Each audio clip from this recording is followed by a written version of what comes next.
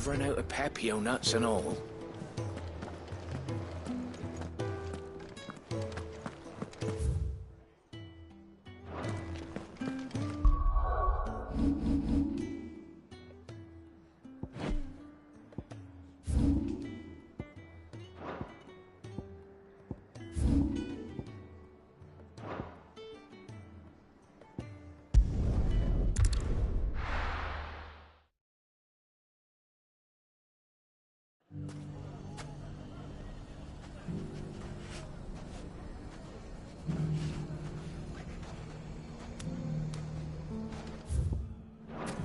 Everything's back the way it was.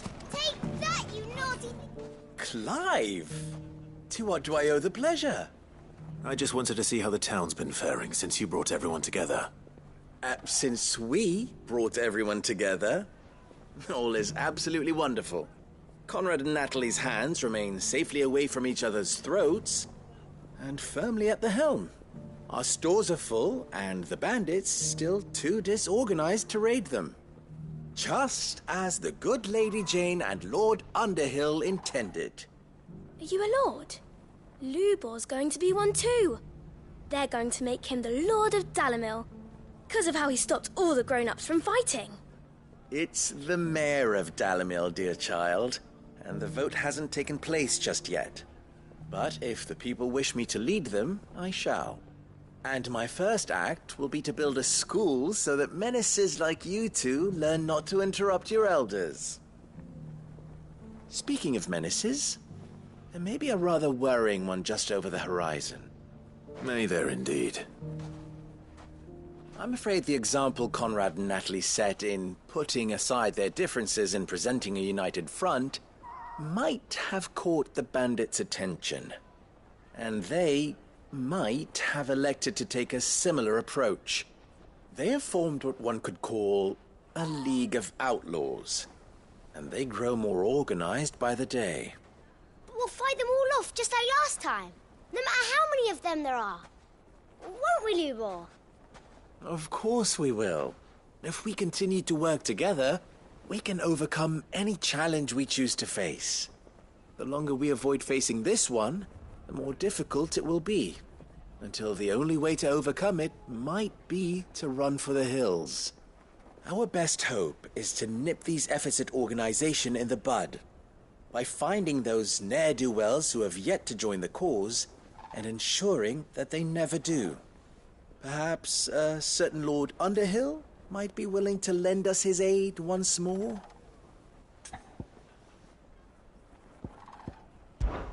How could I refuse? Thank you, my lord. Victor will fill you in on the particulars. I have him stationed by the desert gate, receiving and collating reports from my scouts. Such an amenable soul. He reminds me of you. I'll go and speak with him.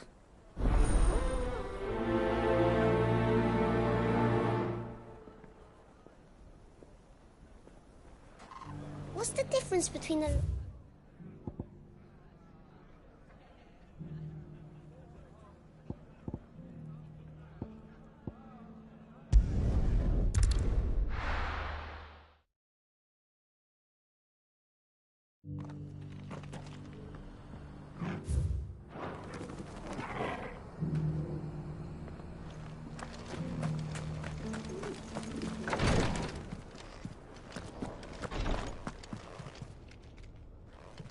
Lord Rosfield, is there aught the Undying might assist you with this day?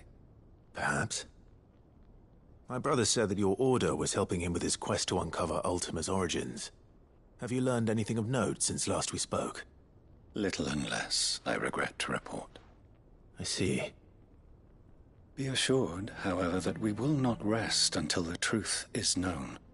Even now, our archaeologians scour ruins in every corner of the realm for traces of Ultima's touch. Fallen ruins, I take it. Dating back as far as Phoenix Gate. Indeed. Ultima's thralls are oft sighted among the remnants of the fallen civilization, as if protecting the secrets concealed within. Secrets we'd see unearthed. Should our methods be of interest, my lord, mayhap it would please you to observe some of our number at work. Would that be possible? Of course. A survey is being conducted not far from here. Perchance you are familiar with Kretov, a small hamlet built around a fallen airship. I was due to visit my colleagues there to collect their preliminary findings, but if you would consent to do so in my stead, I'm sure that they would be honored to relate any discoveries they have made to you directly.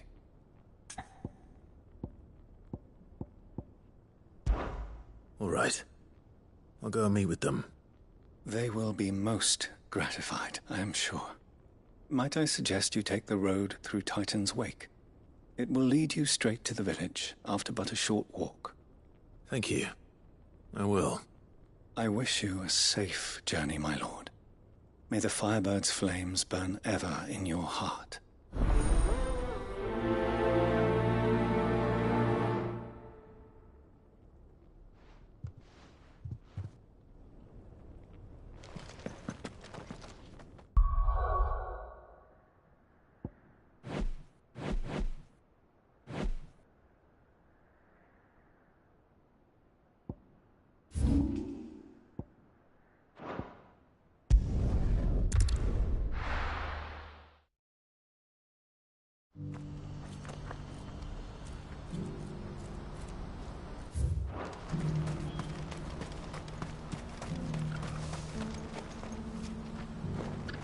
Ah, Clive.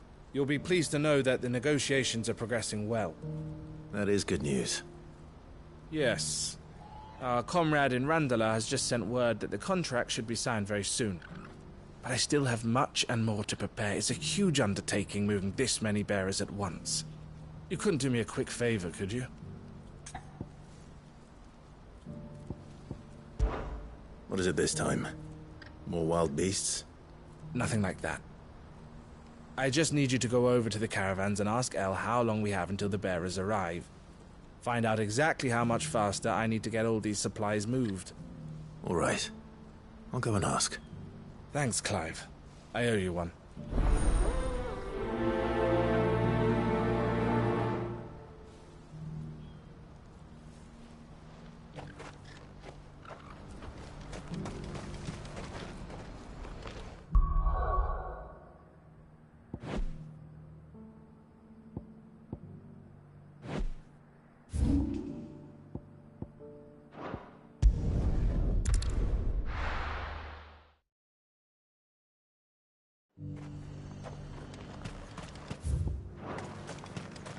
I got peppers to numb your tongue up on fire.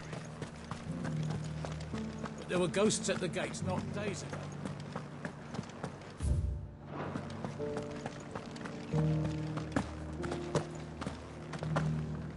Those things I said before. About not being So many were injured. Oh, Clive. What am I to do? My wards and I may soon be without a home. What's happened? The High Cardinal has descended from his lofty throne and taken up residence here in Northreach. The High Cardinal? Leader of the Council of Elders, second only to his Radiance at the head of the Imperial government. Not that any of those things still exist. Now he goes by his noble title, the Duke of Oriflamme. And what does he want with Northreach? He wants to transform it into a military stronghold, a foundation upon which to build a new Sambrec. He's already secured the support of the various army remnants, with promises that they shall be afforded the respect they deserve in his empire. One built on the confiscated property of the people. He would rob the populace to pay for it. Believe me, I have used every means of persuasion to discourage him from this folly. But for whatever reason, he will not listen to me. What does Captain Philippe make of this? When the town was under attack, it was him the soldiers rallied around. Couldn't he use that influence again? How? By speaking out against one of the most powerful men in Sambrec. A man whose stated aim is to revive the empire Philippe's comrades swore to serve, and to improve the soldiers' lot within it. The captain can offer them a regular supply of gruel, and an occasional trip to the Vale to help them forget the terrors they face each day. The Duke offers them a vision of strength and safety. No. Any attempt to incite mutiny would cost Philippe the support of his men, if it did not cost him his life. But given the mood around town, mutiny may yet be unavoidable. The people have little appetite for further deprivation, least of all when it serves only to elevate others. Who could blame them? Clive, would you appeal to the Duke on my behalf? For your services to Northreach, you have the respect of the soldiers, and they will take you to His Eminence if you ask them. And unlike Philippe, no bonds of loyalty prevent you from speaking your mind to the man. Well, will you try? You could hardly fare any worse than I did.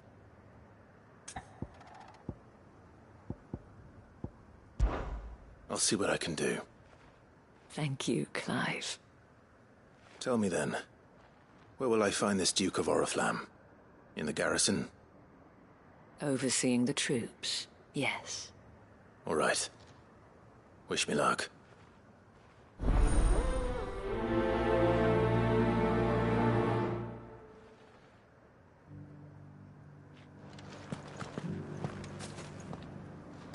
I may have met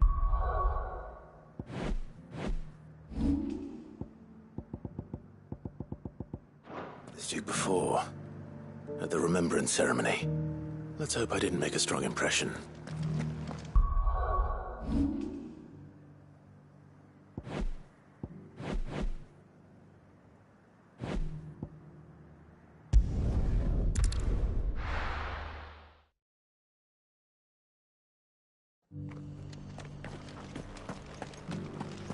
Doris should be somewhere nearby. Assuming she's still here.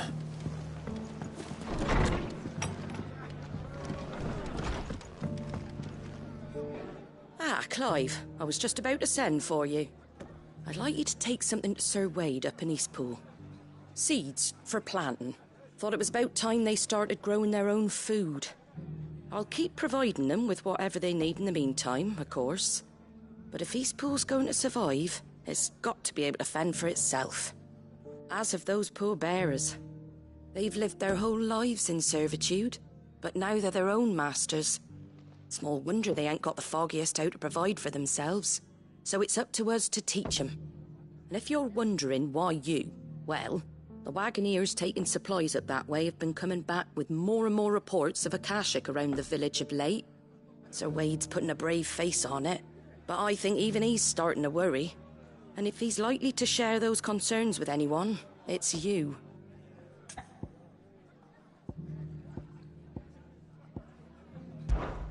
All right.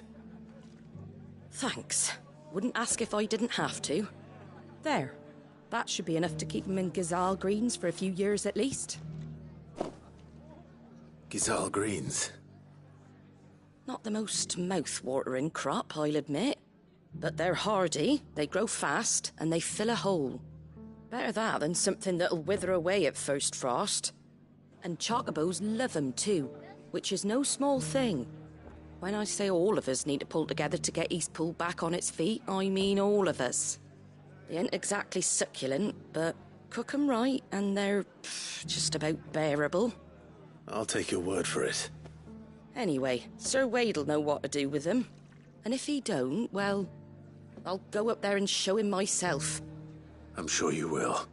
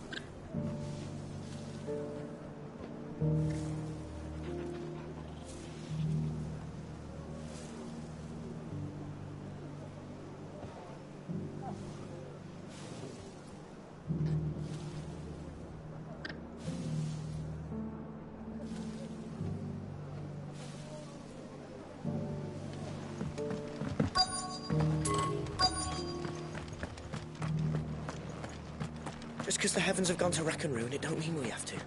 I've got greens of all shapes and Let's get this sizes. shelter. Colours too. Come on inside. I'll introduce you to Martha.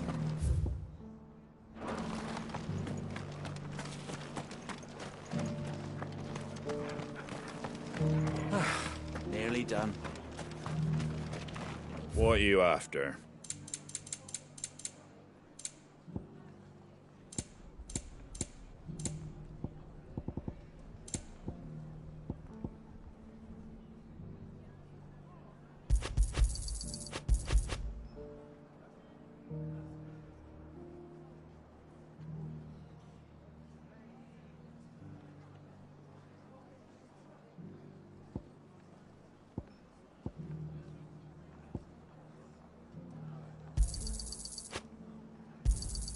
Thanks very much.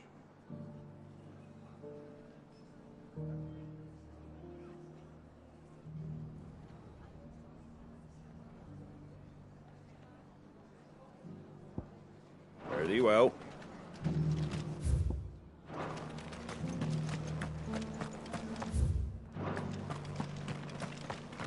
It doesn't still hurt. Oh, 1,000 Akashic jaws couldn't hurt me. It's been a pleasure, Doris. Just like old times. I'll give your offer some thought, my lady. How goes the investigation? Sid, what brings you to Martha's Rest? You. I heard you were out here on your own, tracking our slaver. I trust you're being careful. Of course. And it had to be me. The bearers from the Dragon's Eyrie confirmed a long-held suspicion of mine that the slaver we've been tracking is an old acquaintance. She's no fool. If we'd come in force, she would have spotted us straight away, and then vanished without a trace. That was her just now, wasn't it? So, was it a fruitful reunion? I'd say...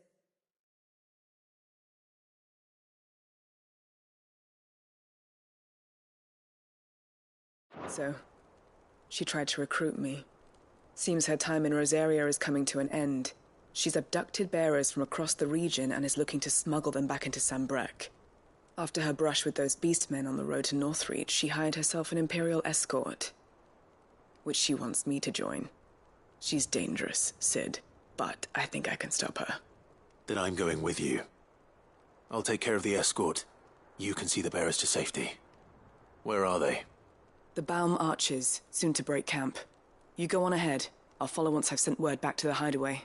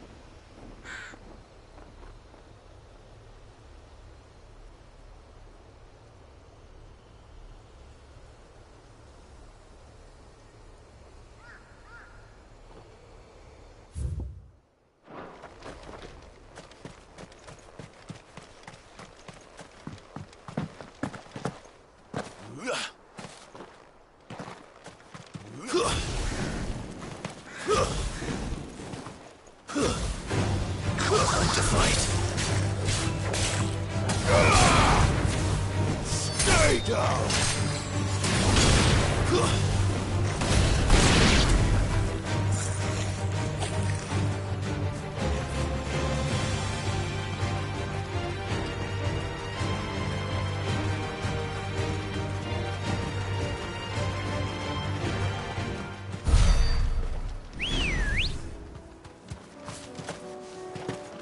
Let's go. Run like the wind.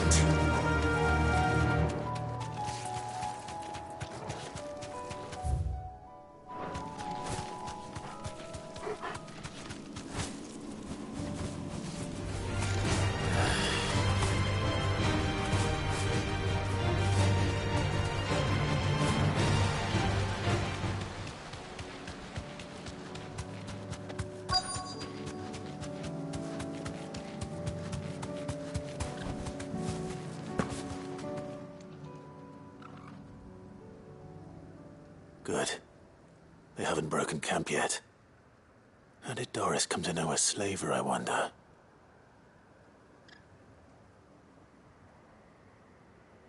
We've waited long enough.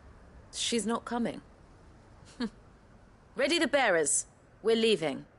Back to civilization, is it, Mom? With all haste, lest any of you lackwits start talking like these feckless bumpkins. I presume your men are ready. We've suffered too many delays as it is. Any more, and I'll be docking your pay. Yes, Mom. Oh, but before you go, it appears we have company. Kill him. You're welcome to try.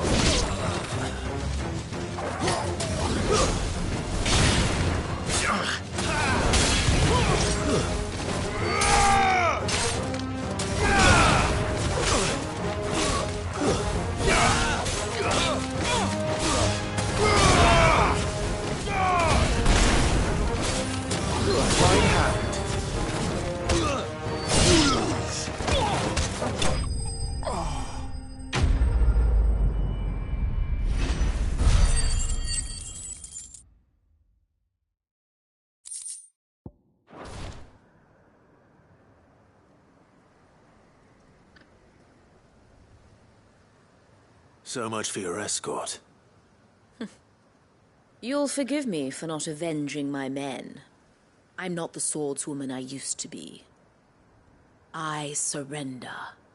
Do with me as you wish, Sid the Outlaw. Sid! Ah, Doris. I take it you're not here to rescue me from our brooding renegade? You know, I always wondered where you'd vanished to. But casting your lot with this criminal of all people... Better fighting for a cause than killing for coin. I'm sorry, Sid. I should have told you sooner. This woman, my former master, once trained bearer children to be weapons in service of the highest bidder. She raised me like a daughter. And I did terrible things to earn her favor. It wasn't all terrible, surely.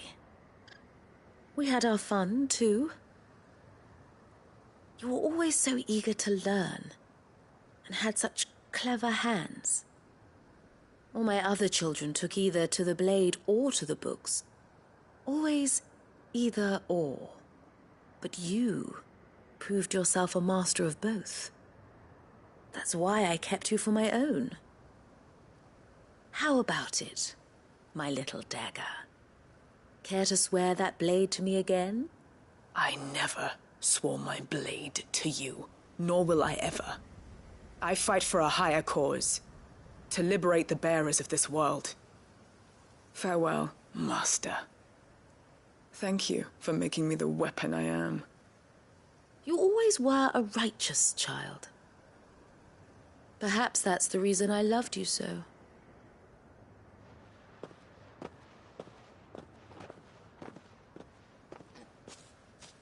What do you want to do with her? I am not the killer she wanted me to be. Not anymore. And she no longer has friends in high places. The Dame does, though. Her connections at the Imperial Court will see that justice is done. All right. If you're certain. I am. And thank you for everything. Now, I better let these bearers know that they're safe.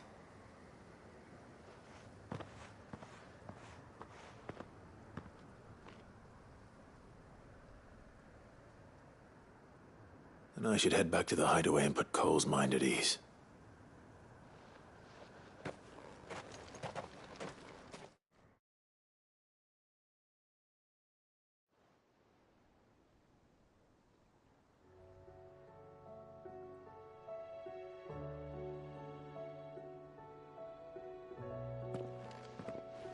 Welcome back, Sid. Doris's message just arrived. I hear you saved more bearers from being smuggled across the border. With any luck, they'll be joining us in the hideaway shortly. Oh, and your letter. You don't need to worry about Doris anymore. I'd been hoping as much. She mentioned one or two things in her report. So the slaver we'd been chasing all these months was her former master. Wish I'd known. She's been arrested, by the way, over in Sambrek. Went quietly, or so we're told. And she won't be getting off lightly.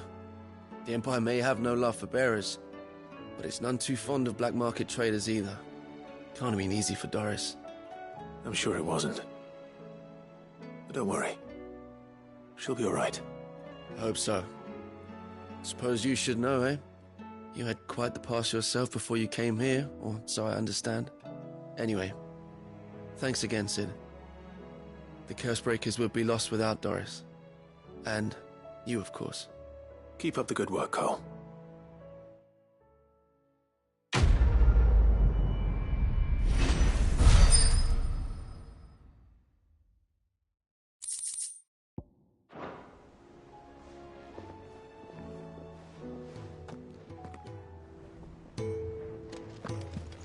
Come back.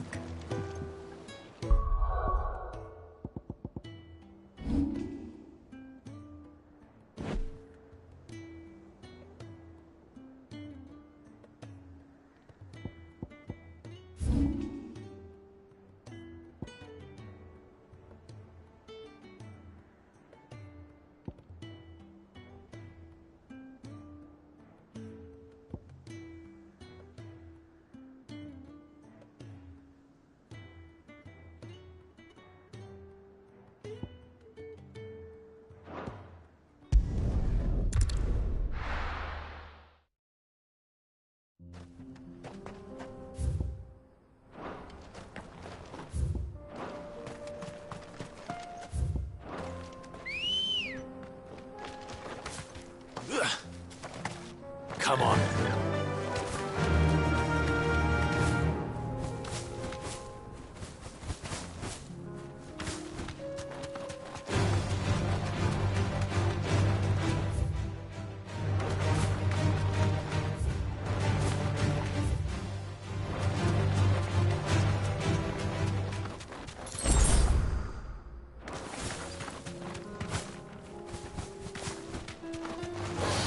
No mistakes.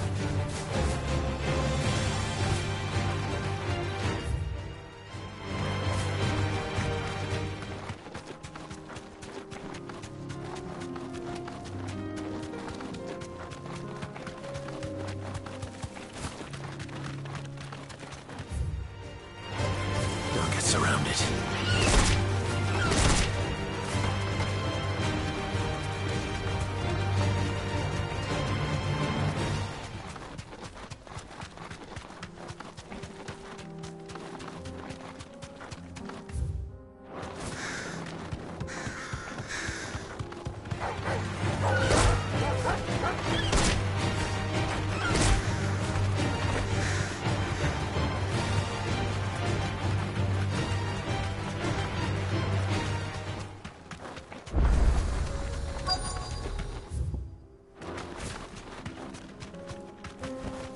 You deserve a rest.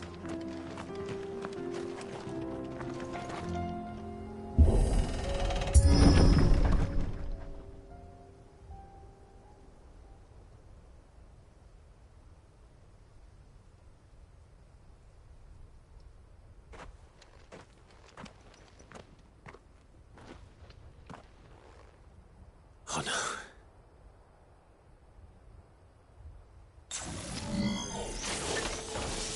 You'll pay for this. There may still be survivors.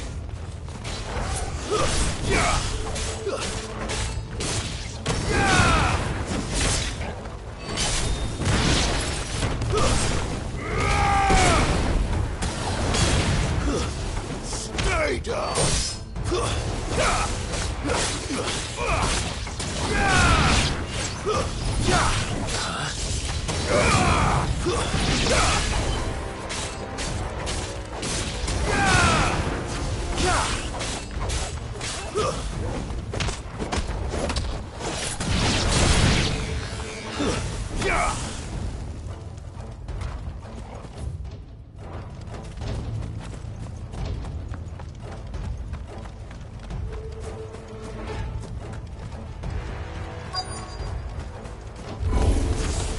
Whatever that thing is, I'd say it's their leader.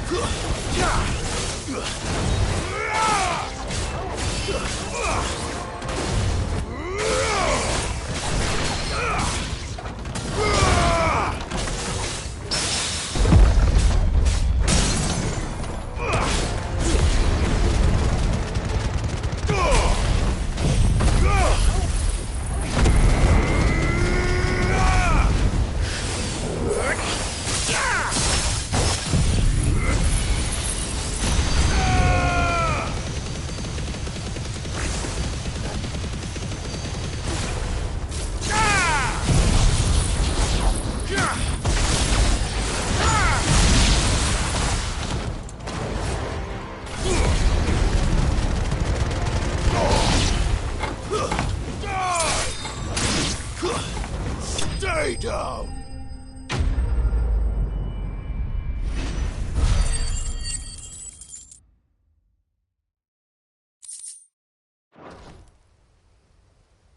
Should have stayed in the past.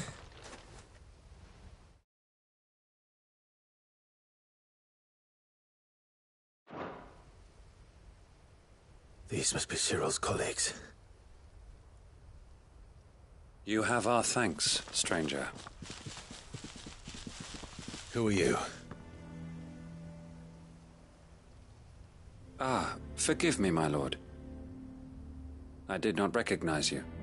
You are Lord Rosfield, are you not? We are archaeologians, tasked with surveying this site.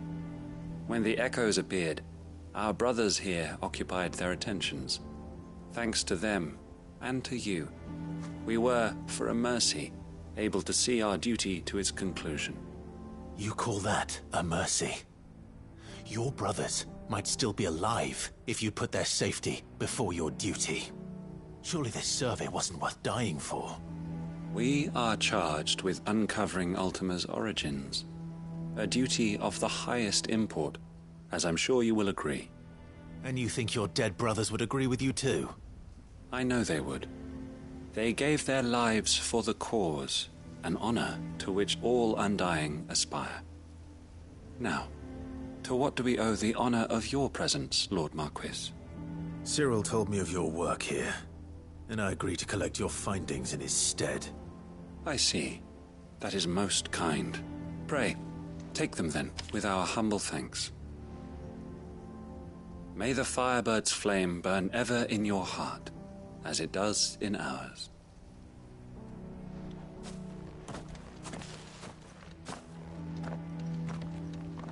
It's one thing to lay down your life for another. But for a survey... I suppose I'd better get this back to Cyril.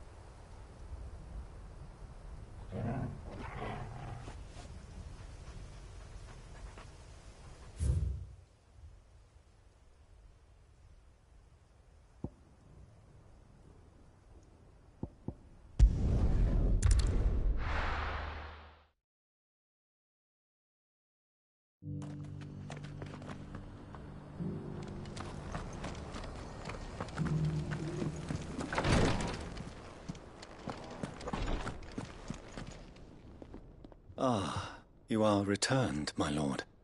I collected your colleagues' preliminary findings. Here, take them.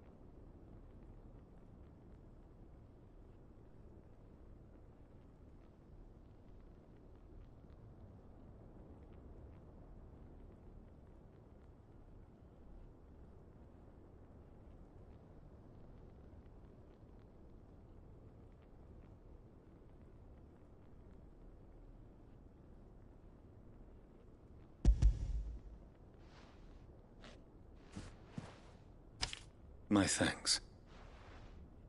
I shall study them, and inform you forthwith if I discover aught that might aid you in your fight against Ultima. Cyril, your survey party suffered several losses in Kratov. Losses which could have been avoided, had the others not chosen to complete their work. instead of saving their friends. Were these your orders? No. This was their choice. Every Undying devotes his life to the service of the Phoenix. It is our sole duty, and should we die in discharging it, so be it. Even when death is avoidable. My lord, I fear that this is not a point over which it would be fruitful to argue. The Undying have served the Phoenix for countless generations, and your opinion of our methods, however earnest, is not like to change them. We live to serve the Phoenix. Our very order exists for that purpose, and that purpose alone. Cyril, I know that you and your brethren answer only to Joshua, but allow me to offer you a word of advice. It does not further the cause of the Phoenix to have his loyal followers surrender their lives without good reason. Provide your survey parties with an escort, that they might live to do their duty for years to come. Think not only of how you can serve the Phoenix, but how Joshua would want you to serve him. Please. For all our sakes. I thank you for your advice, my lord. If you will permit me to respond, our faith in his grace, Joshua Rossfield, is absolute, and we of the Undying will do what we believe is right to fulfill our duty unto him. As first shield to the Phoenix, I am sure you understand what it means to do one's duty. I do. Then we are of the same mind, and it is my hope that we may continue to do our duty together.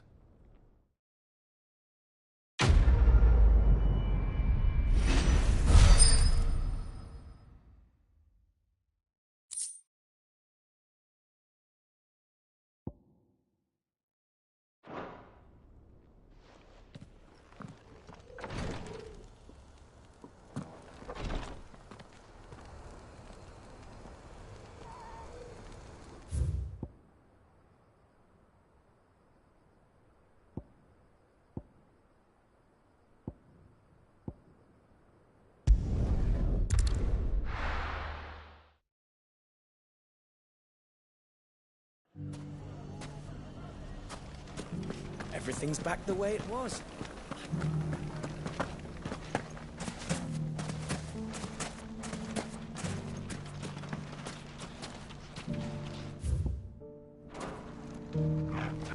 Still in Dalamil, Victor?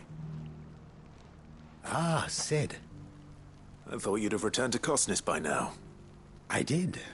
Then I came back. I've developed something of a fondness for the place. And having worked so hard to see it saved from one fate, it would seem remiss to abandon it to another. A sentiment Master Lubor certainly isn't shy about exploiting. Hence my doing his bidding yet again. You're not the only one. What does he want you to do? He asked for my aid in putting down the bandits. And he said that you might be able to help me find them. Then you've come at just the right time. I was on my way to speak with Conrad about how to organize our forces. There are more camps in the vicinity than we can safely strike at once. But we must strike together, and we must strike soon at as many camps as we can. We can't give this league of theirs time to rally its forces. All right. Which camp shall I take? There's one upriver. Just out there, across the dunes. Leave it with me.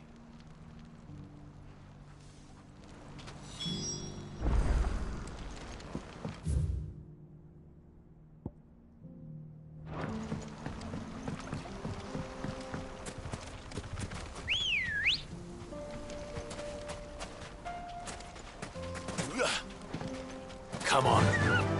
Faster! Where's Ned Wells?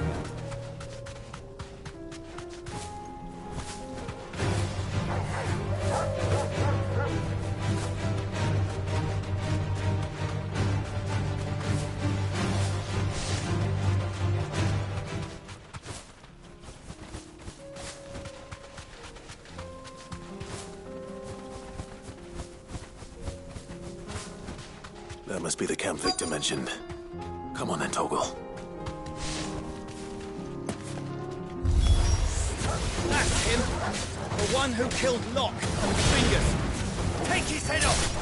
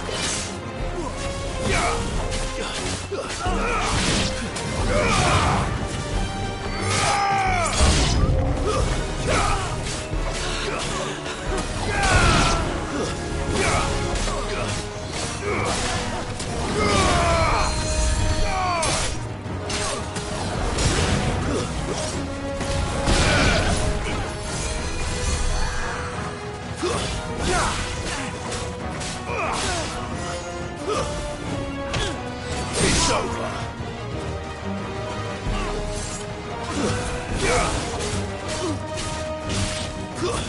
Stay down.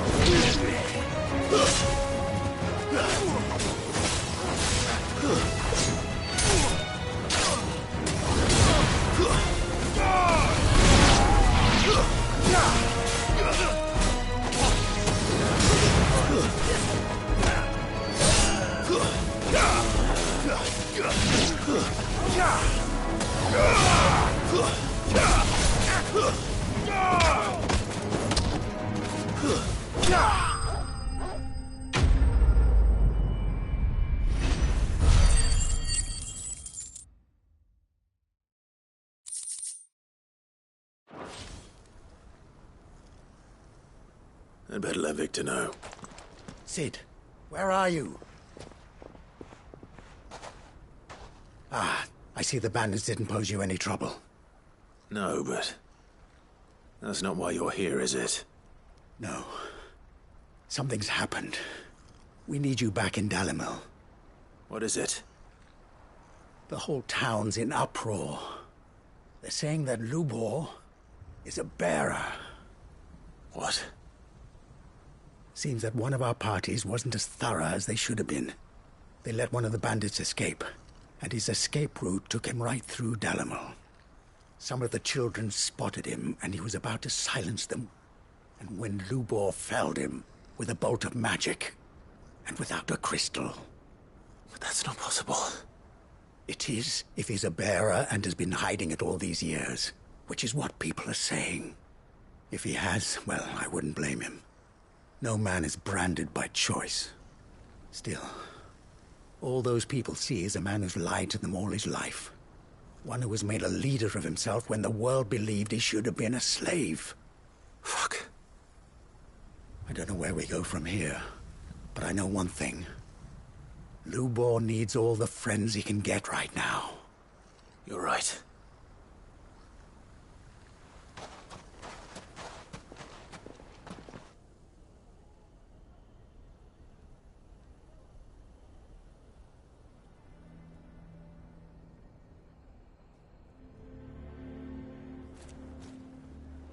And now everyone knows. I made it a habit to keep a crystal close at hand for just such an occasion. And when that occasion arose, I forgot to reach for it. Well, it was bound to come out sooner or later.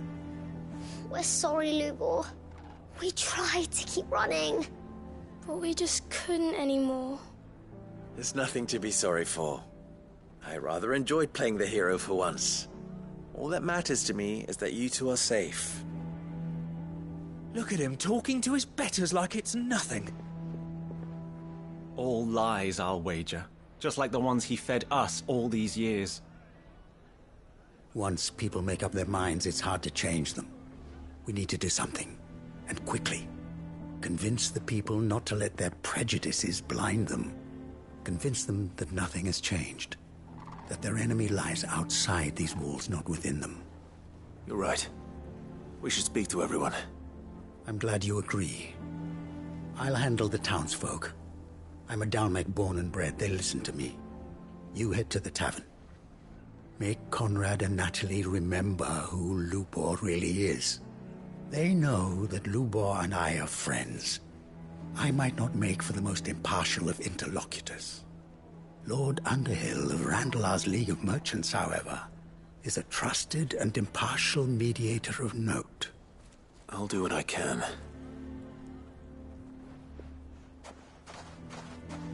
Lubor, stay here with the children. I can't promise anything, but we'll try. And that is all I can ask of you.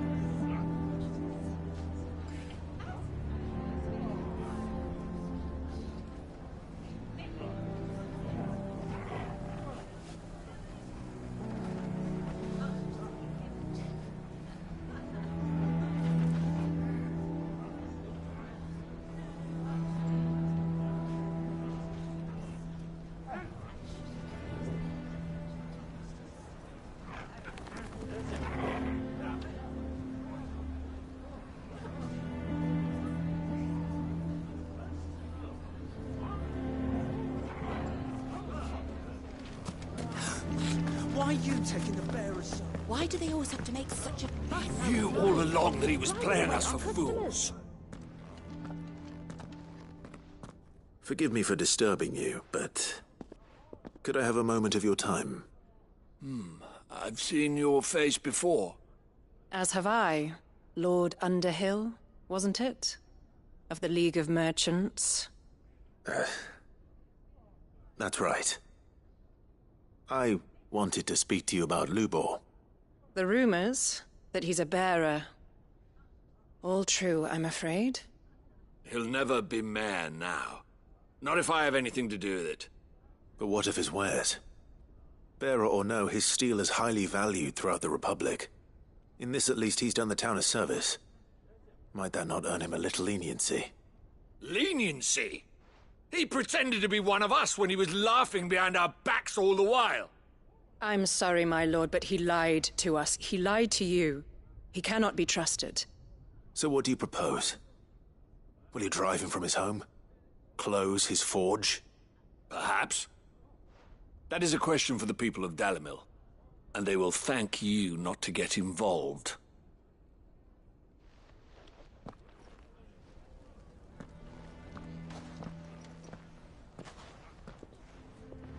The townsfolk have made their minds up. There was nothing I could do. Nor I. Conrad and Natalie refused to consider anything but their own wounded pride. You never know. Once their anger is cooled, they might see things differently. For now, we should report back to Lubor. All right.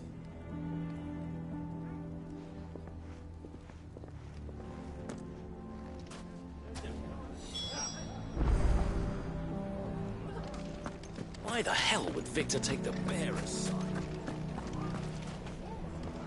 I assume the situation is hopeless?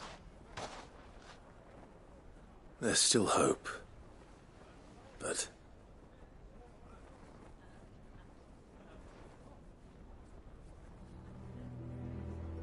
But perhaps not in this lifetime, I think it's fair to say. You mustn't think like that, Lubor. Give them time. They'll come around. We'll talk some sense into them in the end, you'll see. No, you won't. And your efforts would be better spent elsewhere. But Lubor... Rosina would often tell me that steel does not lie, that a blade is a reflection of the smith who forged it. To yourself be true, that was her point. Rather an ironic one when you consider that her life was taken with a blade of her own making. But I do not doubt that she was always true to herself and what she believed in, right to the end. And so must I be. I must do what I know to be right, no matter what others might think of me. And now, I know what that is. I must embrace my new role of villain so that the people of Dalimil have something to unite against. For only united can they hope to stand against the threat that awaits them. I'll need to make a suitably dramatic exit, of course. Don't go, Lubor. You're the only one who was ever kind to us.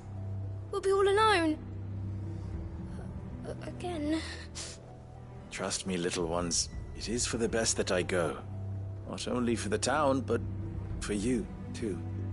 How could it possibly be for the best? These children need you. The least you can do is give the townspeople a chance to change their minds. I would not take it, Victor. It's over. Over, you say? And so just like that, you're going to throw this town and these children to the wolves? I thought you were better than this. But it seems you had me fooled as well. Victor. Forget it. Do what you will. You sure you're making the right choice, Lubor? Of those available to me, I believe it's the best one. Yes. Ah, but where are my manners? Here. A reward for clearing out that bandit camp. Right then. I have packing to do. If there's anything I can do. Anything. I'll bear it in mind. Thank you.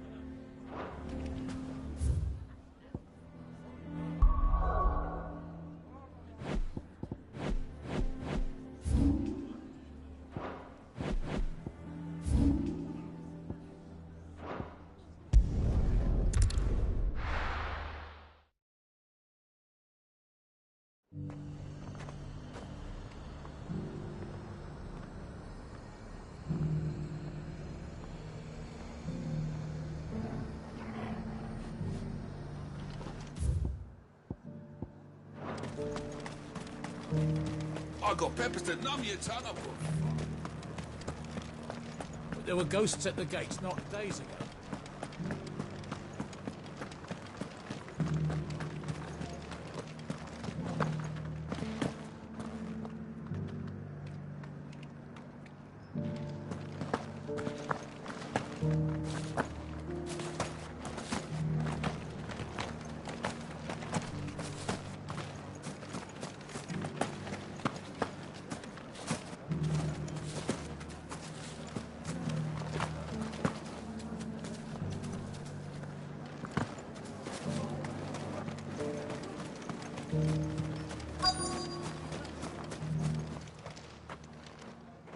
Halt. Oh, sorry about that. You're the dame's man, aren't you? You got some business with the captain? No, actually. With the Duke. I was hoping I might be able to speak with him. We're under orders not to let any civilians pass. But you should be all right. His Eminence has heard all about you and your heroics. Wait here. I'll go and ask.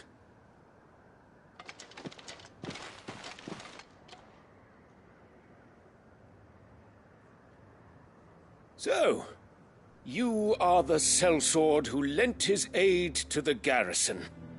The Empire owes you a debt, and I shall see it repaid. But tell me, is it wealth that you seek, or favor?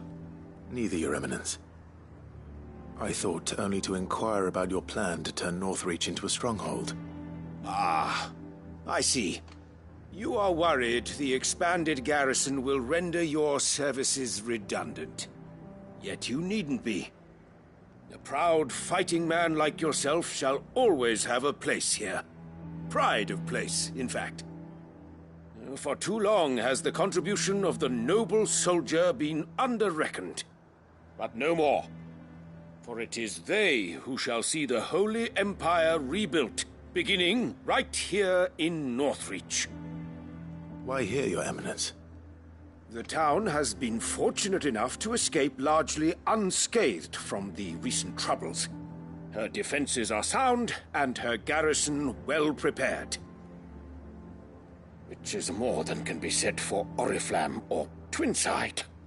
The Empire wants for a capital, and I believe Northreach to be the perfect place.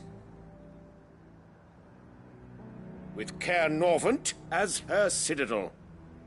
Once we have seen to the refortification of both the town and the castle, we need only build a wall around both to create a city that would be the envy of the twins. Plans are already underway for the construction. Soon enough, these thralls shall learn that they are no match for the might of Sanbreque. I fear you underestimate how dangerous these creatures are, Your Eminence. Should they return in force, you will need all the people of Northreach to come together in defense of the town. Something they may be loath to do if they've been deprived of their worldly goods. The people will do as their leaders command. If Sanbreque is to be rebuilt, she will require a functioning government. One whose authority is beyond question. That is why this levy is necessary, so that any man who wishes to join the army might do so and be fed, outfitted, and paid as befits a defender of the Empire. And yet there are those who persist in peddling the treasonous lie that I seek to steal from the people and drive them from their homes. I suspect they're afraid of losing what little they have left. Precisely. The common folk have little and less, and you mean to deprive them of even that. You would sow the seeds of your new empire in your own salted earth. Sabine, we have discussed this. Yes, and I told you then how putting the empire before her citizens would lead only to revolt. Without an empire, there are no citizens. And in yours, there will be only beggars. Is that what Griga wills for her people? Do not take her name in vain, Sabine. I'll come back later. The citizens revolt. I wonder what the people really think of the Duke's plan. It wouldn't hurt to ask them, I suppose. Let's begin with those on the other side of the wall. Sabine, you are embarrassing me. You're embarrassing yourself.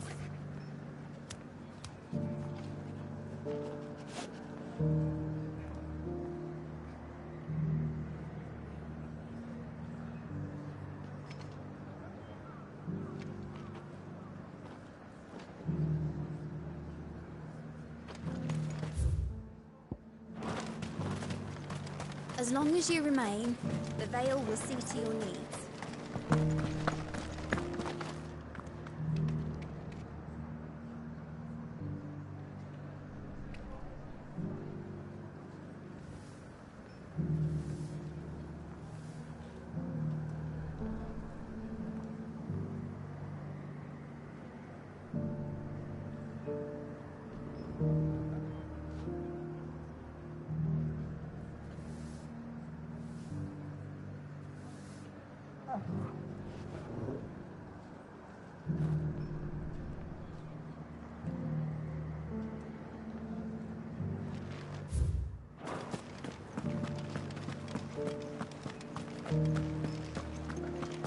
You needn't fret.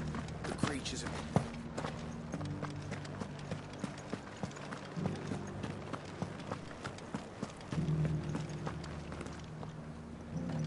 All right there. What is it you're after, sir? Just your opinion, actually. I wondered what you thought of the Duke of Oriflamme. Oh, him. Not much. None of us traders do. It's thanks to nobles like him that we had to set up shop this side of the wall in the first place. Couldn't have the rabble getting any closer to the holy capital, could they? And now he's trying to drive us out completely, threatening to take everything we got from us if we don't clear off. If the dame said she wanted him run out of town, I'd be straight through that checkpoint, tar bucket in hand.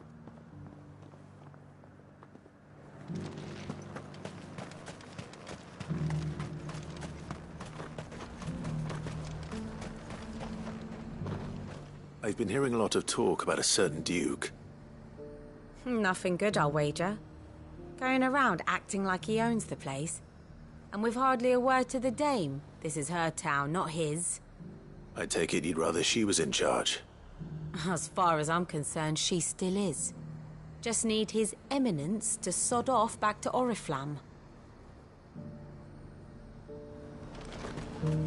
Why?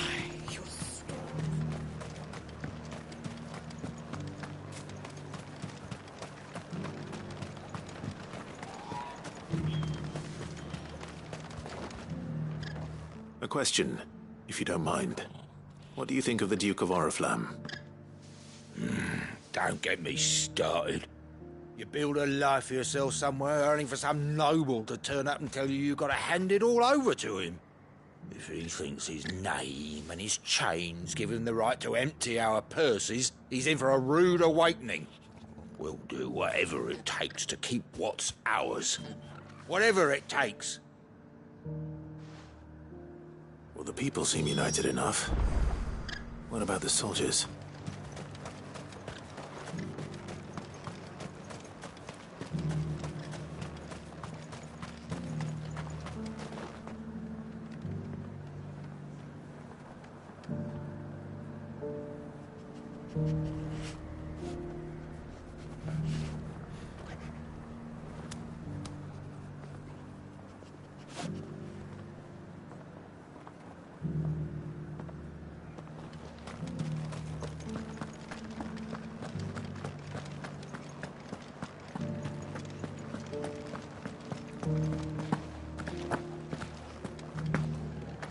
Those things I said before about not being able to hide. You didn't mean... Excuse me, do you have a moment? I wondered if you'd mind sharing your thoughts on the Duke of Oriflamme. Well, he's made a lot of enemies coming in the way he did. I mean, look around us. You can see the state the realm's in. The traders might not like having the screws put on them, but if they volunteered a few more of their hard-earned gil before things got bad, maybe they wouldn't have to. I think the Duke's got a point when he says rebuilding the Empire's the best way of making sure we're all protected. And if that means people who don't know one end of a sword from another have to make way for those who do, well, that's just how it goes.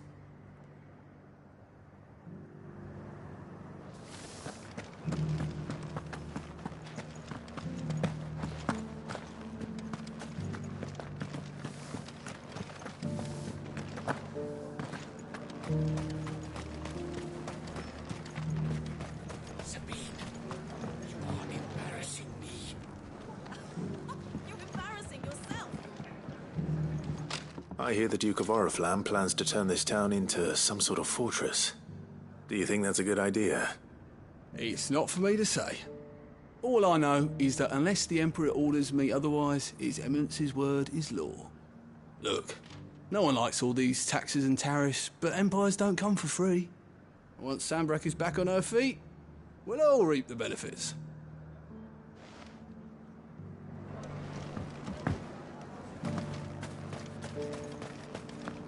As long as you remain, the veil will see to your everything needs. in the capital. You. You're the one who's talking to His Eminence. On the Dame's behalf, yes. I was trying to persuade him not to take the people's goodwill for granted, but it seems my words fell on deaf ears. What do you think of his plans? I'm a soldier, mate. He tells me what to do, not the other way round. Listen, I've got nothing but respect for the Dane, but I've got a family to look after. That's where my loyalties lie, not with the town or the Empire, but with my wife and children. If the Duke can get us the men and the equipment we need to fight off those blue-skinned bastards, I don't care how he does it. Let's see what Philippe makes of all this.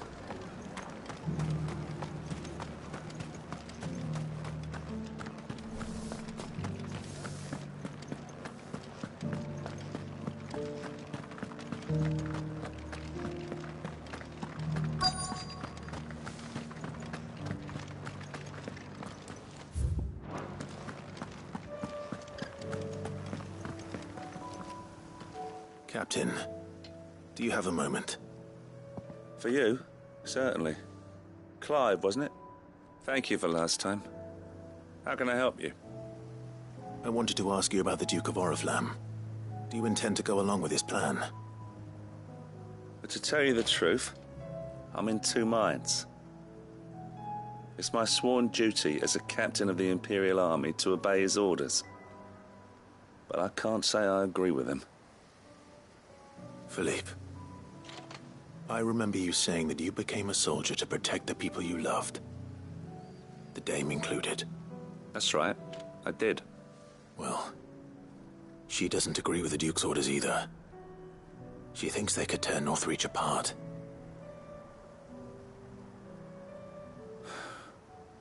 And she's probably right. Thank you, Clive. I know what I need to do now. Protecting the people I love is what matters. Doesn't matter how. Well, duty calls, so I better go.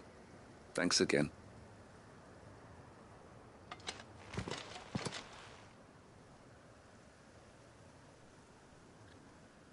It seems Philippe wants to do the right thing at least. I expect Isabel will be pleased to hear that. If nothing else.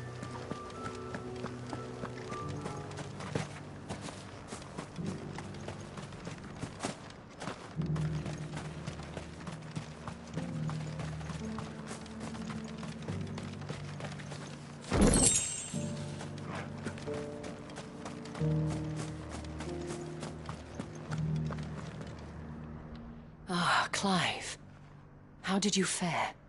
Were you able to speak with the Duke? I was, but...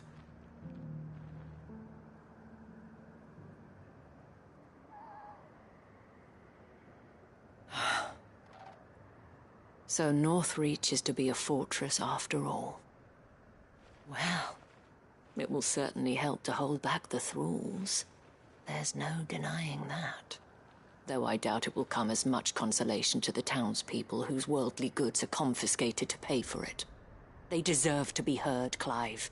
To have a say in this new empire the Duke means to build. Sadly, His Eminence values their obedience more than their opinions, and hopes to reassert the authority of the state. I fear he sees the people as mere pawns on his chessboard to be sacrificed for the greater good. Needless to say, they themselves are of a different opinion, and would rather their destinies were in your hands. The soldiers, meanwhile, are content to follow their orders. And not just because of the Duke's rank, but because of his vision. I thought as much. Had I sworn to protect Sanbreque, I dare say I too would want nothing more than to see it rise from the ashes. Thank you for trying. But the battle is lost. I don't know about that. What happened to your uniform? I handed it in, along with my resignation. Told the lads I wished them well, but that I owe it to those I love to call it a day. But why? Because I realize what really matters to me. Not following some nobleman's orders for the sake of it, but protecting what I care about. Protecting Northreach. I honestly don't know when those monsters will return, but I'm certain they're not finished with us yet. And when they do come back, we need to be ready for them. We need to stand together, all of us. And with you to lead us, my lady, I reckon we can do it. It was you who finally convinced me, Clive. There's no point following orders if they go against everything you believe. Indeed. All of us, standing together. That has always been Northreach's best hope, and one which still lies within our grasp. We have only to turn our attentions to the true enemy. Thank you, Philippe, for showing me what I must do. Anything for you, milady. Speaking of standing together, would you mind if I borrowed a few of the lads from the Vale to help keep watch around the town? I fear His Eminence has loftier tasks in mind for the guard. Not at all. Be my guest. Wouldn't be the first time.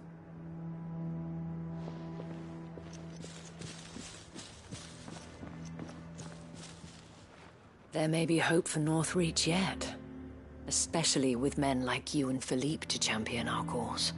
I, for my part, shall continue to work upon the Duke, in the stubborn belief that I might still tempt him into joining hands. But I suspect I shall have to call upon your aid again. Until then, Clive. Until then.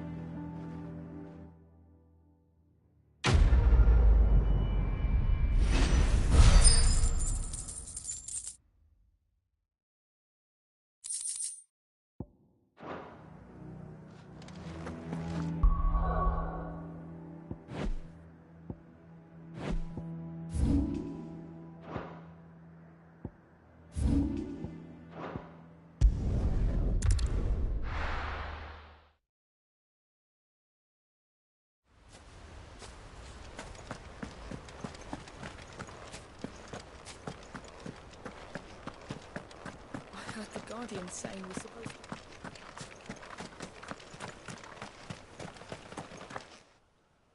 Ah, Lord Rossfield. What brings you to Eastpool? A delivery from Martha.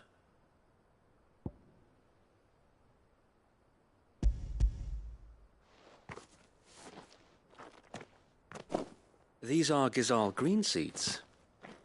Martha's keen to cut the apron strings, then, is she? I jest, of course. You see, I had thought we might be able to revive the old wheat fields, but they'd long since gone to seed, only without the seeds. Martha was hoping you might be able to show the bearers how to plant and tend these, so that they'll be able to fend for themselves. That's not a bad idea. These bearers had only recently escaped their bonds before we brought them here. They know little of freedom, of providing for themselves and their loved ones. Unless we teach them how to live like free men, I fear that all we have achieved in bringing them here is to exchange one master for another. Not that myself and the Guardians have been the best example to them so far, subsisting almost entirely on Martha's charity as we do. It's about time we all started to provide for ourselves, bearers and Guardians alike. Unfortunately, we've been a little too busy of late to focus on much besides bolstering our defenses. There have been alarming reports of... The Horde is closing in. They're coming, Sir Wade, all of them. Damn it all, I thought we'd have more time. Gather the men in the square. Send to the rest for reinforcements. Yes, Sir Wade. The Horde. A Kashek, a veritable legion of them. They've been seen prowling around the northern reaches for a while now. We don't have the numbers to hold back a swarm that size. I had hoped to build a perimeter wall so that myself and the Guardians might be able to defend the village, but... Now you're out of time. Precisely. If reinforcements from the rest arrive before they do, we may just scrape through, but I fear that's rather an enormous if. What if you could call on reinforcements from Eastpool? You mean the bearers? We brought them here so they might live, not die, fighting for their lives. So wait. You said you lack men to defend the village. Are the bearers not men? Do they not wish to see Eastpool saved? Though they may not be trained soldiers like your Guardians. What help they are able to offer could still prove the difference between victory and defeat. You're right, my lord. I will appeal to them.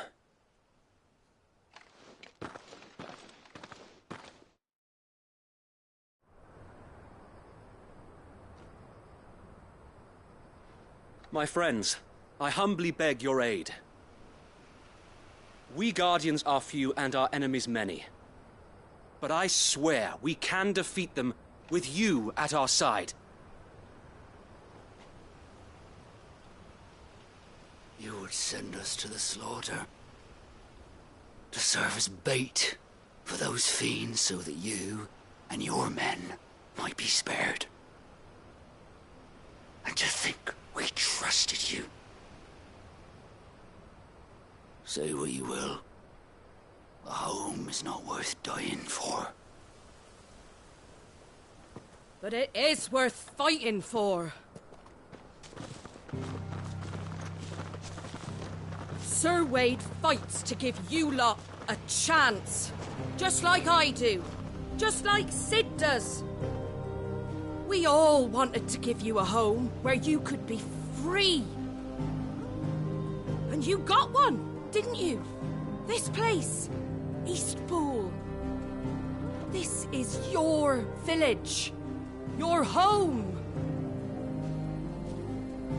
And if you don't fight to protect what's yours, you'll lose it. You know I'm right. This world wants to take everything from you. Everything. Your homes, your freedom, your very lives. So then, are you going to stand by and let that happen to you? Are you going to accept fate like good little Bran did and die, having never stood up for yourselves? Or will you fight like free men and women?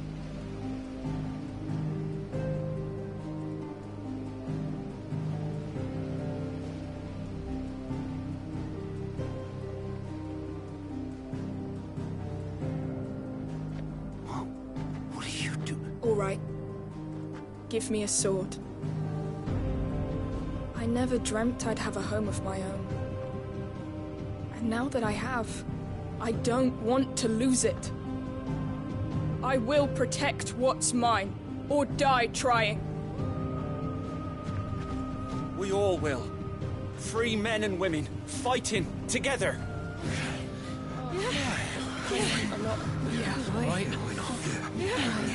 For Eastpool! For Eastpool!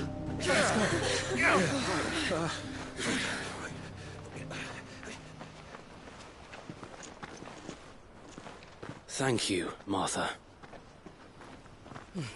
Don't mention it.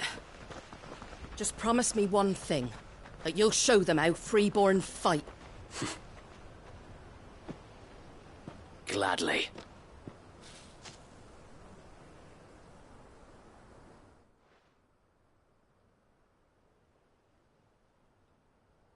Well, if it was numbers you were lacking, you certainly won't be now. Thanks to you. Me? Oh, I just love the sound of my own voice. Lord Rossfield, my lady, we're ready. So what's the plan of action?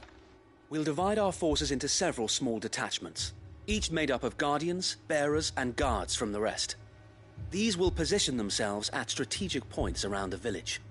Upon engaging with the Akashek, each detachment will keep the creatures occupied as best they can, steadily retreating all the while. You're going to lure them into the village? I am. We will have neither the time nor the resources to treat the wounded, so injuries must be avoided at all costs. Instead, we will focus purely on defense at first. By coordinating our withdrawal through the use of messengers drawn from among the bearers, we will aim to have the swarm converge at a point of our choosing. With luck, that point will be the village square, the perfect place for our most able warriors to surround them and fall upon them, and for you and I to finish them off. A sound plan, but one that'll require a leader with a cool head and strong nerves to coordinate the retreat. I'd say you have both in abundance, Sir Wade, but you'll be needed. Please, leave the last of the fighting to me. Ha! And let you have all the glory. Sir Wade! They're here! Then you know what you must do.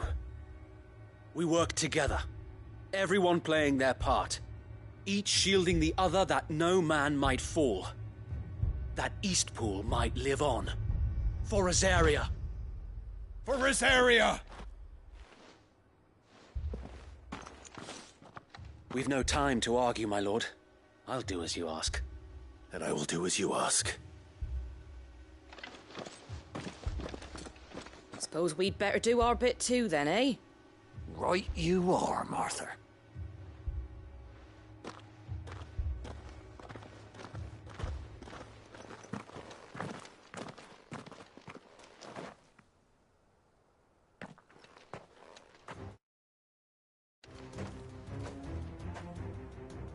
The calm before the storm.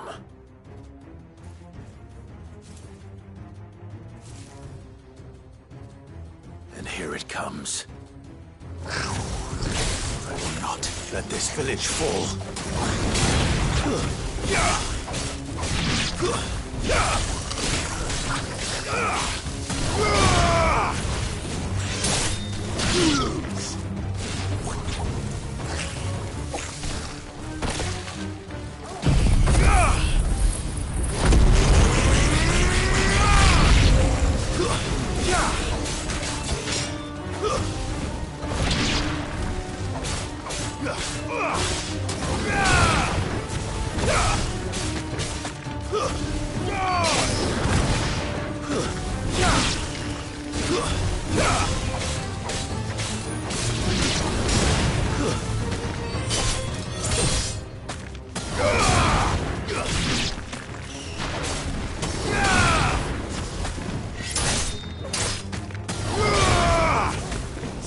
Stay down.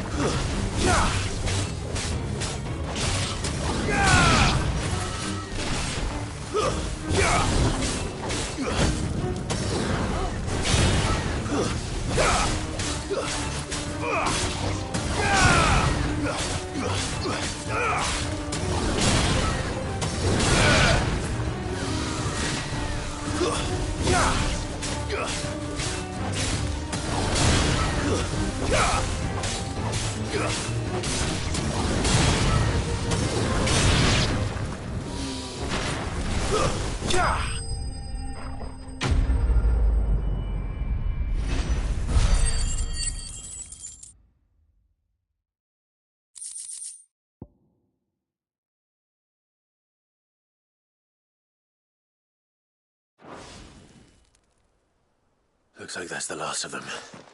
Lord Rossfield! Change of plan! What is it? Owl from the rest. An Akashic curl's been sighted on Rhiannon's ride and is headed in their direction. Well, the better half of her guard is here. So wait, how many Akashic remain in East Pool? Hard to say. My men are still facing some resistance, but I think the worst is behind us. I could order a detachment or two to fall back and... No. Let them finish the job.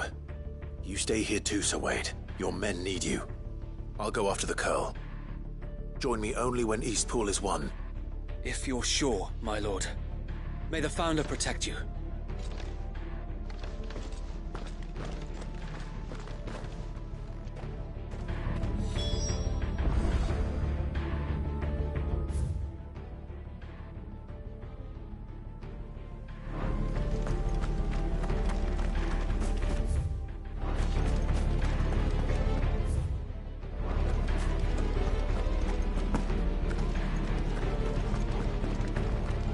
Next one's mine.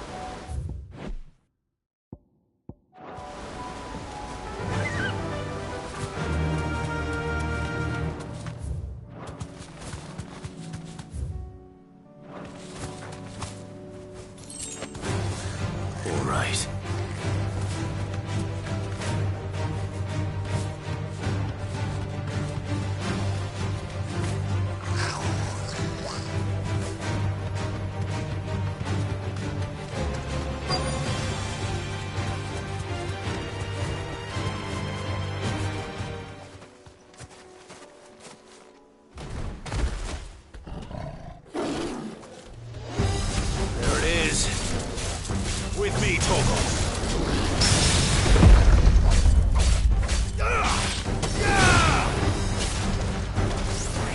Nice try.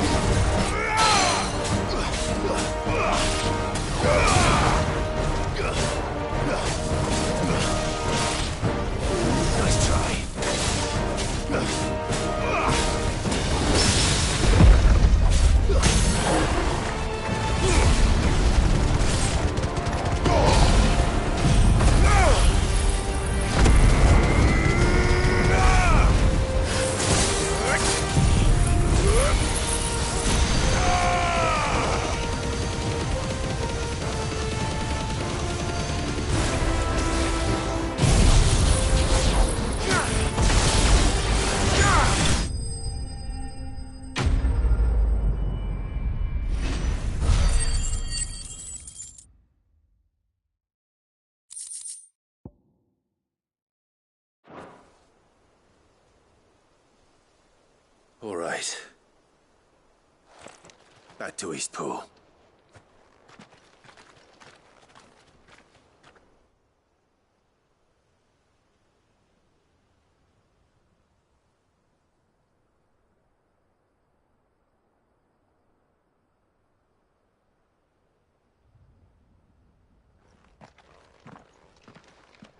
Lord Rossfield, the Curl, is it?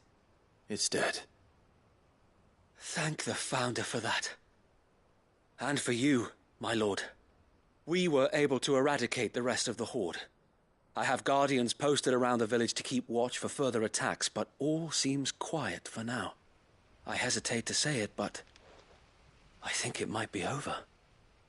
I think it might.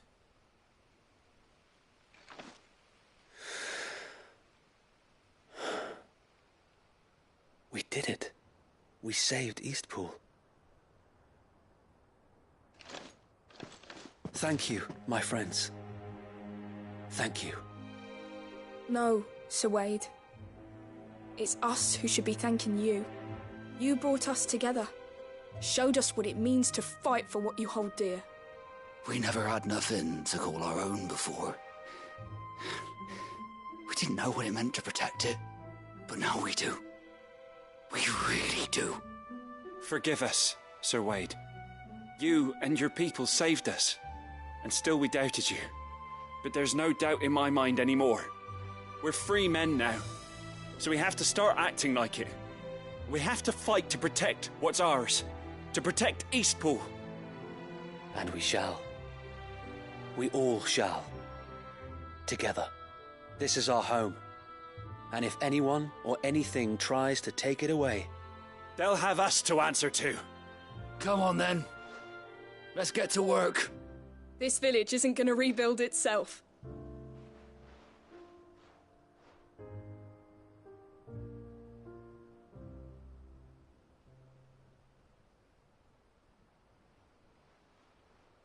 They're not slaves anymore.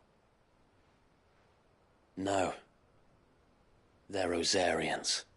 Your father took pity on the bearer's plight, and I believe if he was still with us today, this is what he would have wanted. I believe you might be right. I shall remain here, my lord, and do what I can to help rebuild the village. After all, this is my home now too. And I could hardly call myself an Eastpoolian if I didn't pull my weight. I think you'll find it's Eastpudlian, Sir Wade. But you should be proud all the same. I'll have to pull my weight too. Can't have the rest getting outclassed. Speaking of which, I ought to be getting back. Can we continue to count on your support, Martha? Of course, and I'd be counting on yours too. Us Rosarians have got to stick together, haven't we? Indeed we have. And Clive, come by the Golden Stables when you get the chance. I ain't paid you for delivering them seeds yet. All right. I will.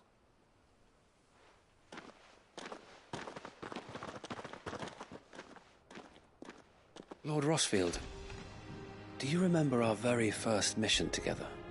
Clearing the goblins from the Stillwind Marshes? How could I forget?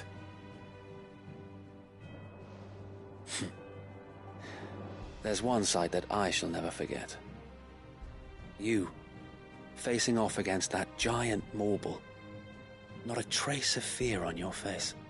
Since that day, there have been more than a few times when I felt like giving up. When the odds seemed so stacked in the enemy's favor, I thought I may as well just lay down my sword and surrender. But every time I would think back to the look in your eyes that day and remember what it means to be a shield. Know that whatever trials Eastpool may face, I shall never lose courage. Thanks to you. Sir Wade, you have always been a true shield. I know that Eastpool, and indeed all of Rosaria, will be safe in your hands. Thank you, my lord. I know the rest of the world will be safe in yours. I'll do my best.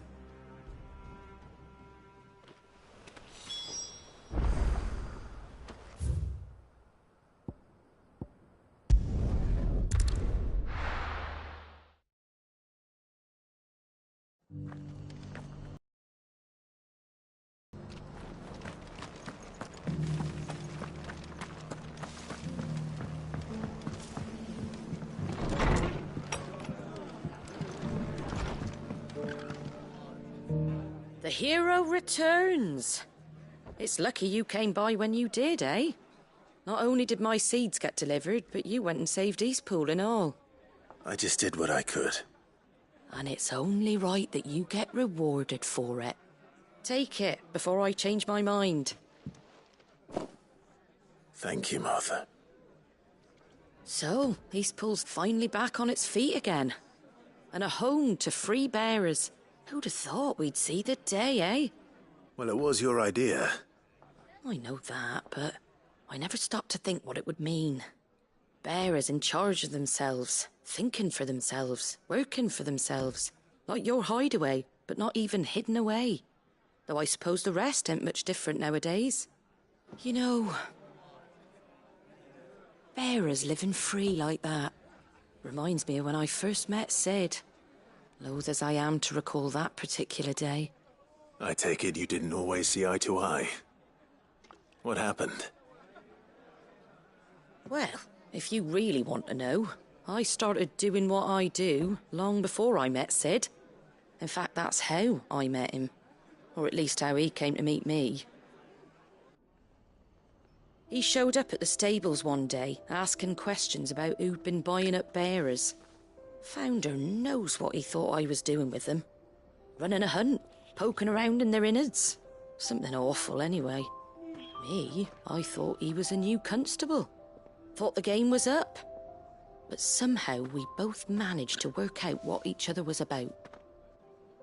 And before I knew it, the cheeky arse was rattling on at me about how I was doing it all wrong. After all my hard work. Told me I was giving them relief, but not freedom. That my bearers were still dying as slaves. Got right under my skin, it did. Told him if he didn't like it, he could bugger off and report me to the garrison. And do you know what he did? He smiled. And then he laughed. And then I did the same. We made a pact that day. That whenever one of us was in need, the other would always be there for him. And you were? Well, we both wanted the same thing. To make life better for bearers. Just like your dad. Do you know I was born right around the time Elwyn became Archduke? Growing up, I saw how he tried to change things. He certainly didn't lack for ambition, that one. Indeed. But the loftier one's ambitions, the harder they are to achieve. Which is why those of us who follow in their footsteps need to finish what people like Sid and my father started. Suppose you're right, aye. And if we don't manage it, there's always them who come after us. Good thing we've got a few half-decent sorts waiting in the wings, eh? It's almost enough to give you a little bit of hope. Just a little. Anyway, enough nattering. Better get back to work. Let's see about making everyone some dinner, shall we? The least the folks who saved Eastpool deserve is a hot meal. And you and me ain't gonna save the world on an empty stomach neither. That sounds like a wonderful idea.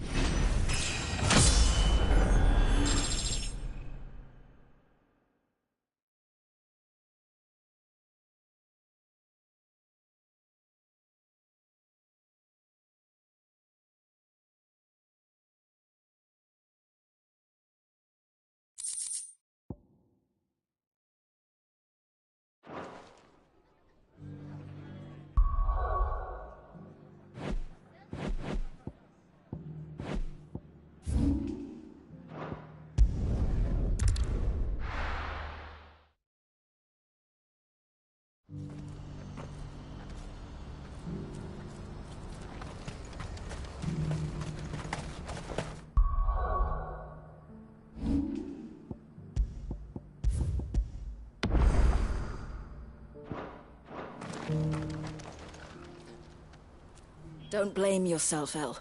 This is their fault, not yours. I know, but... No buts about it, all right?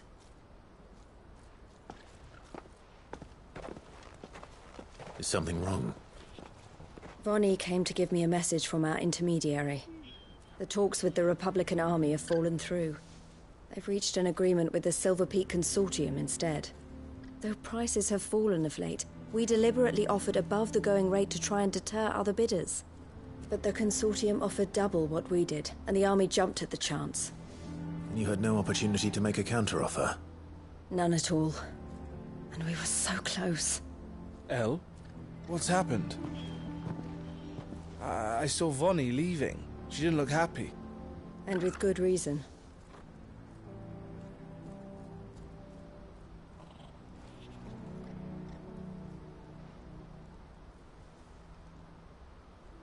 But I thought we were the only ones the Fist were speaking to about the bearers. How did the Consortium even find out about this? It's not so surprising. Public. This isn't over.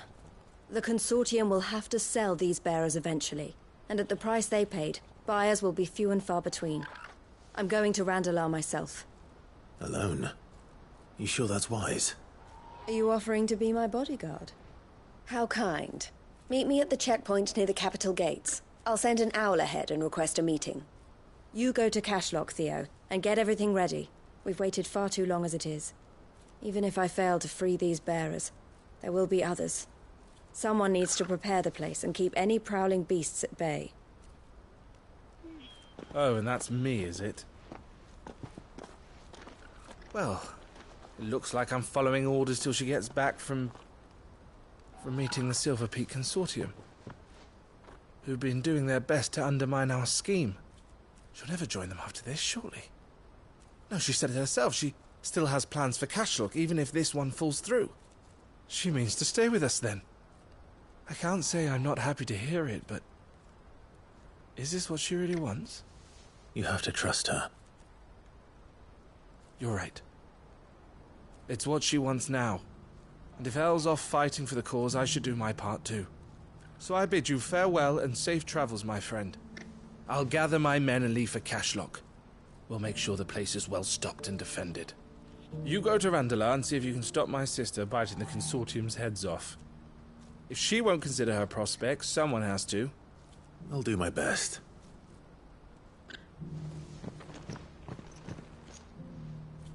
All right. To Randalar, then. And better not keep Eloise waiting.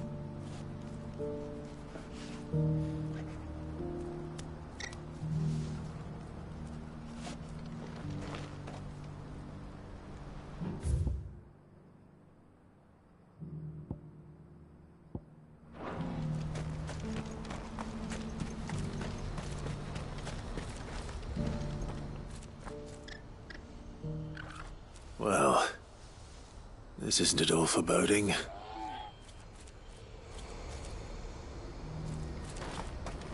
What?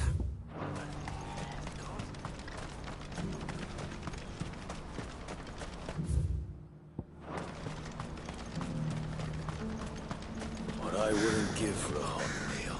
Looks like this is the end of the road for us. When are they gonna let us through?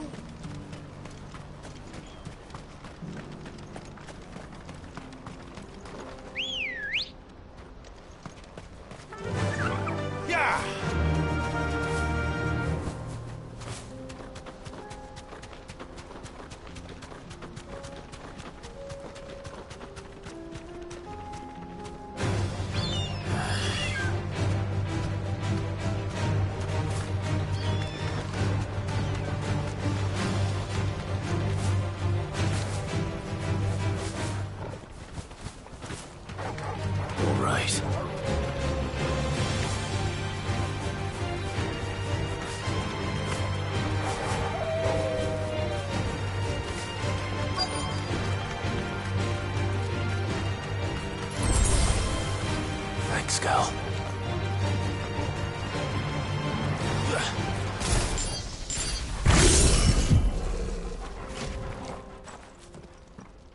I hope I didn't keep you waiting. Did you arrange to speak with the consortium? Here they are now.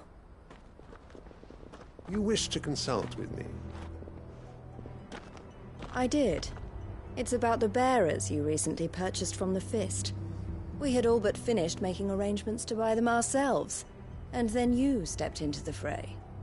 You misunderstand. The consortium had an interest in purchasing them from the very first. It was only our regard for you that kept us from bidding. But your hesitancy in accepting our offer to you suggested that the regard was not mutual. And so we resumed our business. I did not hesitate. I am simply not inclined to make such decisions without first giving them due consideration.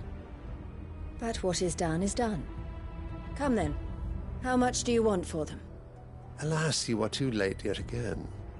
We rarely take on such unconventional merchandise without a purchaser in mind. The bearers belong to him now. Who is your buyer? A trader from across the water. A most demanding fellow, if it's any consolation. He insisted the bearers be fed, dressed, even given their own bunks for the voyage over. That's what you get when you deal with continental types. I wouldn't know. Oh yes, the culture on the continent is quite different to ours. They pay good money for bearers not fit for the knacker's yard, and treat them like kings. But as long as they pay... That does sound unusual. No matter then. If they've already left our shores, there's little that can be done. Allow me to withdraw my interest. And with it, my interest in joining your organization. My associates will be sorry to hear that.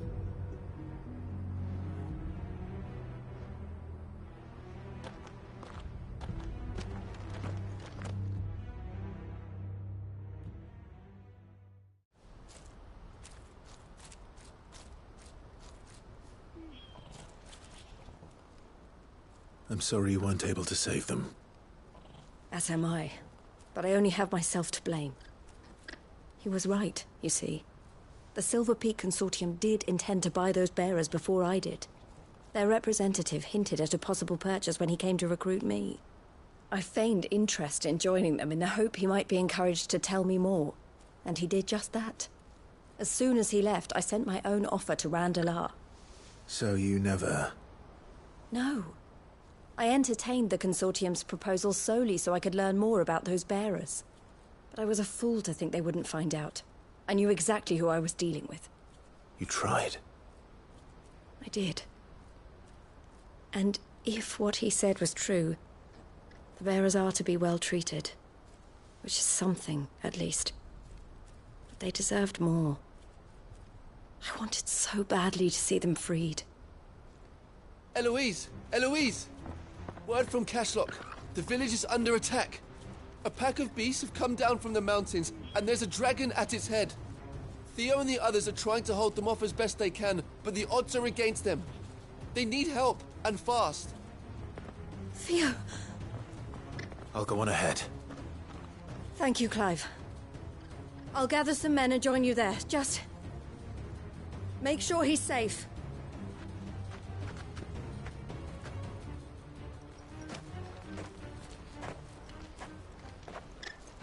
Hold on, Theo. I'm coming.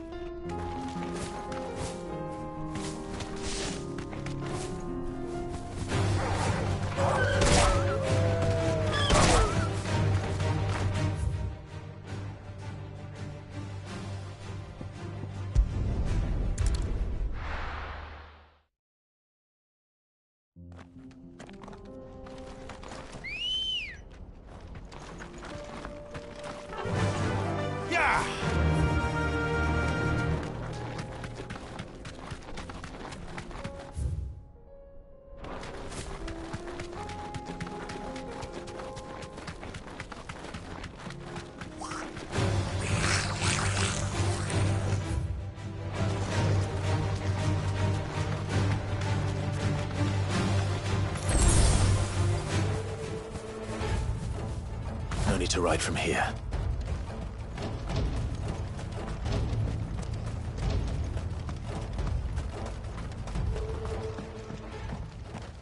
Where's Theodore?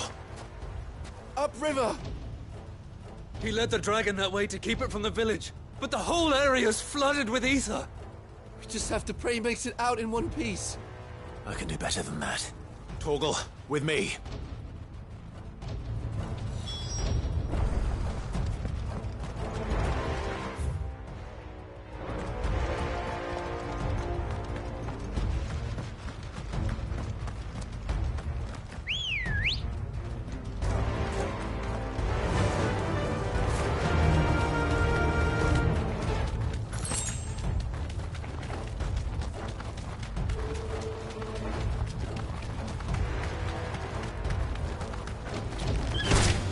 Time to fight. Where are you, Theo?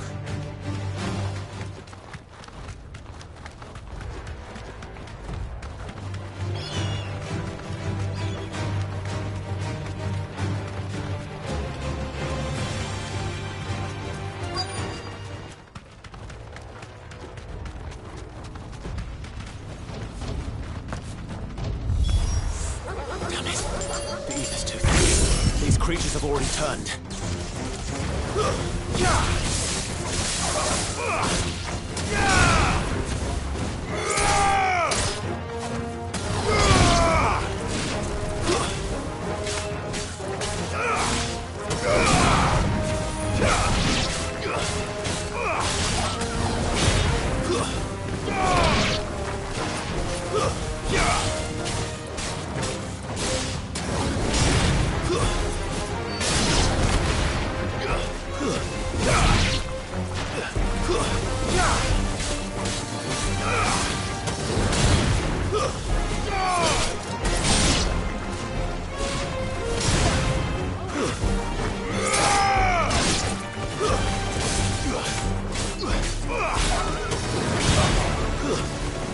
Finished.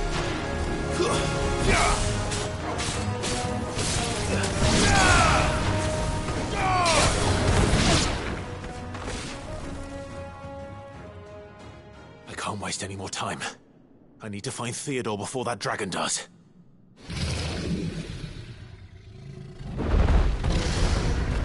Looks like it's found me. This thing's turned as well. This isn't going to be easy.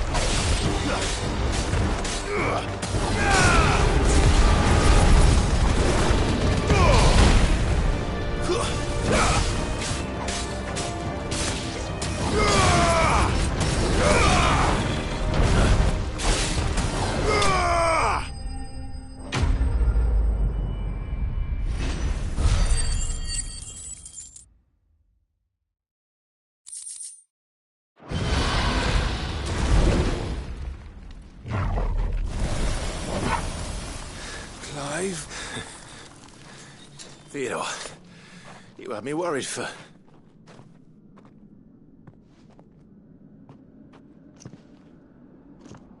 We have to get you out of here.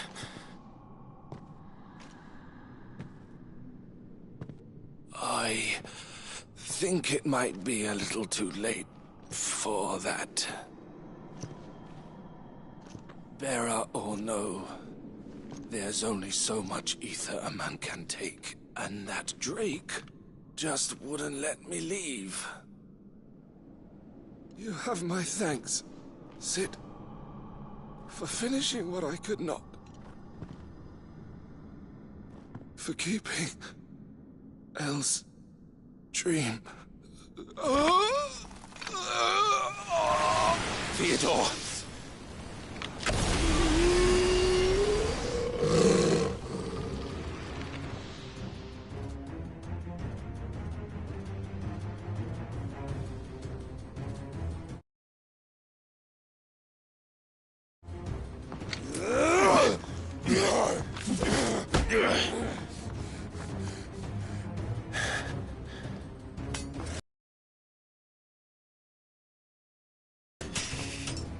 Don't make me do this.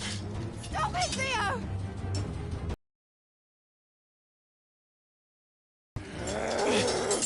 Stay back, Eloise! He's turned. And so will you!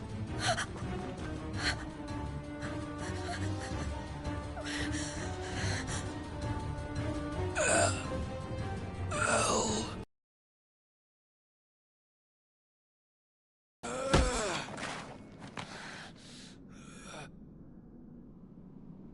Take care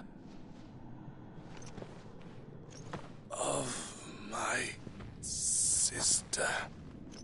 Theodore, wait. Goodbye, Elle.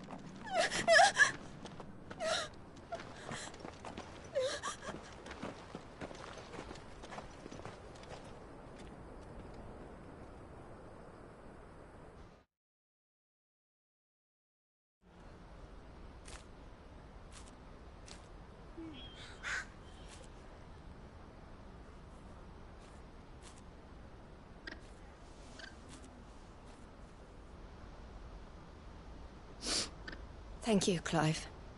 I think I'll be all right now. That was true bravery he showed.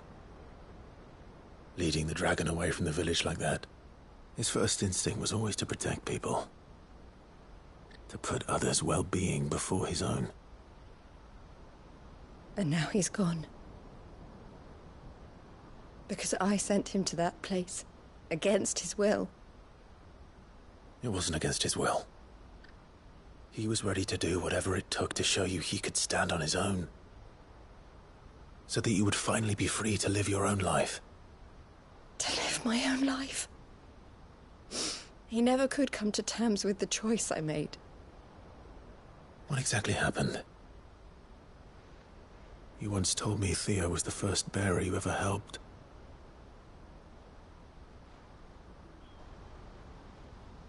We grew up in Canva. We were born to one of the great trading houses. And I was chosen to inherit the family business. I had my father's head for figures, you see. Theo did not. While I studied the art of commerce, he played at soldiers instead. A late bloomer. In more ways than one. For unlike most bearers, it wasn't until his 15th summer that his powers awakened. My parents tried to drive him out of the house and into the care of the constables. But before they could, I took him into mine. Theo told me something else. He clearly admired your devotion to the cause of freeing others like him from slavery. But he said you deserved a better life than this. He wanted to free you from what he called your bonds, just as you freed him from his. I would be lying if I said I had not wondered from time to time how much easier my life might have been if I had allowed Theo to be taken and devoted myself to the family business instead.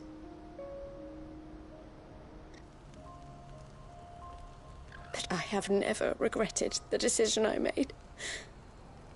Being with my brother meant more to me than tradition or reputation.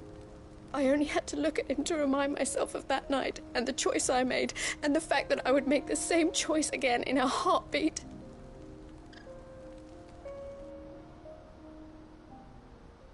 He was never a burden. How could he even think that? If anything, I was the one who weighed him down. You weren't, Eloise. He said it himself, that he had always been grateful to you for saving him, and that he wanted to repay you by letting you live the life you were denied. Neither you nor Theo weighed each other down. You loved one another. You did whatever was necessary to continue living your lives together, and you always would have. You're right. All I ever wanted, all I ever did, it was so we could be together. Oh, Theo, why did you have to...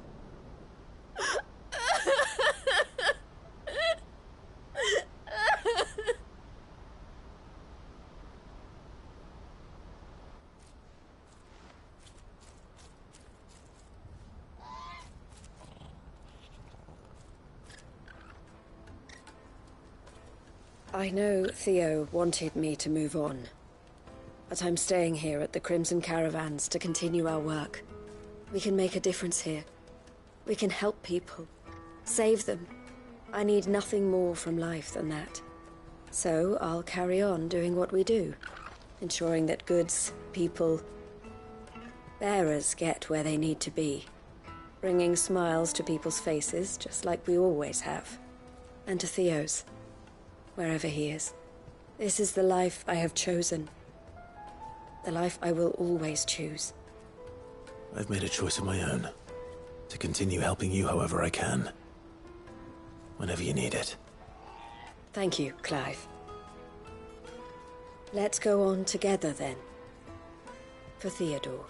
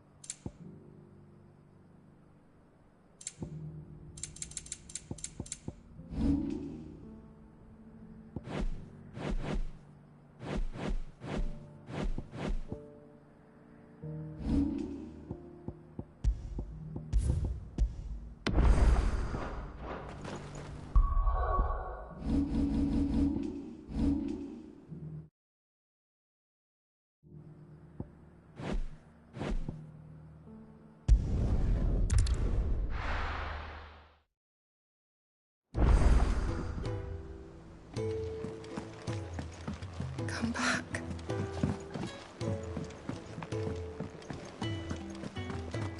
Oh, the stew's awfully thin these days. What do you expect? Farmers are abandoning their fields.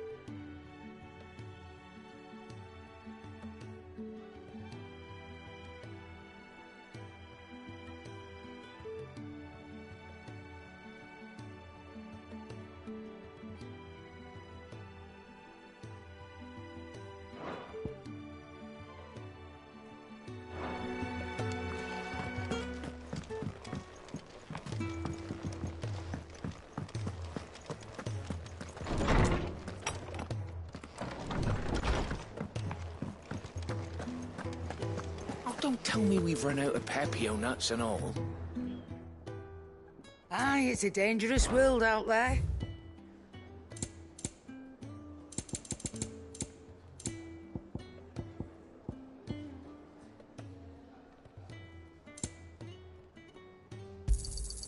You're rubbing me blind, you know. Finished, are you? What do you recommend?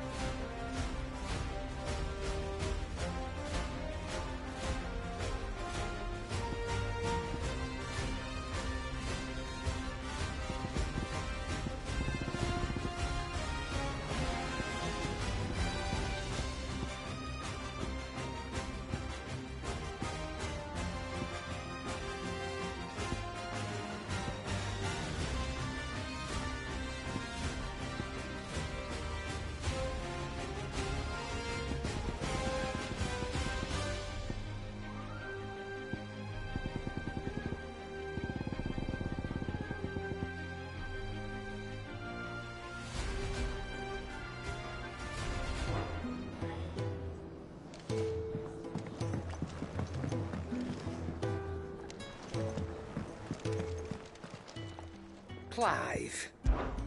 Go on, then.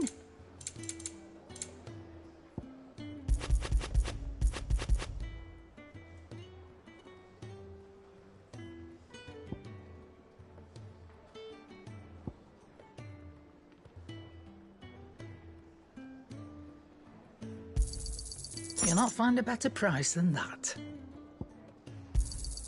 It'd better all be here. You'll not find a better price than that. Come again. Don't tell Oh, me we've don't. run out of tapio I'm not nuts much and all. bothered either way.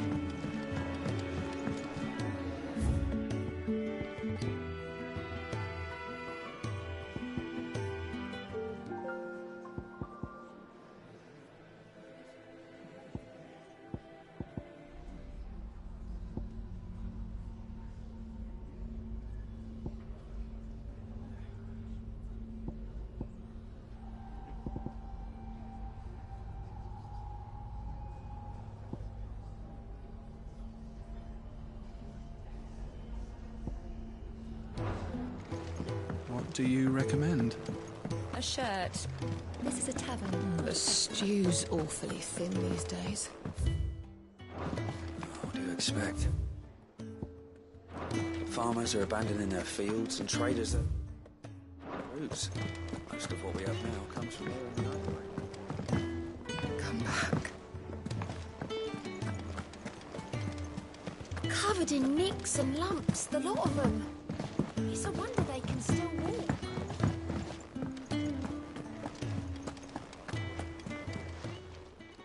Welcome to the Patron's Whisper. Come to claim your just desserts?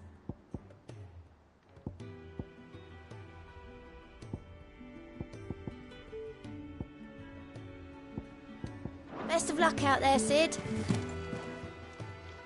How are you doing? Anything catch your eye? Always something in there.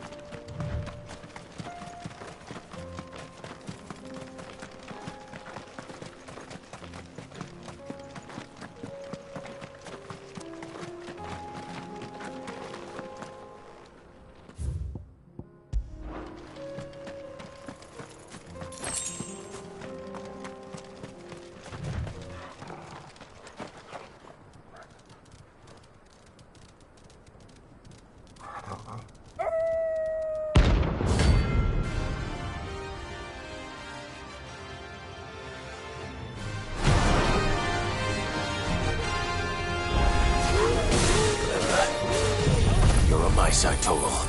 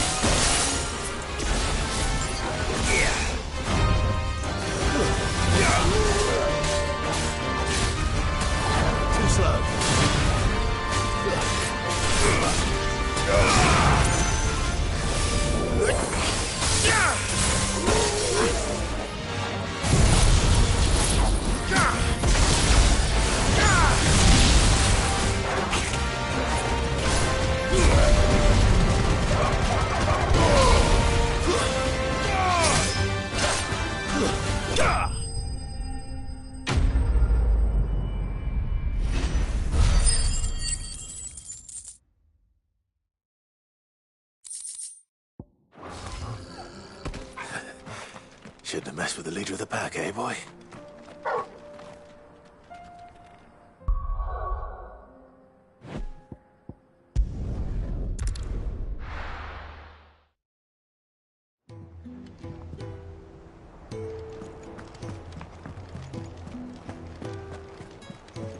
Covered in nicks and lumps, the lot of them. It's a wonder they can still walk.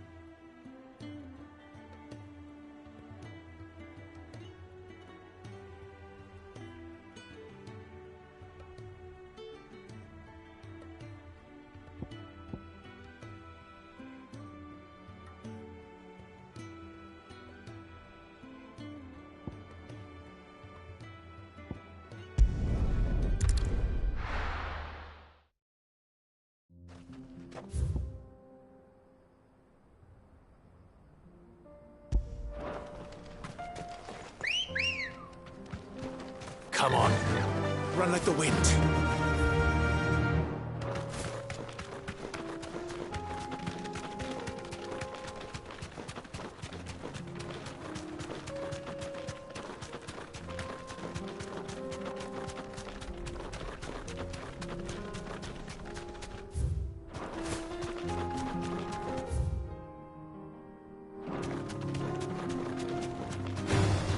Time to fight.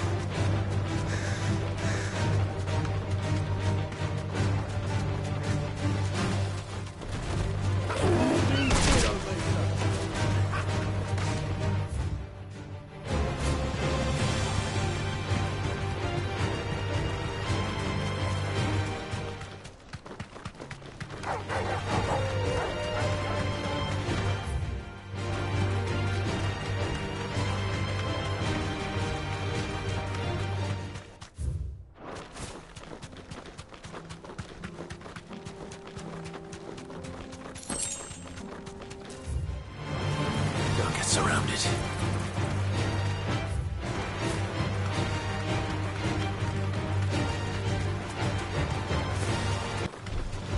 Holding back.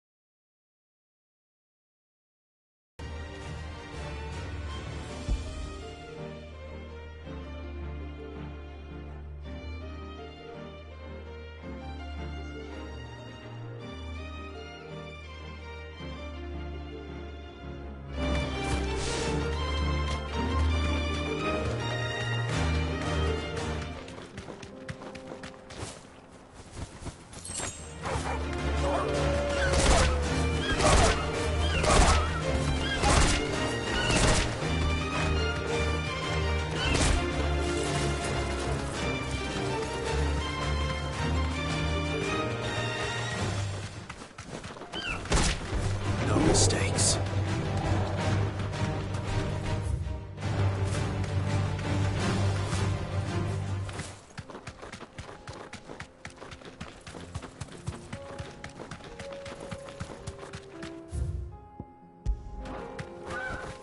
You deserve a rest.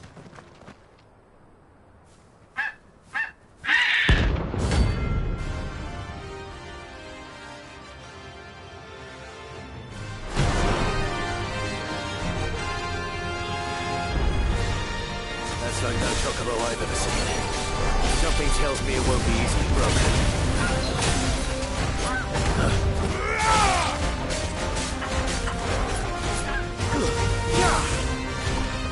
Nice try.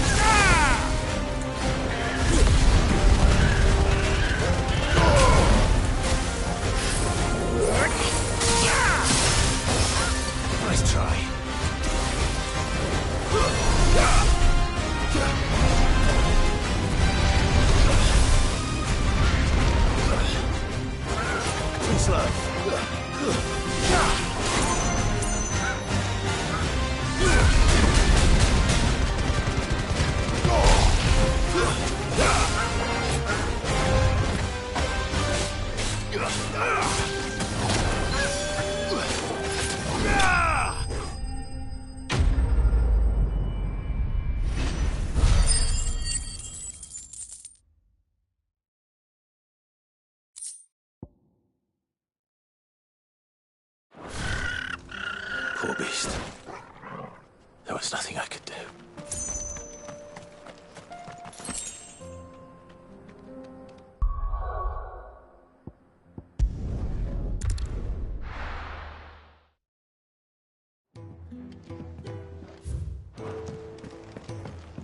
Come back.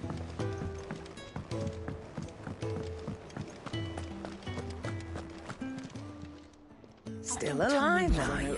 If you're gonna buy something, be quick about it. You'll not find a better price than that. Is that all?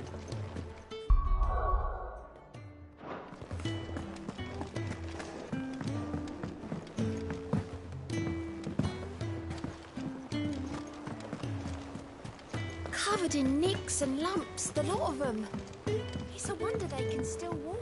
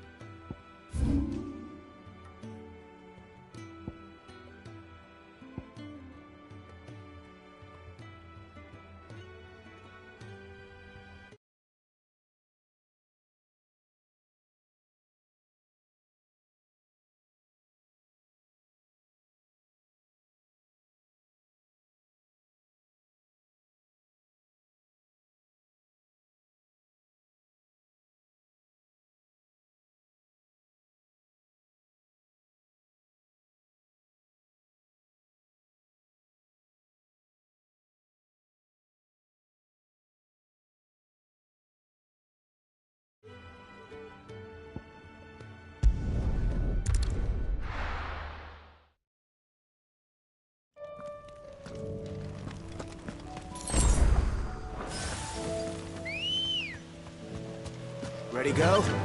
Yeah!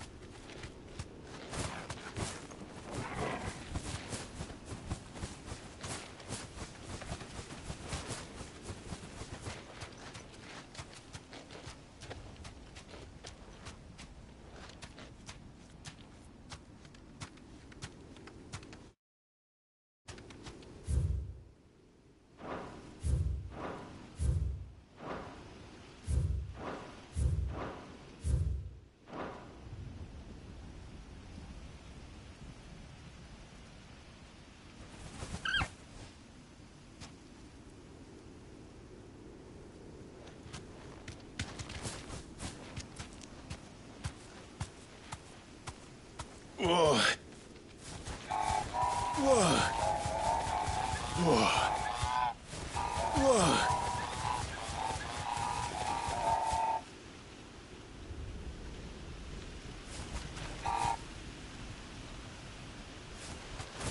Whoa.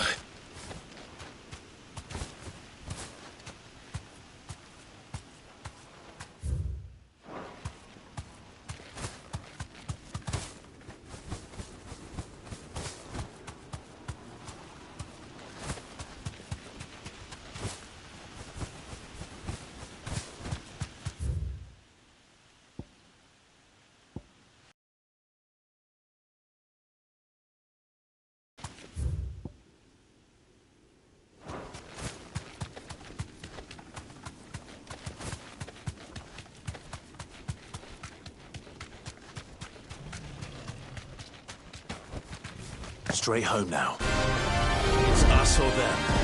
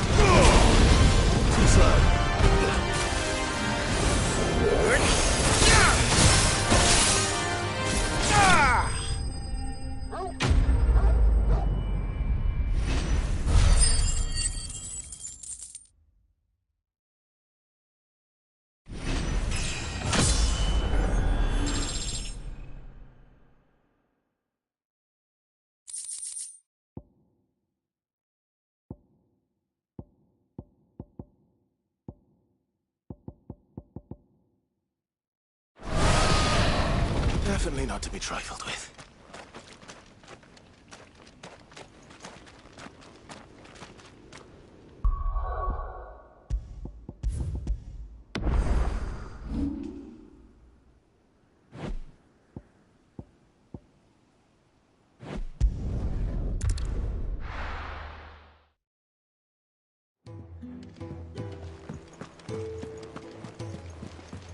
Covered in nicks and lumps, the lot of them.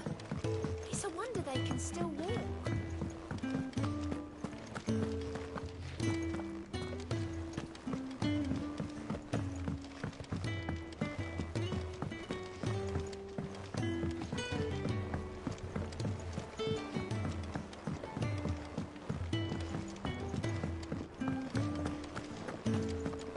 Oh, don't tell me we've run out of pep. Still alive, are you?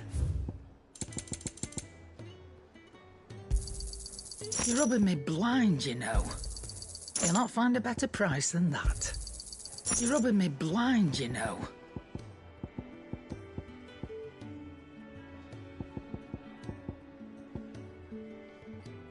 Finished, are you? The stew's awfully thin these days. Trouble with your gear, or... So, what'll it be?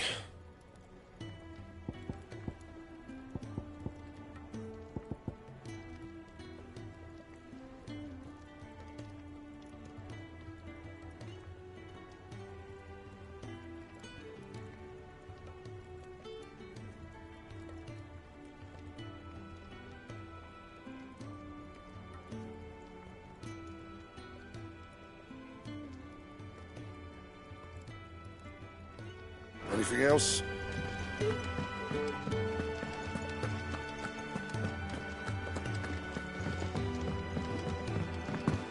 Come back.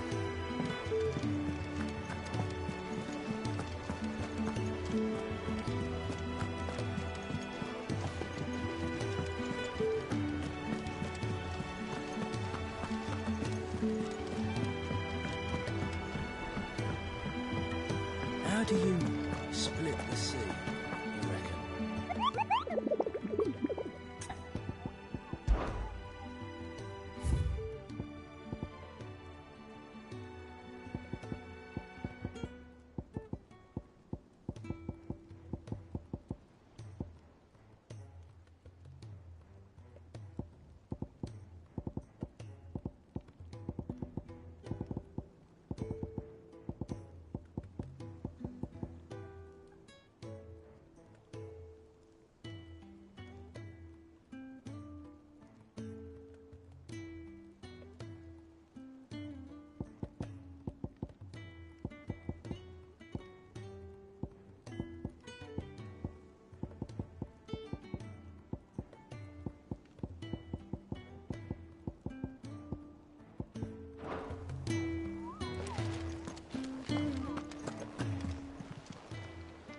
Oh, I wasn't expecting you back so soon.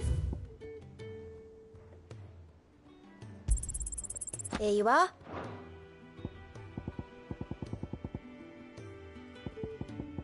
Best of luck out there, Sid.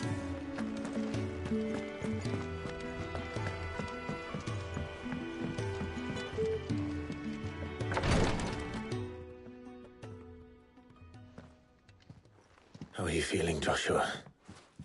Better than I was. But not nearly as well as you should be. Your cuts and burns may have healed, but your body still bears the burden of every spell cast. And what would you have had me do? It was no ordinary foe we faced. It was the Warden of Darkness. Yet still, it was not enough. The king could have ended me at any moment, but instead chose to toy with me like a curl does a mouse. You underestimate yourself. Oh, it was crystal clear. Only one man established his dominance that day, and that man was Barnabas. I'm sorry, brother.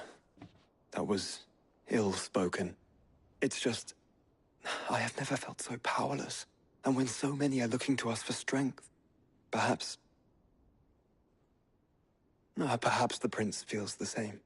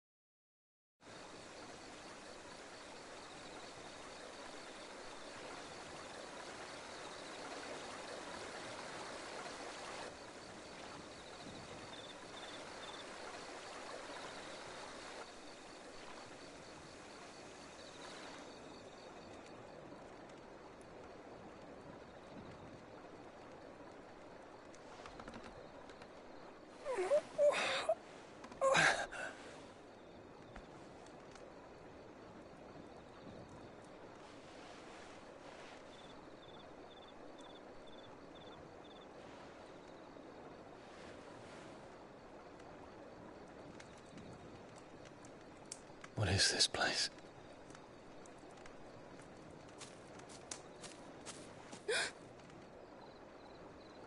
Don't move.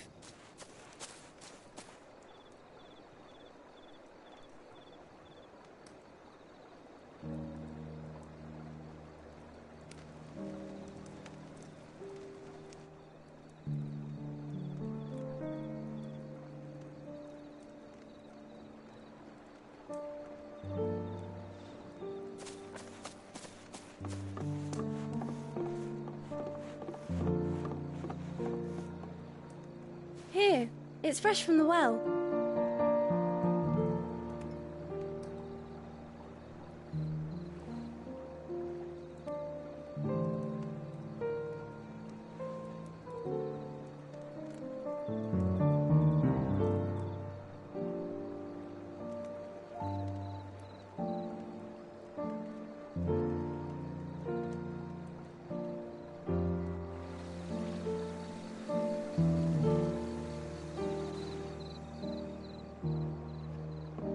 Grandmother told me spirits sometimes get lost, and that the lanterns guide them to their proper place.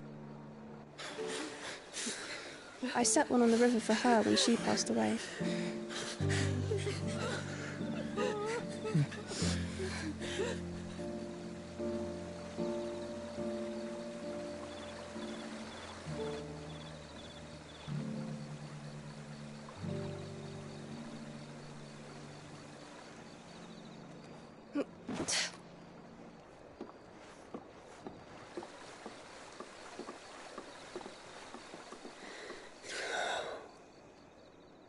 The fiend works from the shadows. Was it you who guided my hand then, Ultima? No, not you. This is my doing, my fault, my sin to bear.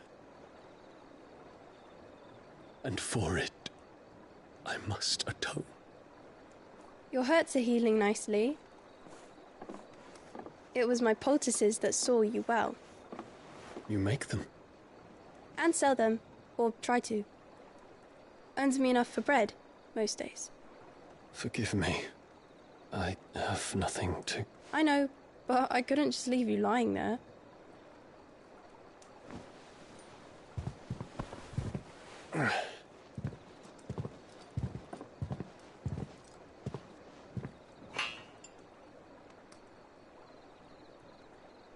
You're going then? Of course. I'm healed. Thanks to you and your poultices. Will you promise to come back and visit?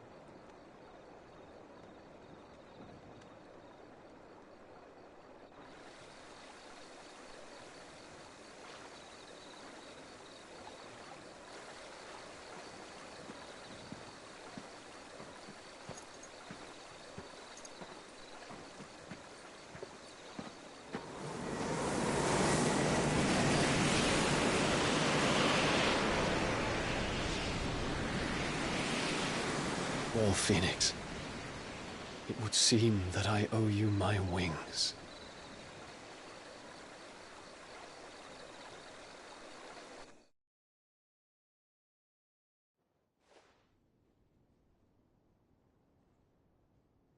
Perhaps he can find an answer. You will be returning to Waloed soon, I gather. I see no reason to wait. Then neither do I. I can think of a few, but I doubt they'll stop you. You will take your medicine. Of course, Lady Daya. Set on leaving already, are you? How long will it take us to get back to Ash? Dunno, about the same amount of time it took us to get here. Maybe less, if your uncle can find someone trustworthy to patch up the Enterprise. All depends on where we're putting into port, mind. Yes. It's not as if we can put ashore wherever we choose. We have to assume that the whole of Ash is hostile, and that we'll be attacked on sight. Then we must find a place they won't think to look. And I have an idea who might know of one. The Professor! I'll go and tell you coming. While you're plotting our course, I'll be in the shelves with your lawsmen. I wish to pick his brains about Ultima. Then I'll talk to Karen about supplies for the journey. They may not be easy to come by in Ash.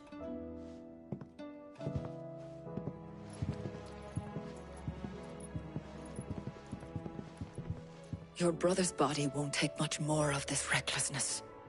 You know that, don't you? I do.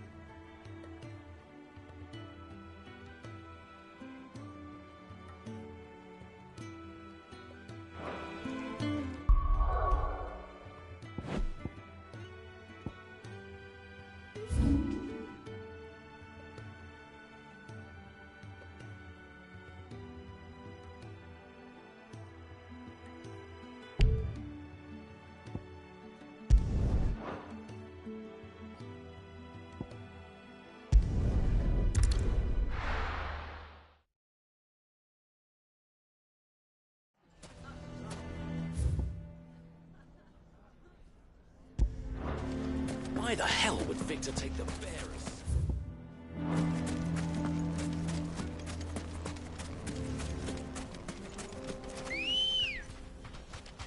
Come on. How the hell did that bastard get through the desert gate?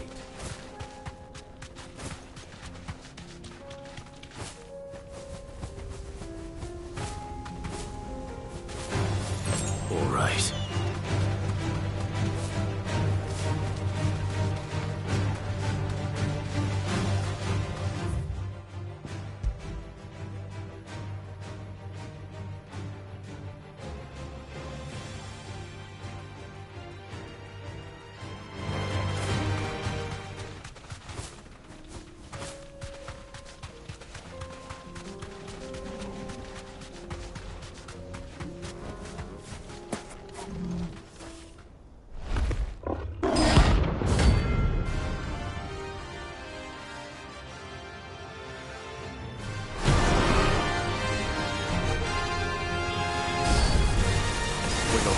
This one. Stay close, Tolbo.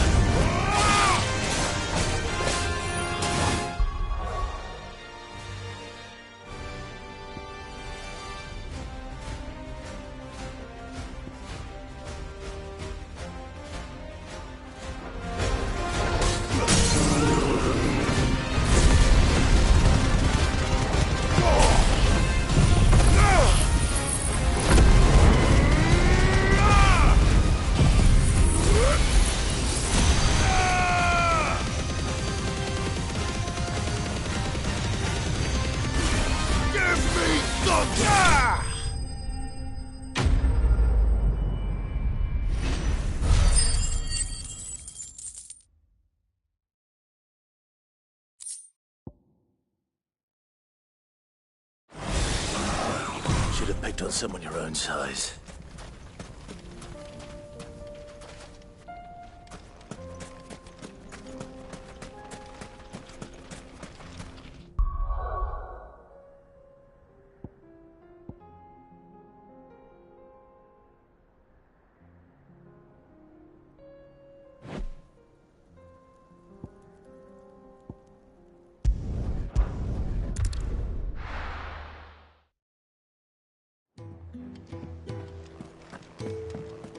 Come back.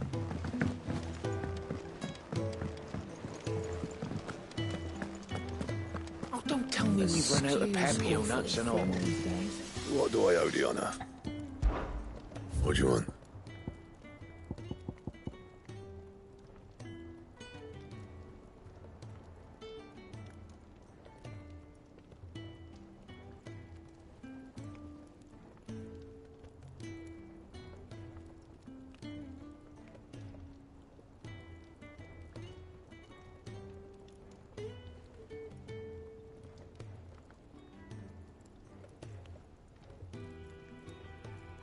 Anything else?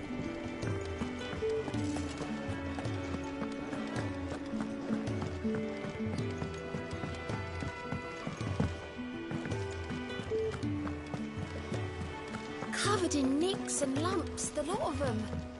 It's a wonder they can still walk.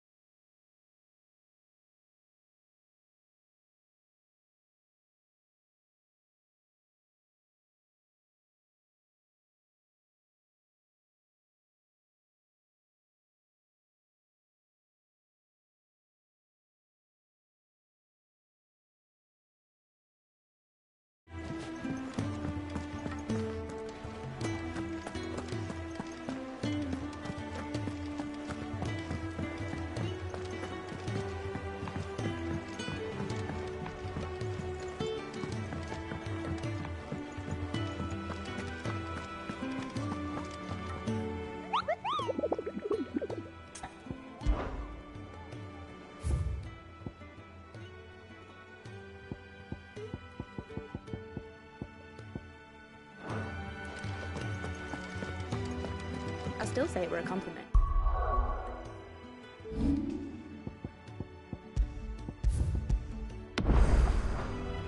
Say it all you like. It doesn't make it true.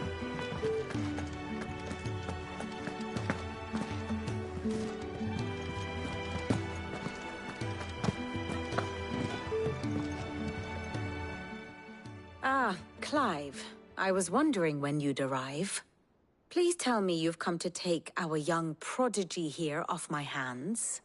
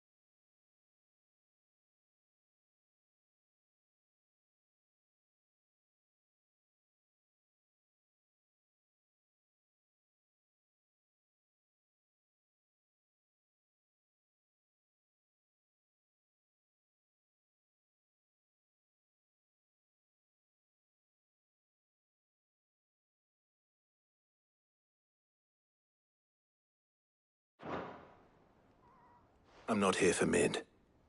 I need information on Ash. Then why not ask Molly if you can look in one of her ovens? Go on. As soon as the Enterprise is ready, we'll be setting out for Drake's Spine. And we're going to need a safe place to land. Preferably one that won't see my ship blown to shit and splinters. If it were that easy, do you think Waloed would have resisted invasion for so long? Very little is known of Ash, and the information we do have is spotty and outdated. We have the good King Barnabas to thank for that. Waloed's borders have been closed to outsiders since the day he seized the throne. If there is anywhere safe to land, you won't find it on my map. Then tell us what we will find. I'm sure you know better than we do. But no splinters! All right. If it will get you out of my hair. But interrupt me, and it's over. Understood?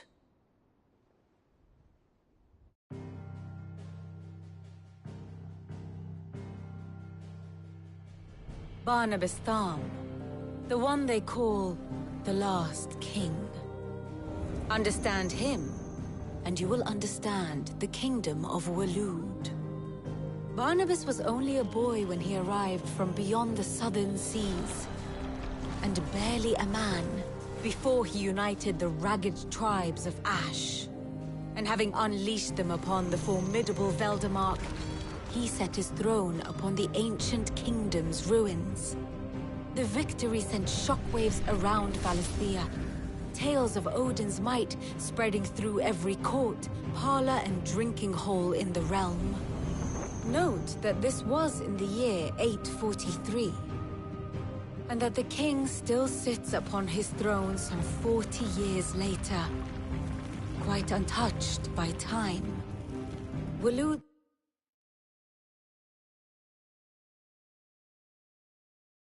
recent inaction left many wondering if Odin had lost his appetite for war.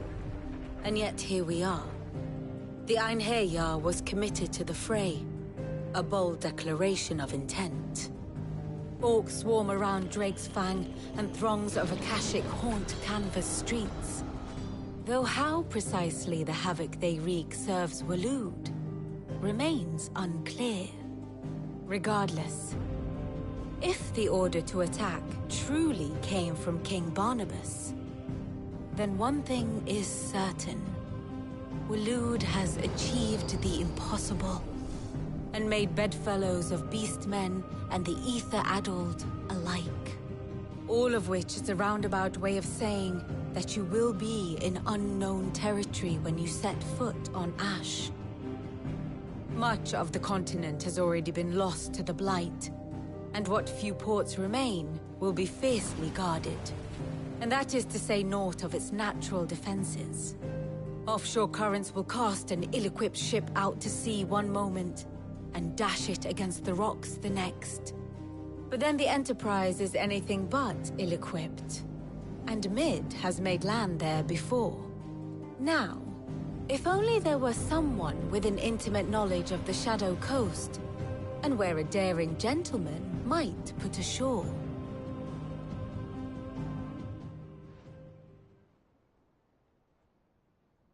You see, Clive, you had the answer all along. Do you think you can get us back to that beach, Mid? Picked you up from it, didn't I? Not that it were easy. The currents were a right bastard. But then, if it wasn't hard, it wouldn't be worth doing, would it? Well said. Thank you, Lady Vivian. If a few morsels of common knowledge and a sprinkling of tavern talk are worthy of your thanks, I wonder what genuine intelligence might earn me. Probably more visits. Mid, I need everyone in the ale hall now. I'll fetch Joshua from the shelves. Aye, aye, Captain.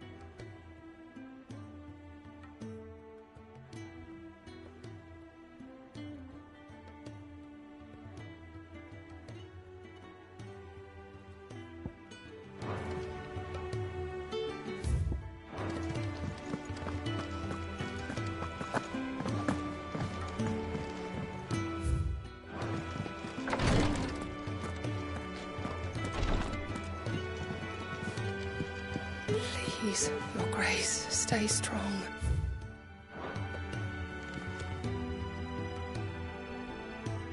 Ah, my Lord Marquis.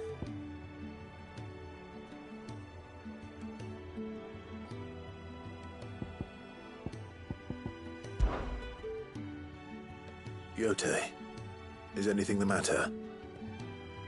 You seem troubled. Perhaps I might be able to help. My lord. Yes. Perhaps you might. It's your brother. His condition continues to worsen, though he does his best to hide it. The lesion on his chest pains him more with each passing day. I had feared as much. There are certain elixirs which can ease the suffering of those afflicted by the curse, but... But His Grace's case is severe.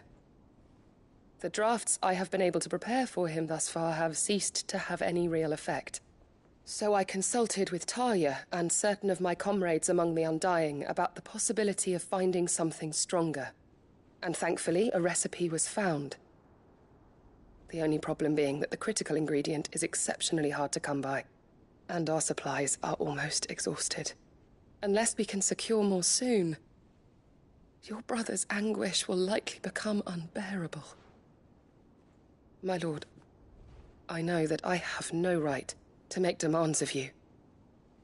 But would you help? For Joshua's sake. For Joshua? Anything. Thank you, my lord.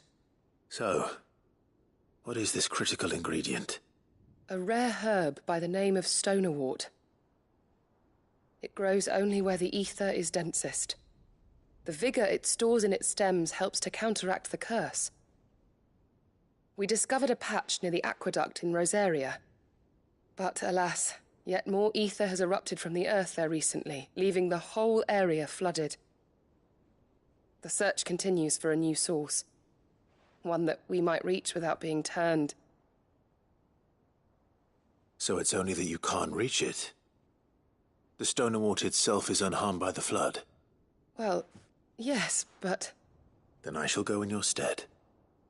But, my lord... You've yet to find another source, correct? So for now, the aqueduct is our best hope. Besides, I'm a dominant. The ether can't hurt me. Well, if you're sure, my lord. Stonerwort is easily identified by its blood-red blooms. Search around the aqueduct, and you're sure to find some soon enough. I shall remain here and prepare the other ingredients.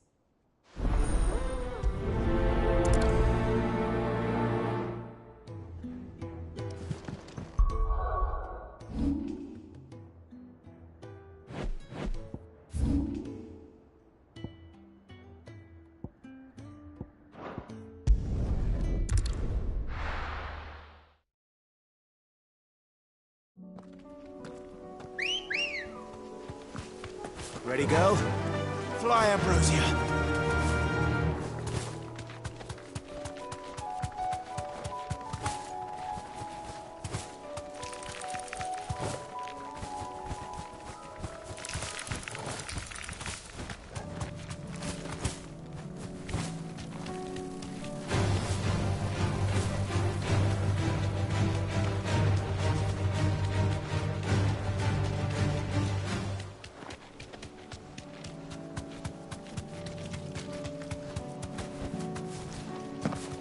Here's the aqueduct. Now to find our stonerwort. Yote mentioned blood-red petals. That's my luck.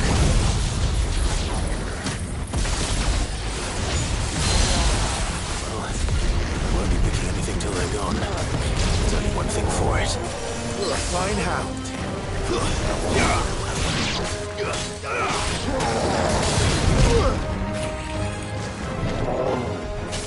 That's better.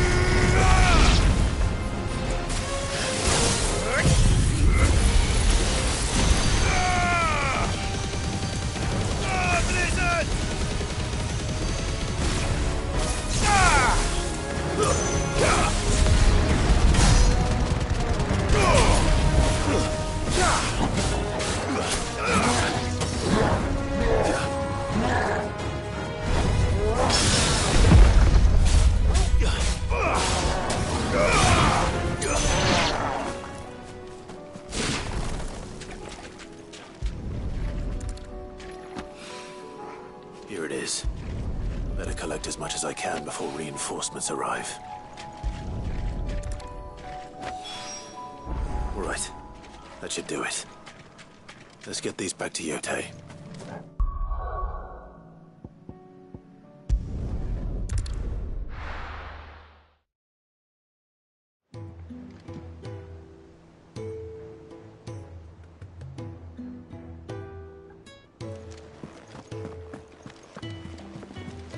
Covered in nicks and lumps, the lot of them.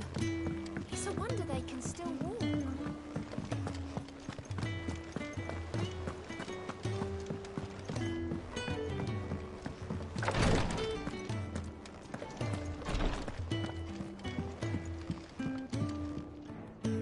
Yotei, I brought back all the stone and water I could find. Will this be enough?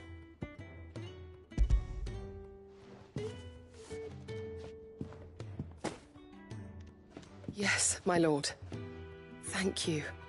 I'm sure it will serve us until we can find another source. I'm very glad to hear it. You and His Grace are very much alike, you know. You think only of how you might help others, and never of the danger to yourselves. No more than you have minding my brother. You've risked a lot for him, and I thank you for it. I am honored that you should say so.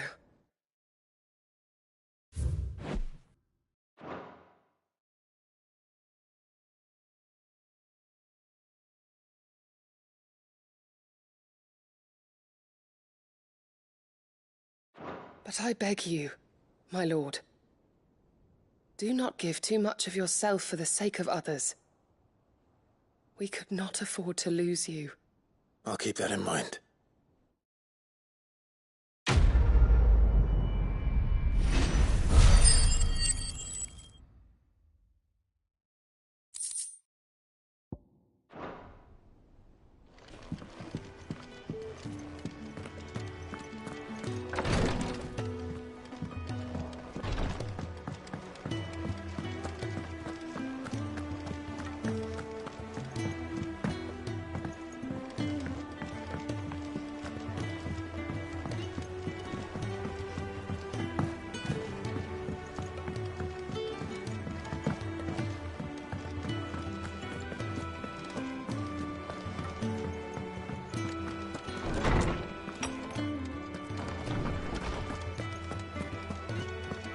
I have no reason to assume otherwise.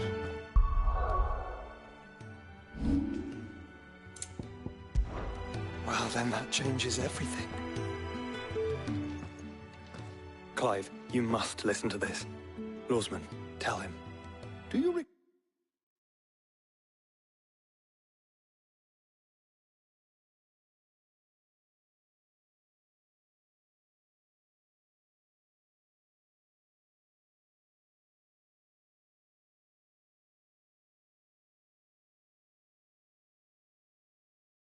when we spoke before on the divinity of Ultima? Well, it inspired me to delve deeper into the subject. And what I discovered appears to agree with the findings of His Grace. You will recall that my quest to uncover Ultima's origins began with the mural at Phoenix Gate. But while I've always known it to be important, its secrets have heretofore eluded me. Now, however, I believe I know where to find the more complete example, one that will reveal all we seek. Master Clive, have you ever in your travels chanced to hear of the Circle of Malleus?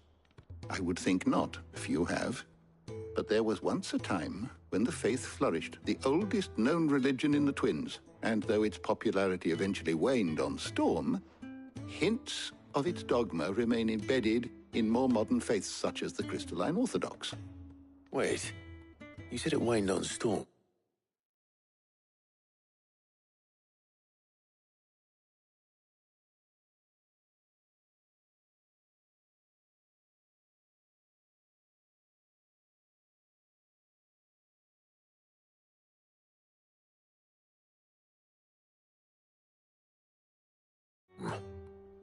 What of Ash?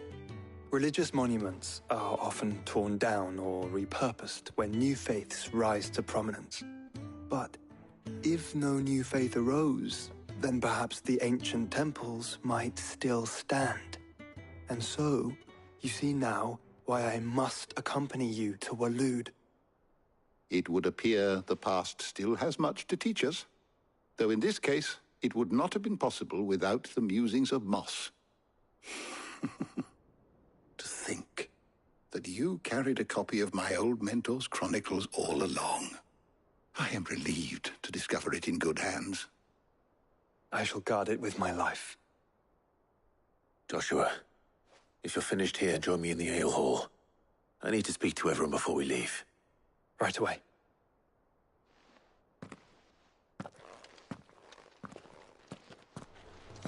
Mid said I could ride the Enterprise next. No, she didn't.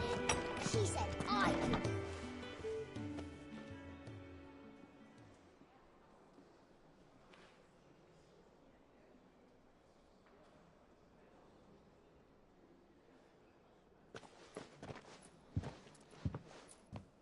My apologies.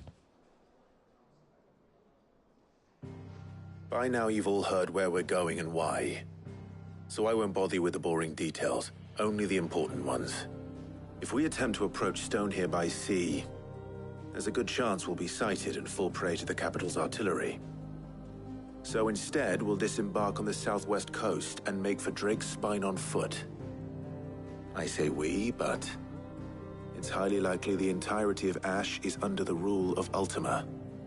A large party would only attract unwanted attention, as well as slow our march and require supplies which may be difficult to obtain. Only Joshua and I will be going. And a scout. Preferably a good one. Gav, do you know of any? You bet your ass I do. Might still borrow some of Lady Vivian's maps, though. Just in case, like. Once you've dropped us off at the Shadow Coast, you need to retreat into neutral waters, fly merchant colors, and stay inconspicuous. If you sense any danger at all, you leave us behind and return to Storm. Inconspicuous is my middle name. But like hell am I leaving anyone behind. The ship ain't going nowhere till your scurvy mugs are smiling on deck. Jill, the Enterprise will appear a tempting target for royalists and pirates alike. You're to stop anyone boarding. Don't worry. I'll keep the ship and her crew safe. You'll be needing passage home, after all. But... very well. If there are no questions, I'll see you all at the docks.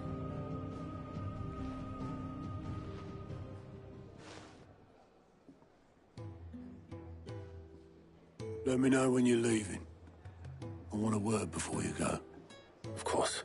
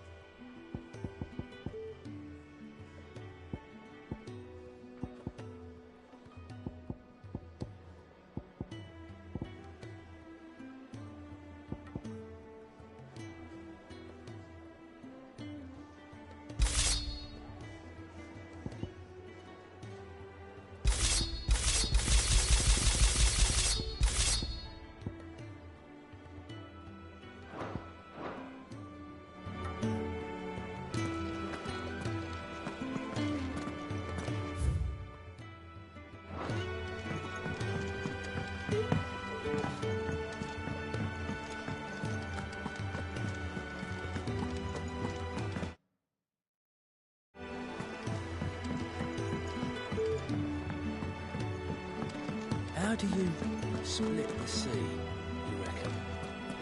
Reckon we're better off not knowing.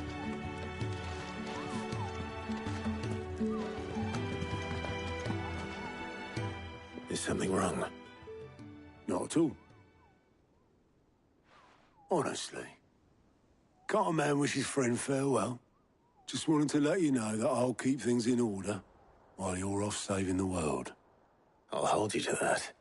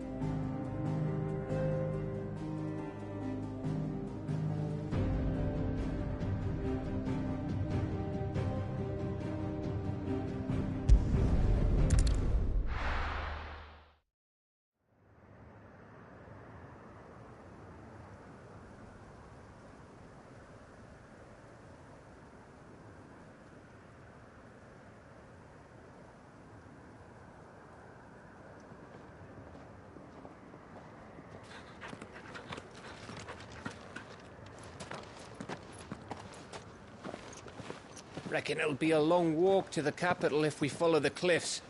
I'll scout ahead, see if I can't find us an inland route.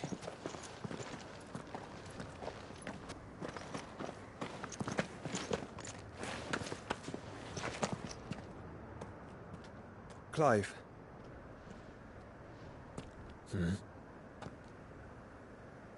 There's something I've been meaning to ask. You took her icon, didn't you? Yes, I did. She understood.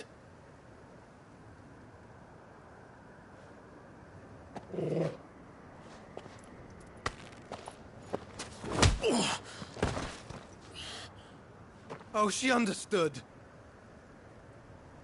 Understood that you decided to save the world all on your own, and that you'd die without her power. How dare you make her choose? You knew damn well she'd never refuse you. But I will. You can't keep pushing us away, Clive. The world is ours to save, not yours.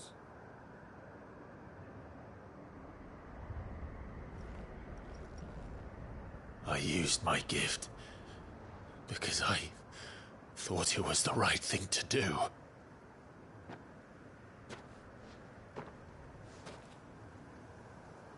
And you truly believe this will save you? Will save us all? I do.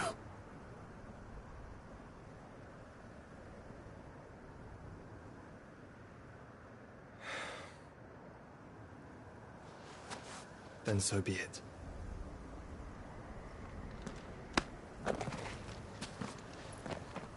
Just don't forget, you're not alone.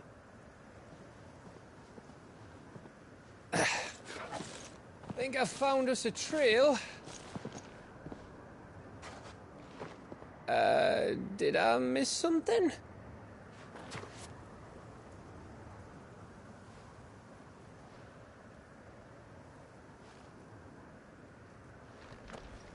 Only that Joshua didn't. I don't get it.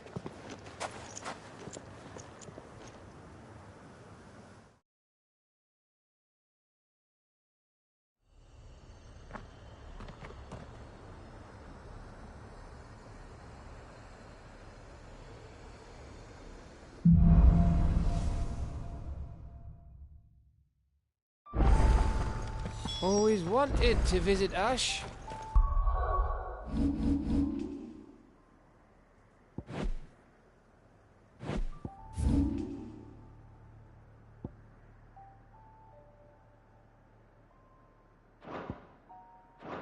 We're in, we're looted.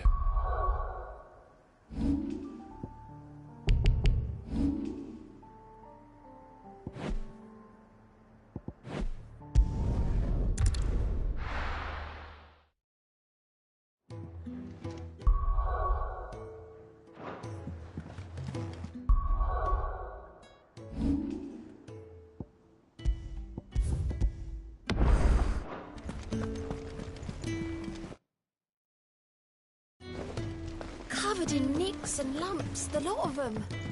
It's a wonder they can still walk.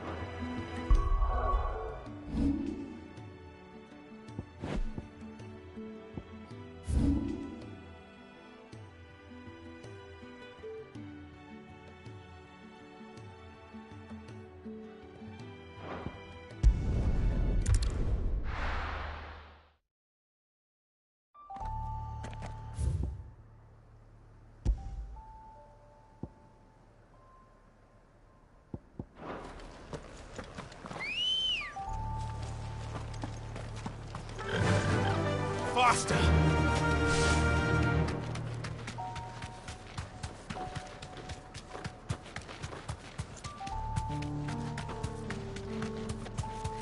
Remember what I said about warm welcomes, Gav?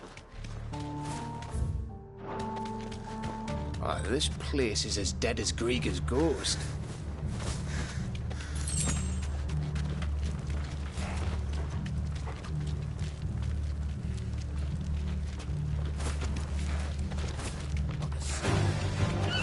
I knew I smelled something.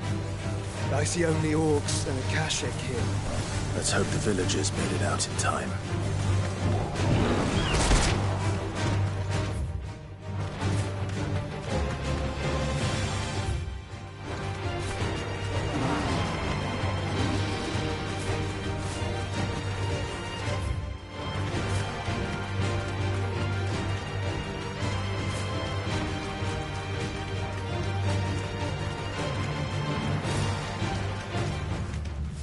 Thanks, Gal.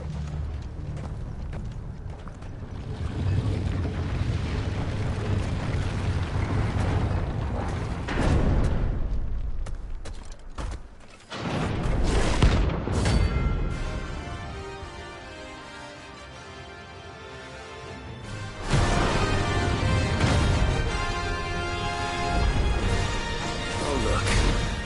He's the king of the castle.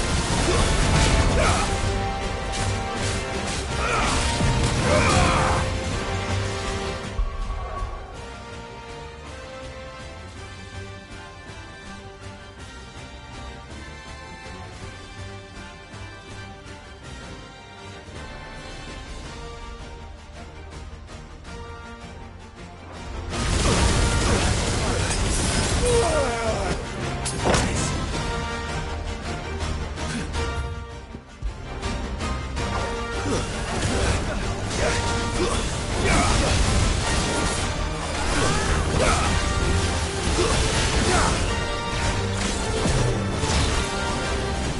try.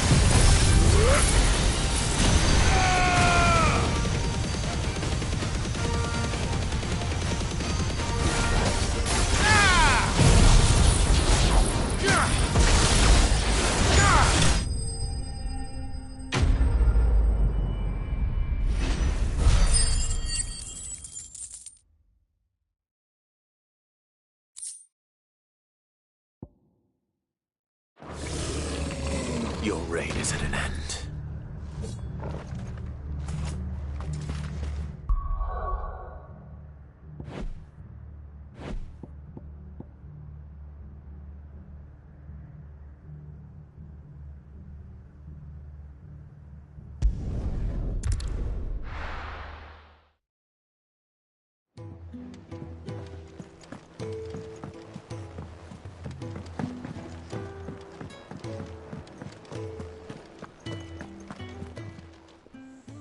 Aye, it's a dangerous world out there.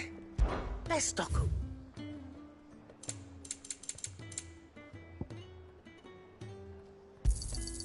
You're rubbing me blind, you know. It'd better all be here. Is that all? The stew's awfully thin these days. What do I owe the honour? What do you want?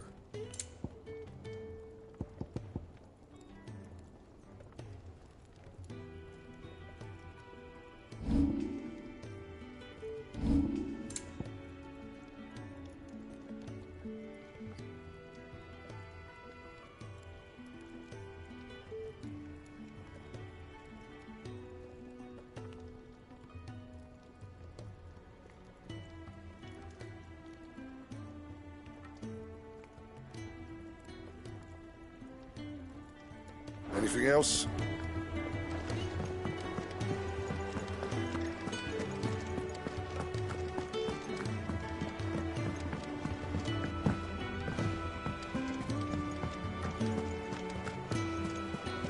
Covered in nicks and lumps, the lot of them. It's a wonder they can still walk.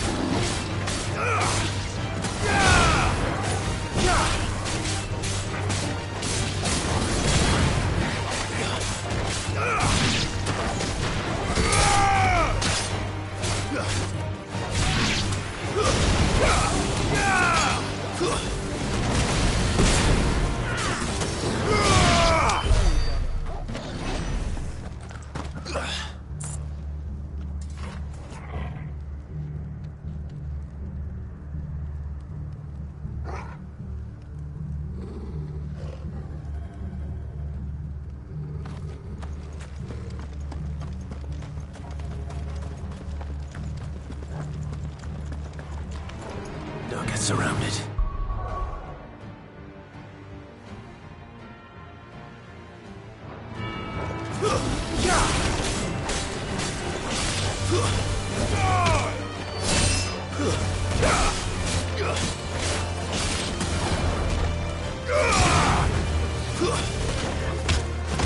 It's over.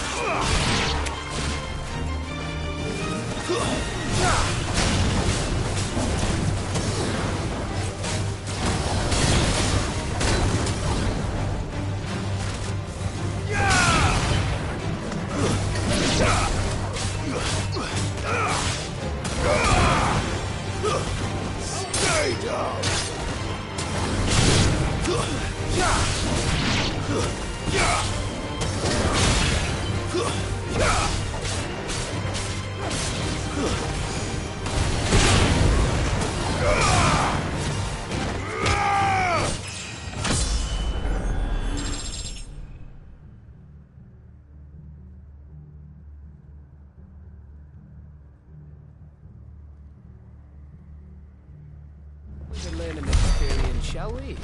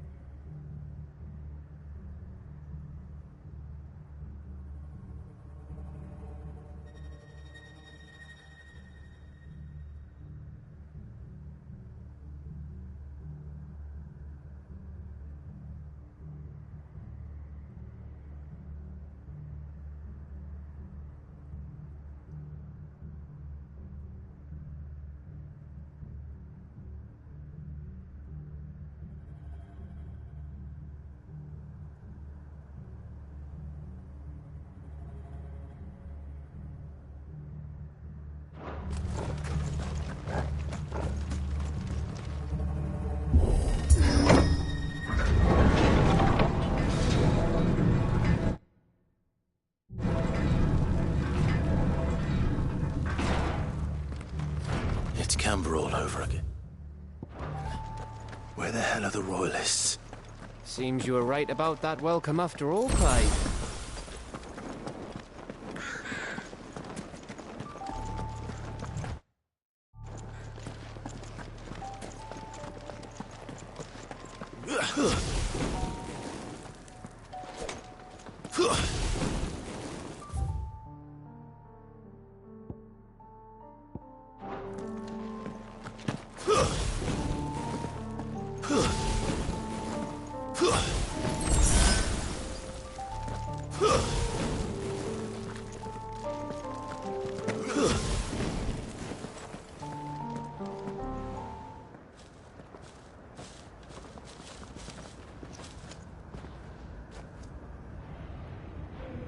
Aye, aye.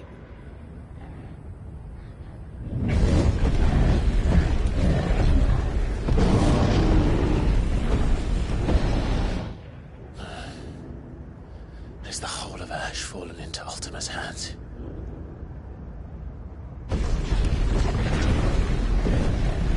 That's no peace delegation. We should send a warning to the others. No. My uncle will have an eye on the coast.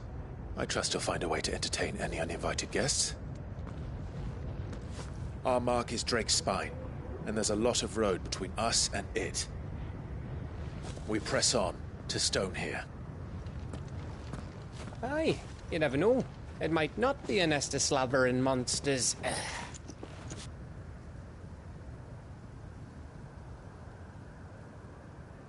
Clive, you must go on ahead without me. This stronghold is as old as Phoenix Gate, perhaps older. It may yet hide Ultima's remaining secrets, and if we are to best him, they must be unearthed. All right. Stay out of trouble. I always do. Mostly.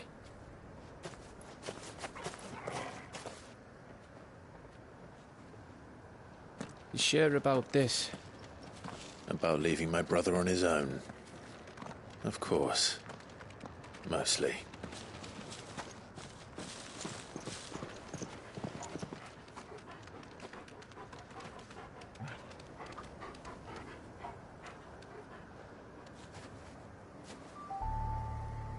Lady Vivian's map is so old, it's hard to tell which way is up. But if I'm right, we're not far from a village called Eastla. Then we make our way there, resupply, and wait for Joshua.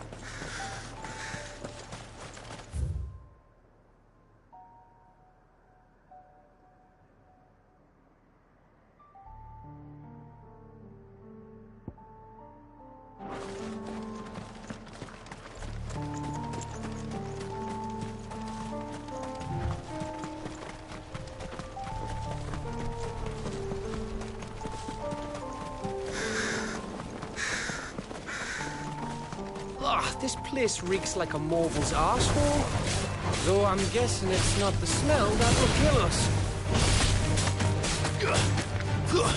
Stay down! It's over!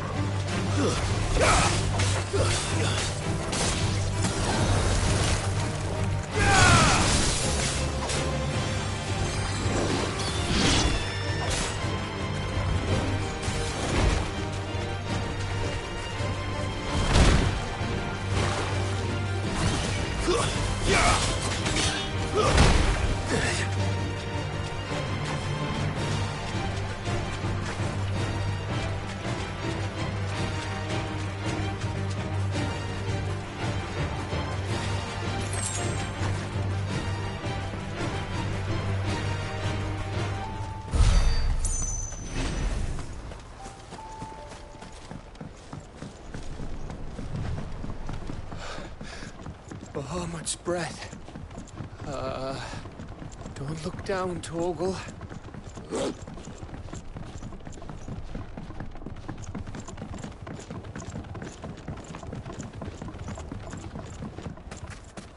That must be Aistla.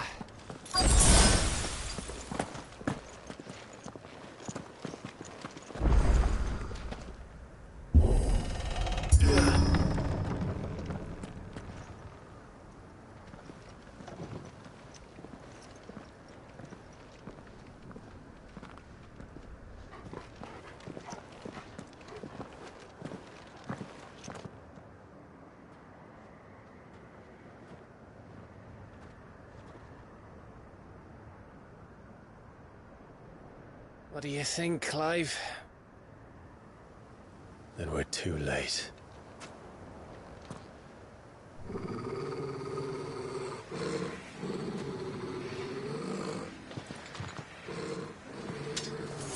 Damn it. They're all turned. There's nothing we can do. I wouldn't say nothing. No quarter, Gav! No quarter!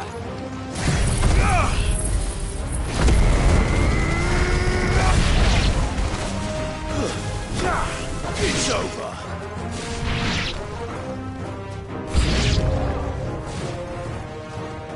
You think all the villages in Ash are like this? A question for later, Gav! Bravo!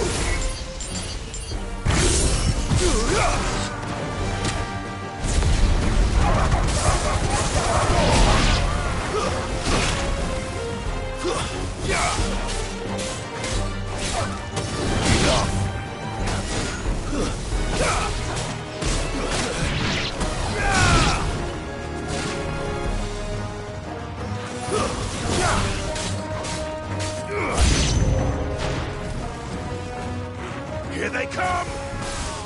And come, and come, and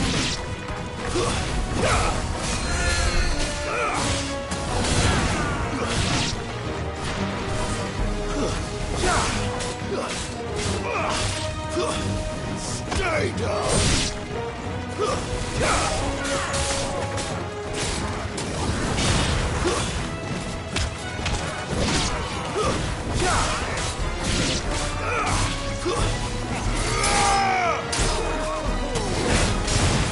You're a fine hound.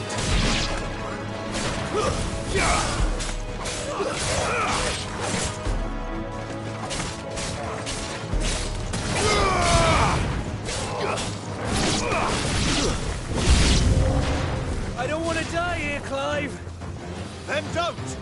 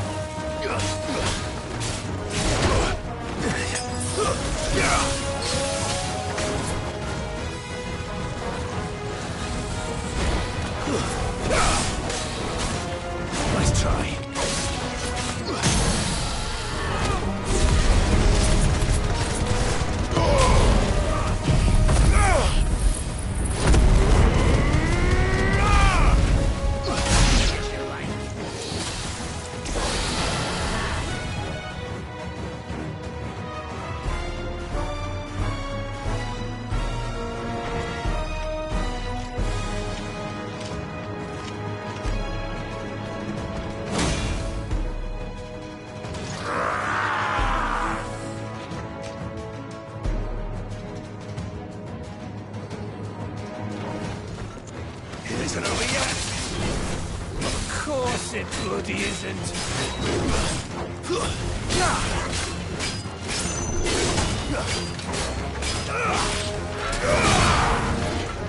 Slow. Let's try.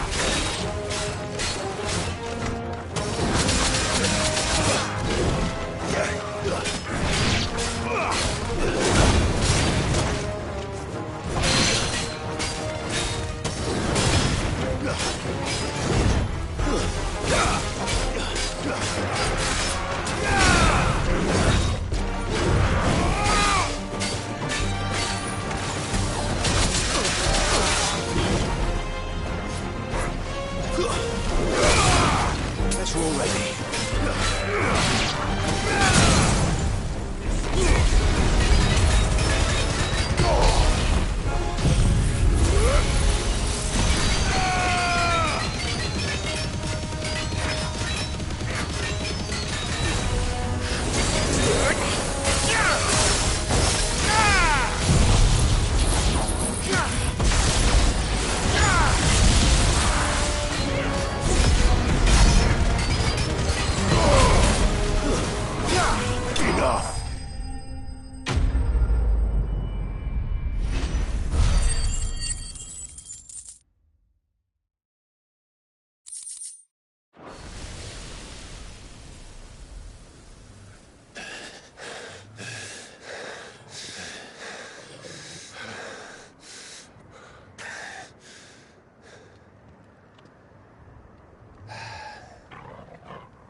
Gav.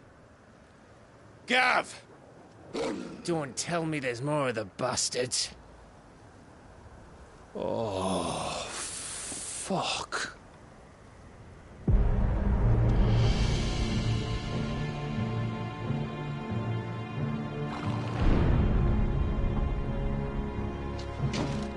Have you come to watch, Odin? Bound for Stonehill. Good. My master awaits you in the capital, though I cannot allow you to attend him in your present state. And how are you going to stop us? Why, with this!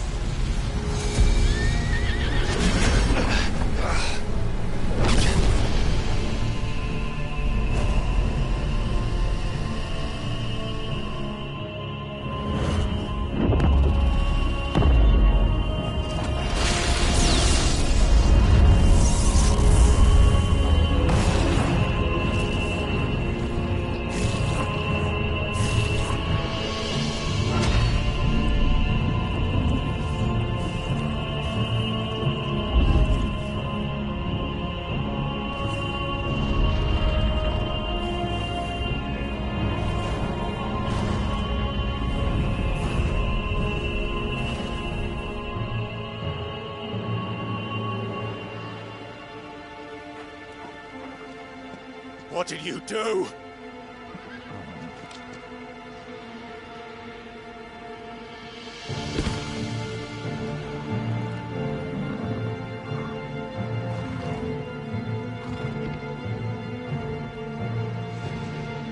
If the vessel would see the path opened, it has but to ask. I shall see that my master's prize is made.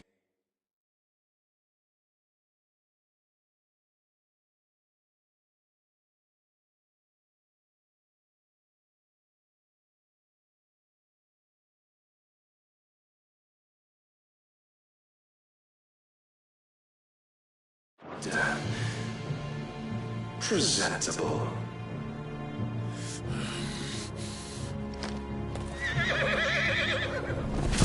Shit! No!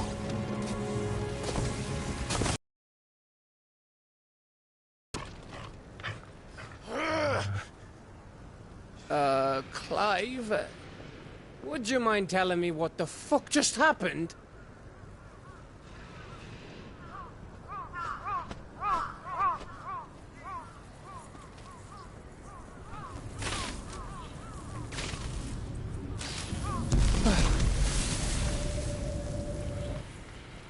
you've got to be. How are we supposed to get through that? We seek an audience with the king. If His Majesty wants me to come and ask him, then that is exactly what I'll do. Before you go practicing your petition, we don't even know where the fucker went. How about we cool our heads and think this through, eh?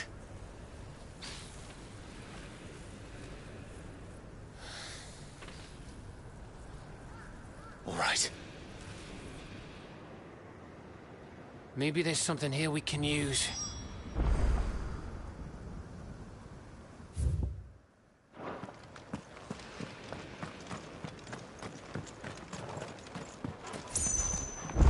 I thought we got them all. So did I.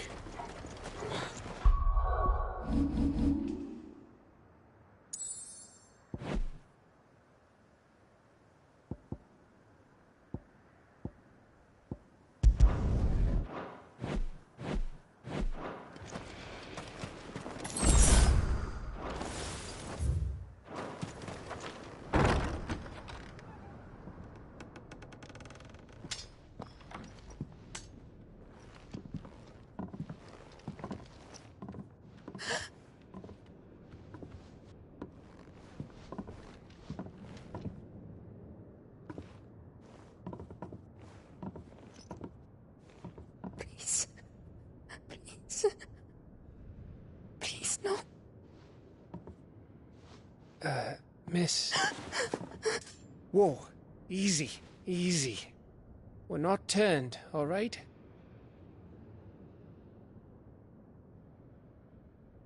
Who?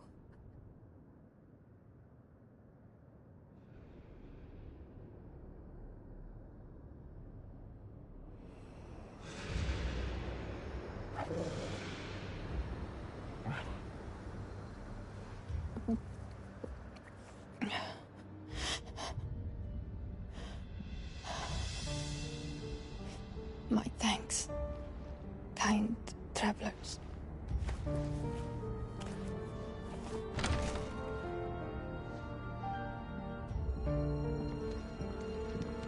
Edda, forgive me for asking, but what went on here?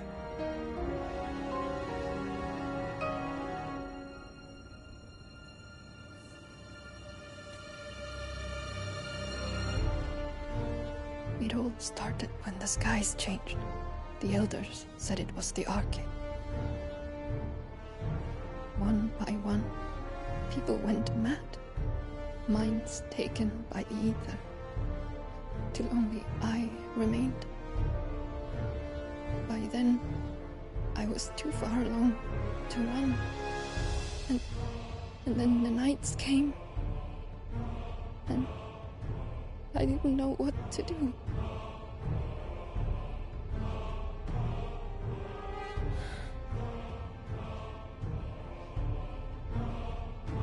And this, Arcade is...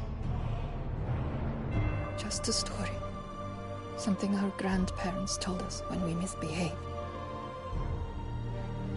About how the heavens would grow dark before the land took her last breath. The end of the world. You said the others went mad. But where did they go?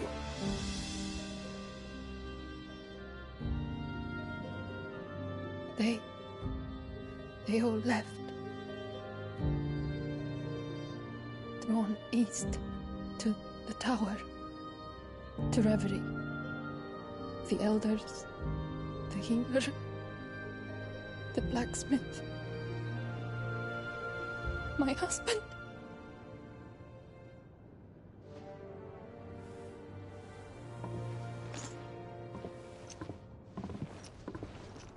You thinking he did this? Of course. Who else could it be?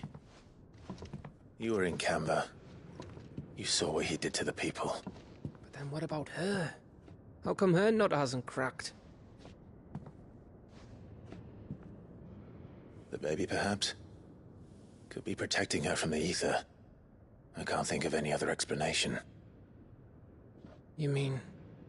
it's a bearer? It won't matter what it is once Ultima's magic takes hold. Time's running out.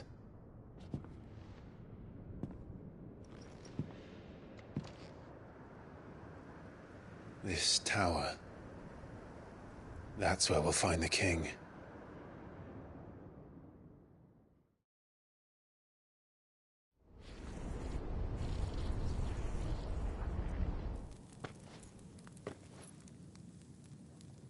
I knew it. It's the same as Phoenix Gate.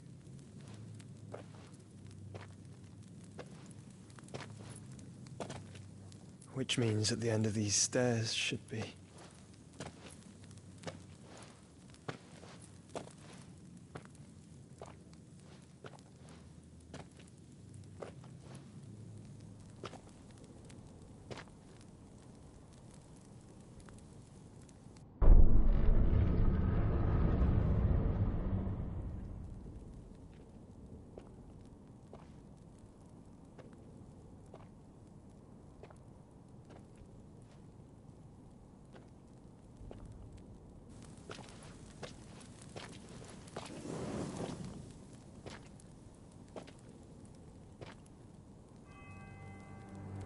The mural is complete.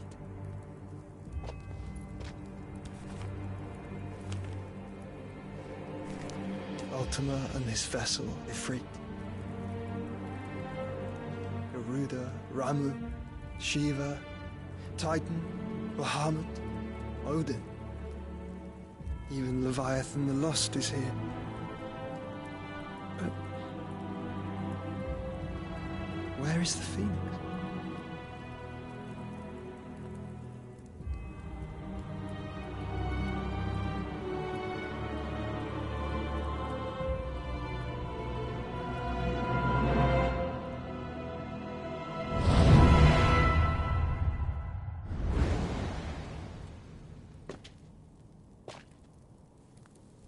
By the Founder.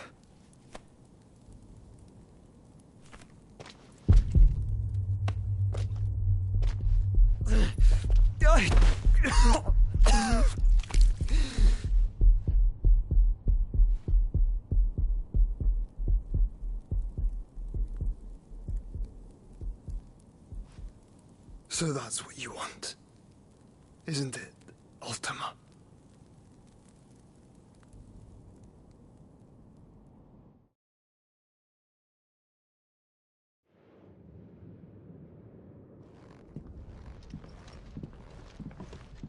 So that's how it's gonna be then? I'm not asking, Gav. I need you to stay with Edda. What? I must do this alone. If I don't return, you're to find Joshua and make for the Enterprise. Understood? Aye.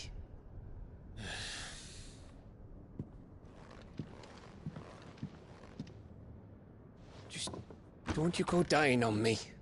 Sid's name suits your miserable mug better than mine. Don't worry. I haven't finished with it yet.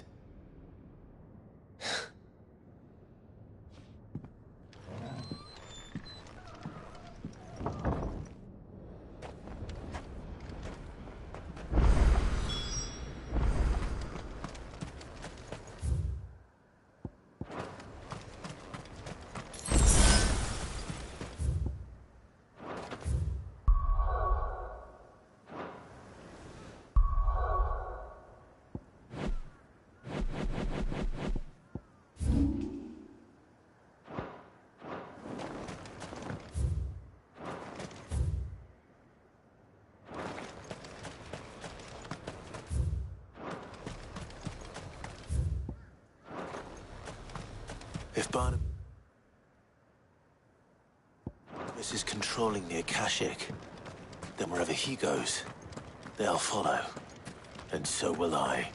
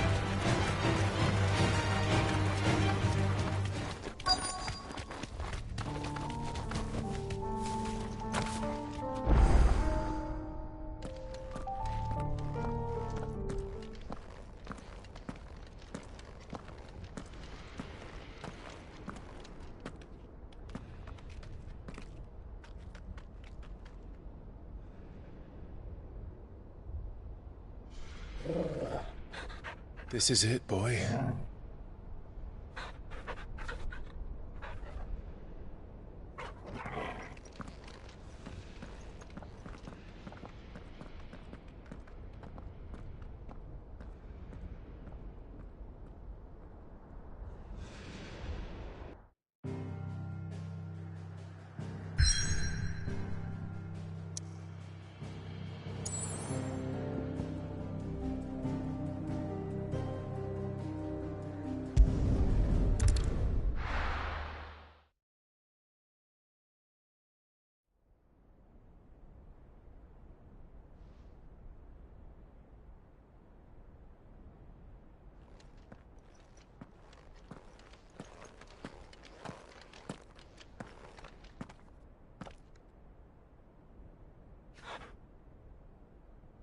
I've come for you, Barnabas.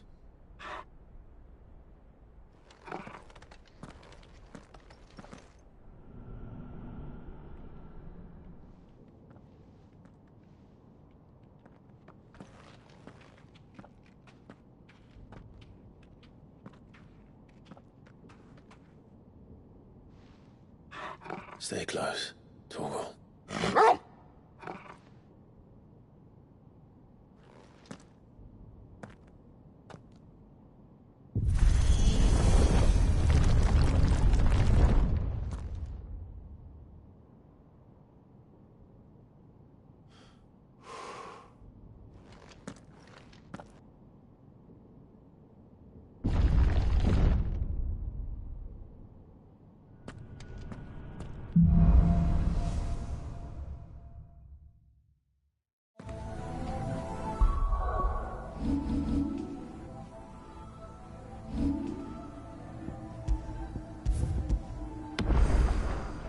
Tower. It's alive.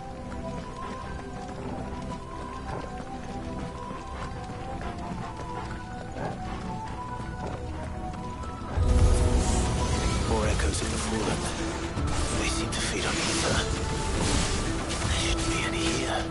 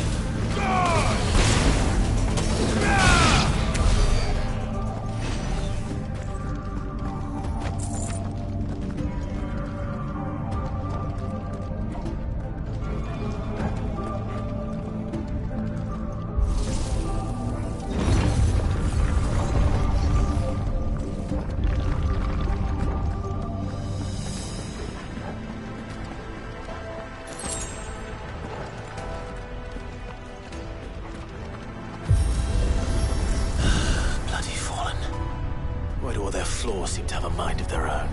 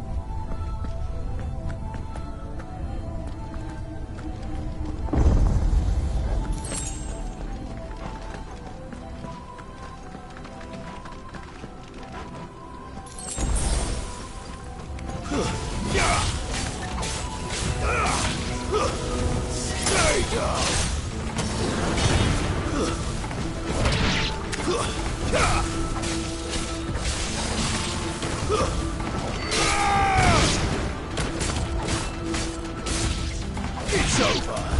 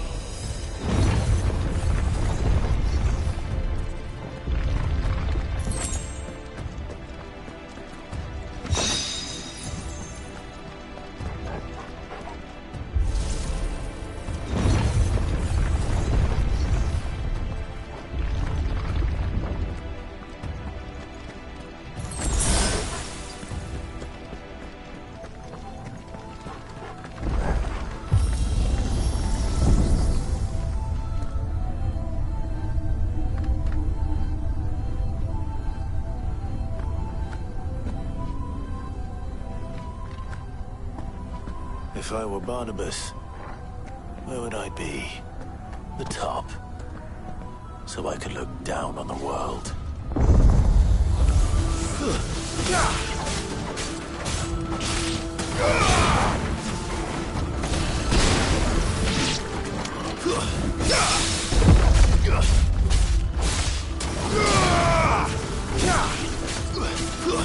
Stay down!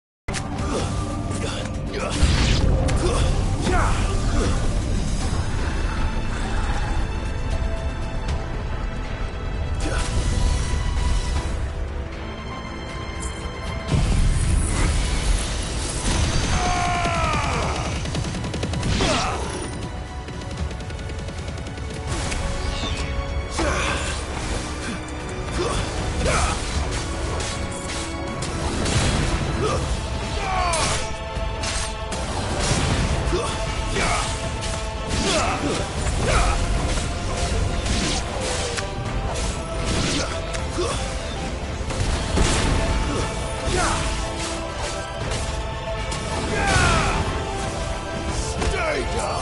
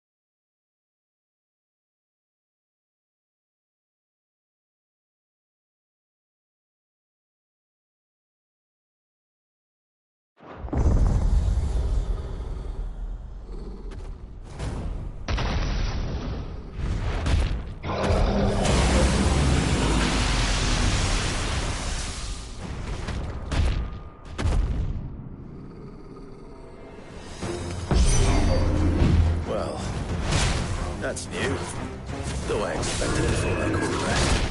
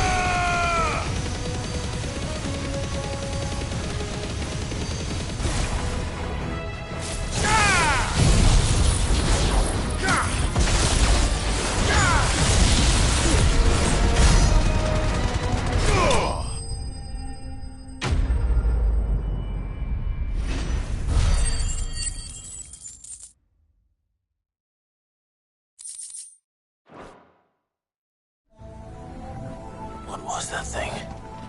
Hopefully there aren't any more.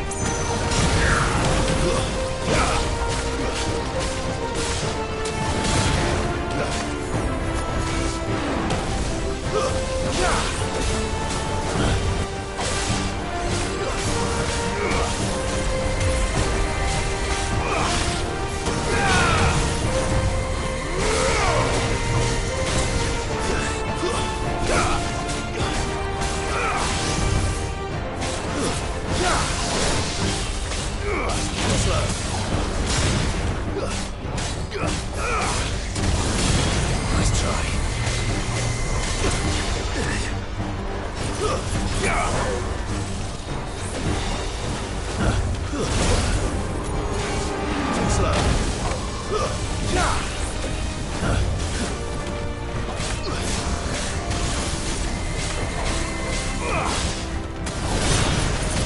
Too slow. Nice try.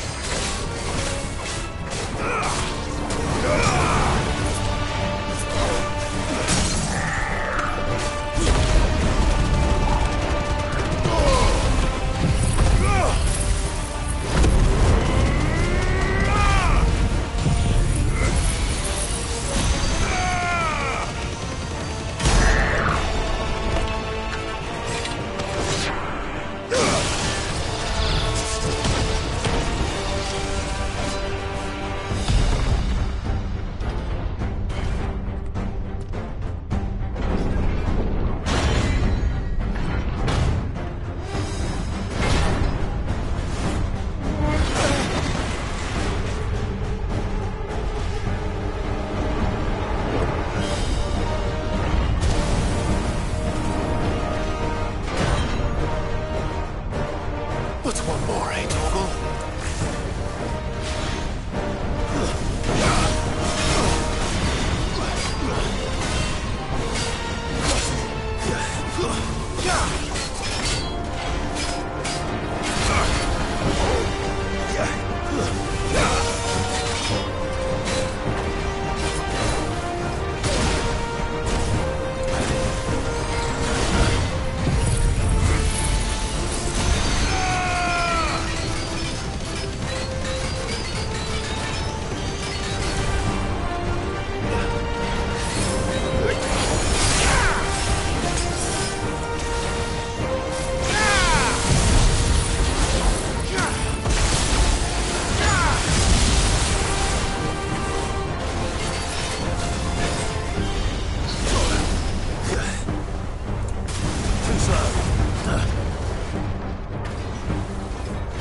Slow.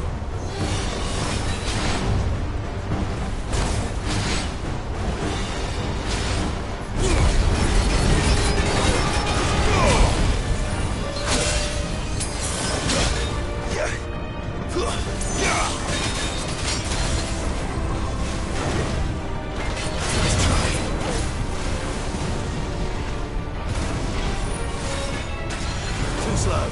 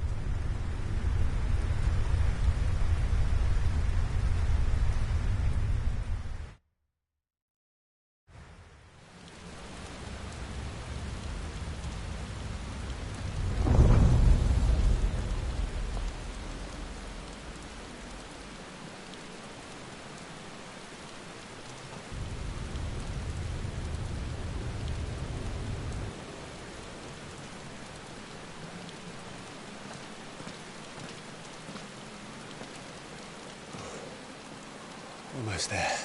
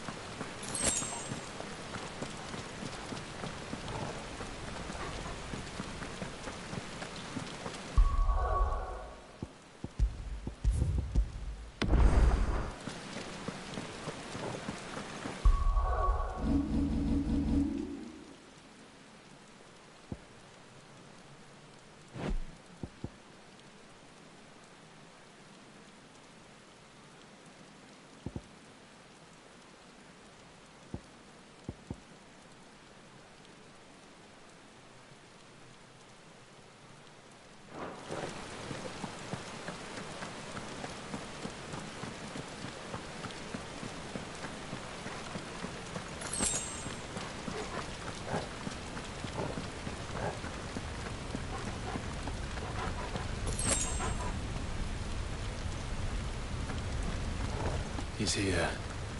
I can feel him.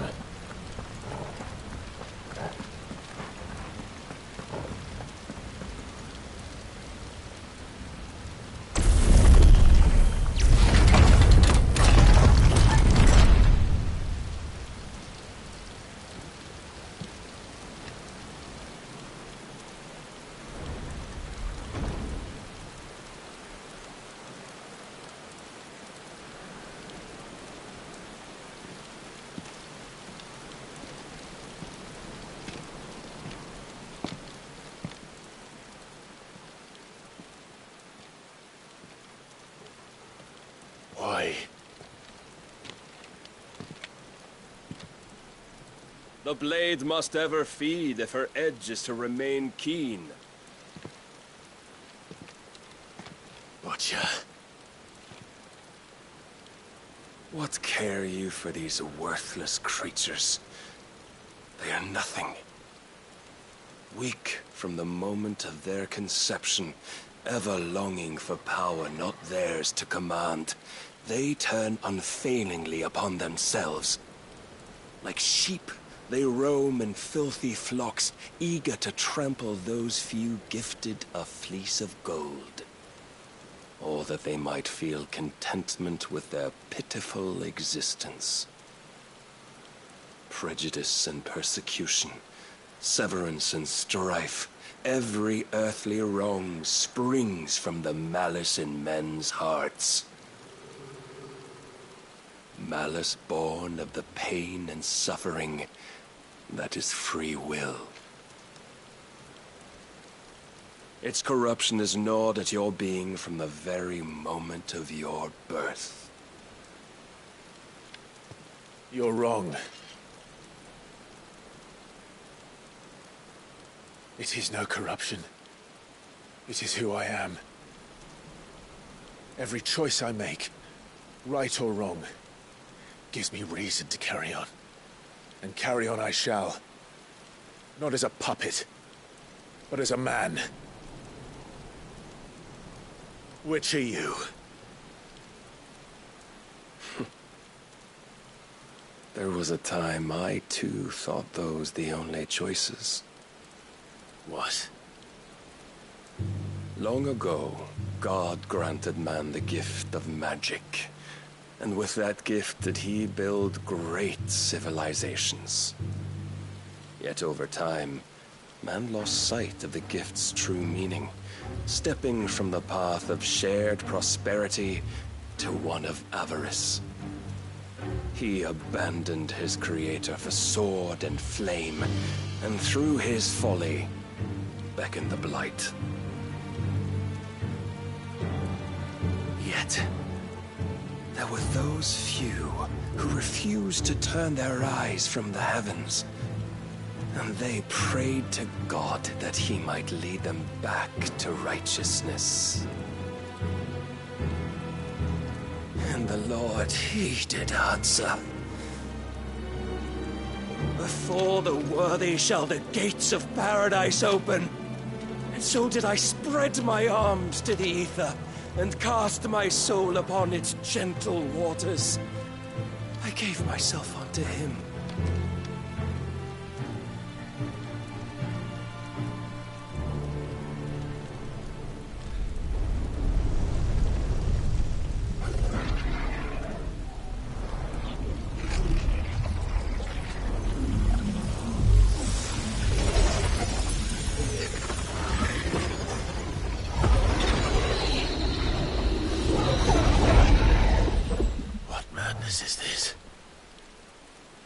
my worth proven, the Lord charged me thus. If your kind are to find salvation, they must be made to serve. You see, paradise lies but a single step away. Could we only take it? Could we only leave our transgressions behind? For none save the pure of heart and mind may set foot in the new world. I will save us. But it all begins and ends with you. You are the key, Mythos. And with this humble offering, shall I prove my faith once more. So you forsook your kingdom. You forsook yourself to serve.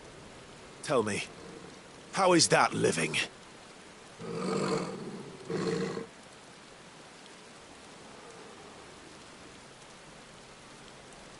What you seek to provide is not salvation. It's anything but. Life is about always having a choice. Take that away, and we might as well be dead.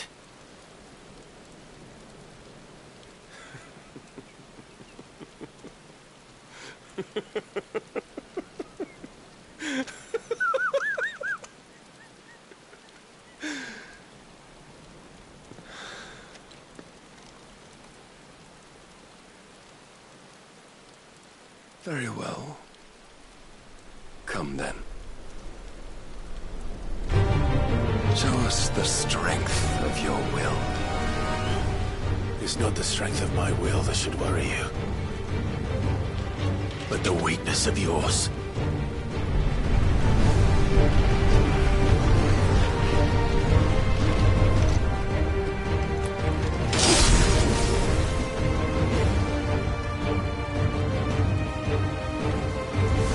If you think your will the stronger, prove it. By this day's end, you shall know the truth.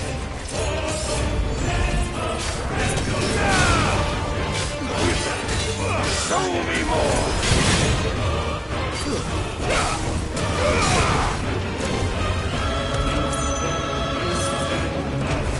You will obey!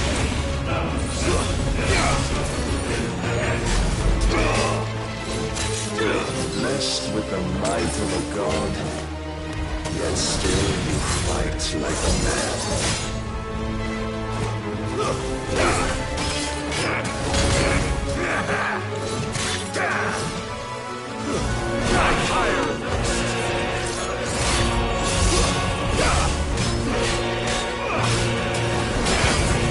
Don't disappoint me!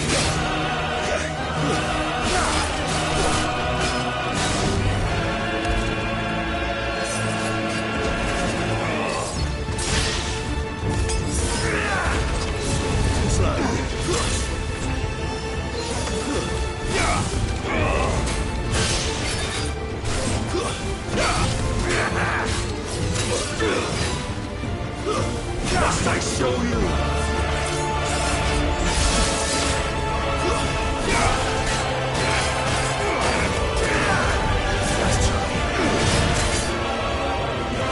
And will you see?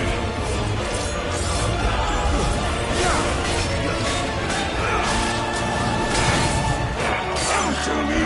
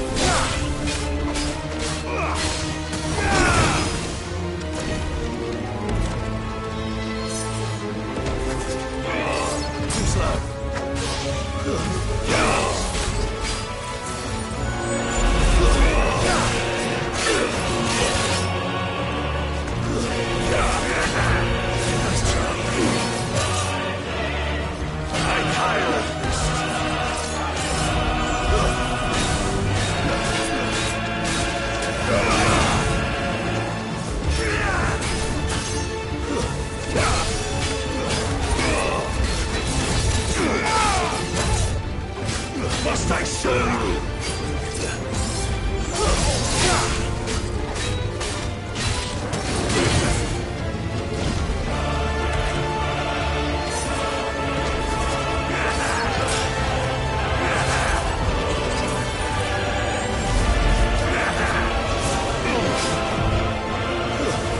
What do you see?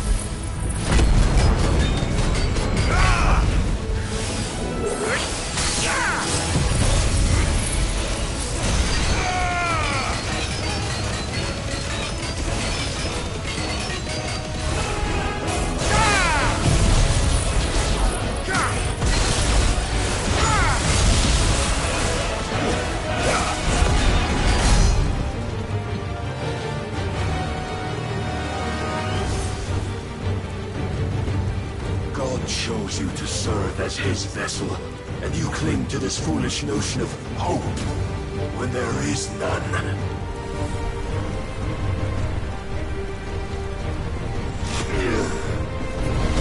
Fuck!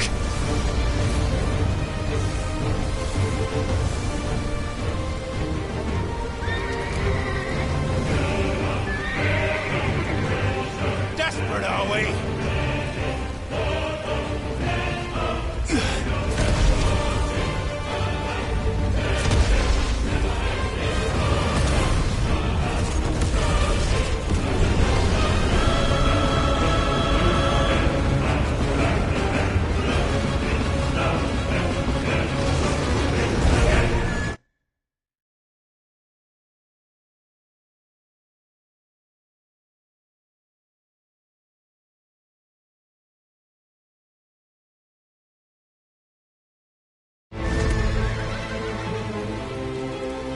Finally, we can begin.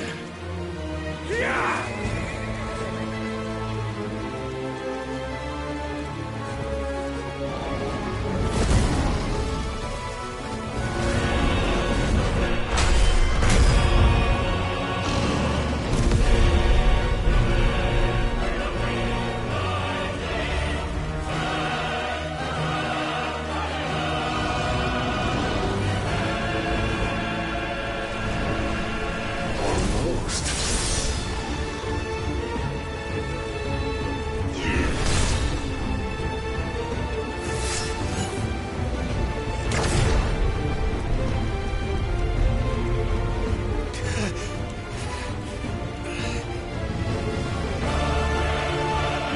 Shown the path. Now you must follow it. Free yourself, Mythos. You will not defeat me otherwise. We'll see. Perhaps you still require persuasion.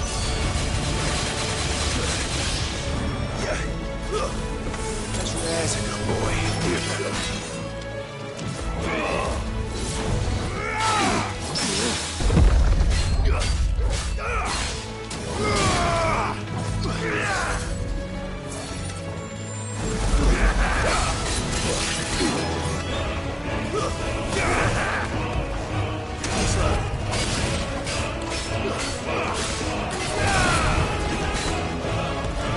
Enough, Mythos!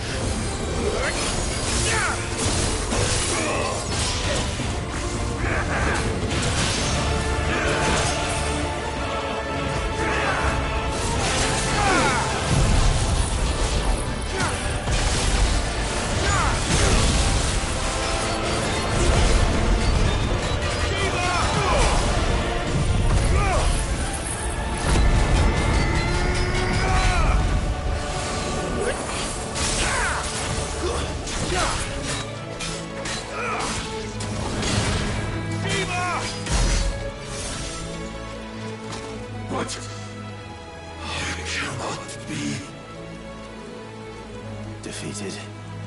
You admitted defeat the moment you turned your back on us. When you turned your back on the truth, Barnabas. We are not as weak as your God believes.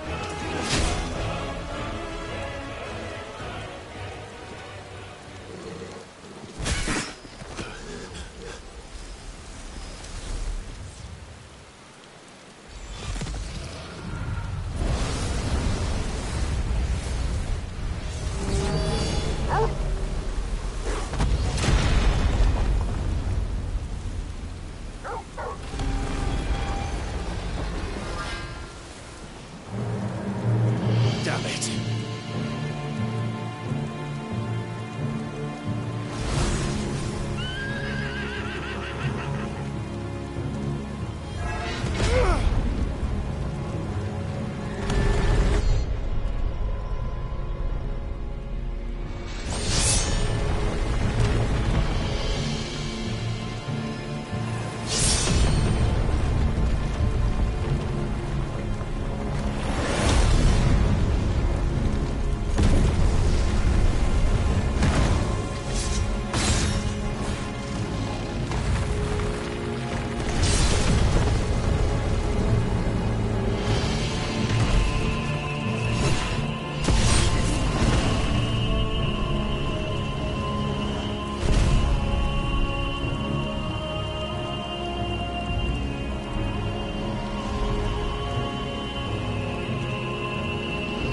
What are you waiting for?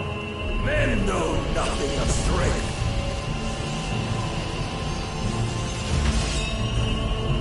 But you will.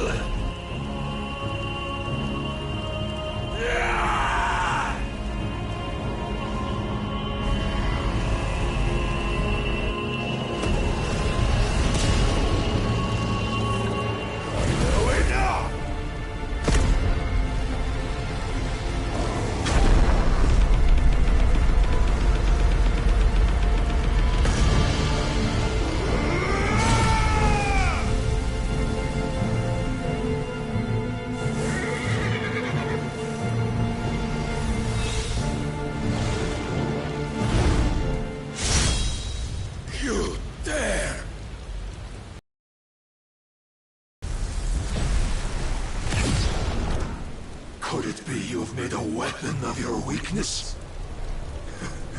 My apologies.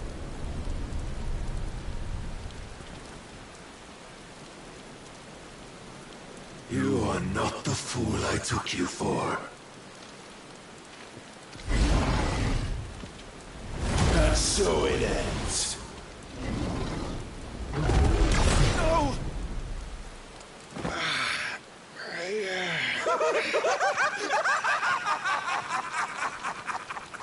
Don't tell me you are tired, Mythos!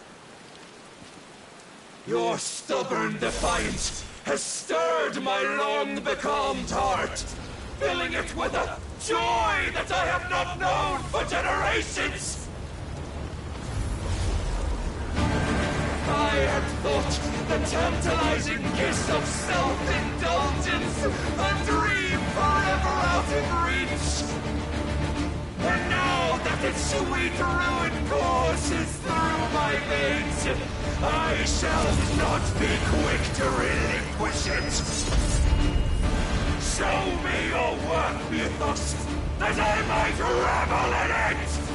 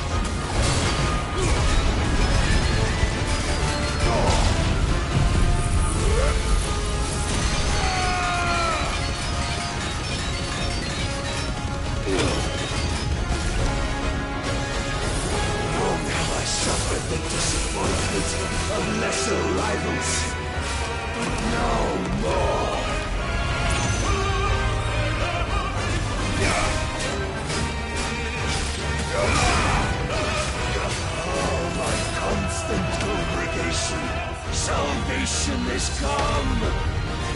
Rejoice as our souls are granted peace unending! How do you know this day will come? What proof have you? Why, you, Mythos. Your mere existence is proof of the Lord's grand design. I'll never serve your god!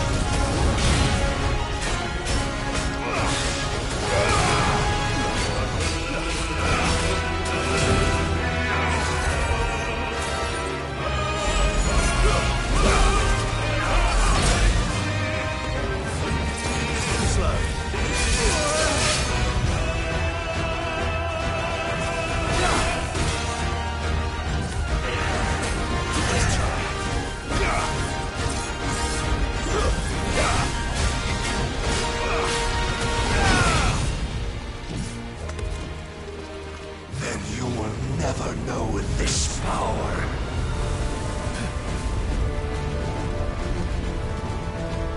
My heart, it soars. As it did the day I won Ash.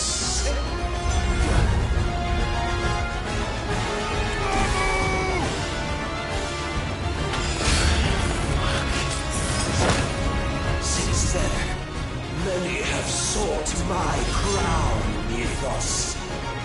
But none could wrest it from my head.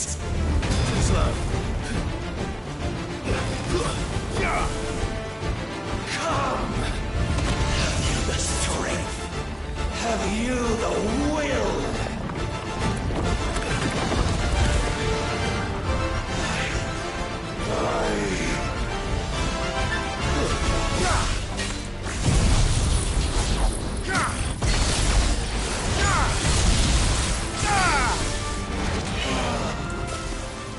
Rapture!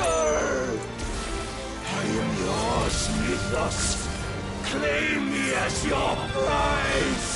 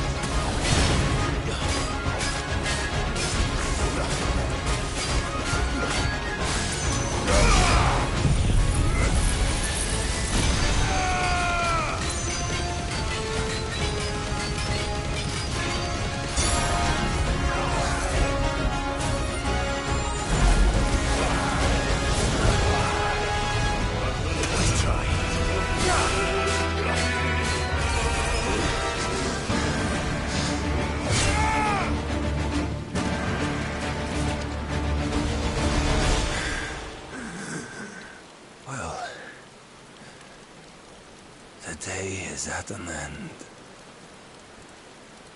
And we both know the truth. It is I who stand victorious. My will that prevailed. Your will? No. It was his. Clive Rossfield.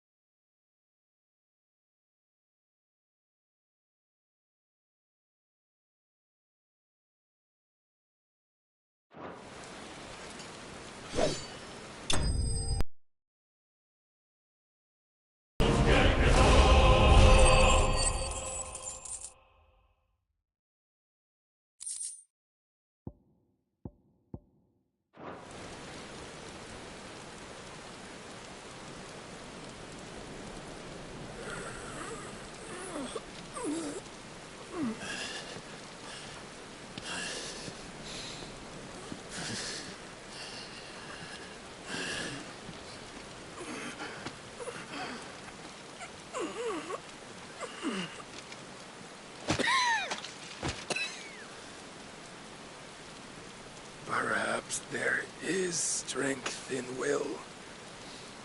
Would that I had not relinquished my own.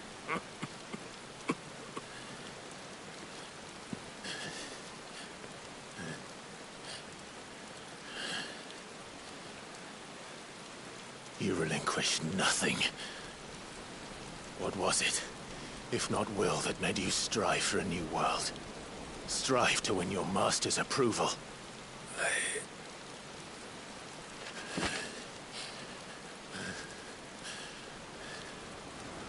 You were shown a fantasy, and you chose to believe it.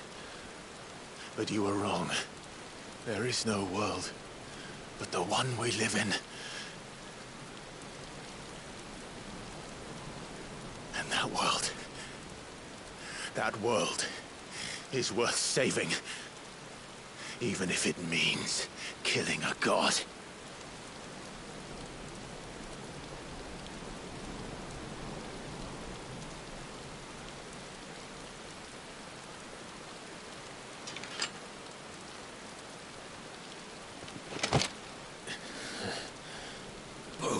Words from one who has served the Lord so well. This is pointless.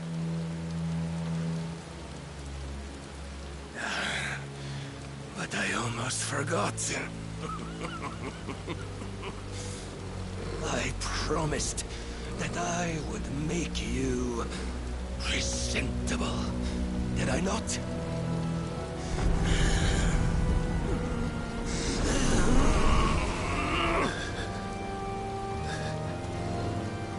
We shall fulfill our destinies, just as the Lord's Mother Crystals have fulfilled theirs. Come, Clive Rossfield. Take what is rightfully yours. Become one with God. No.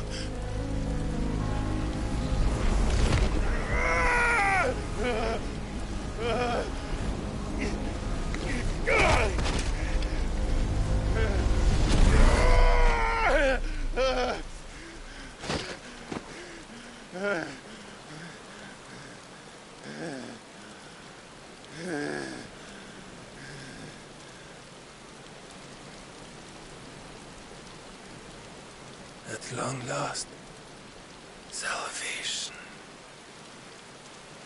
I'm coming home. Mother.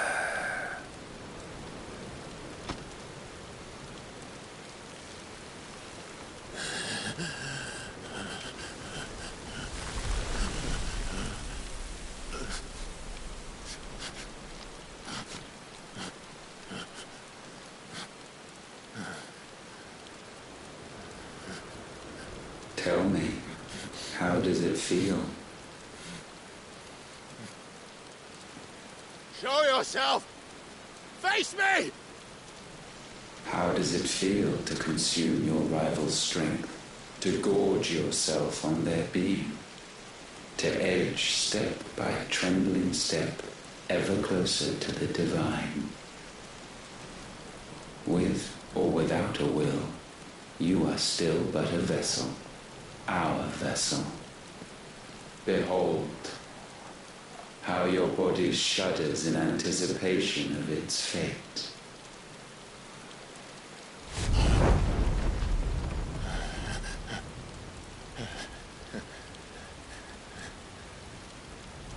Oh, it's not yours yet. No. Come then, O wayward child. We shall await you upon the back of the first worm. There all shall end and begin again.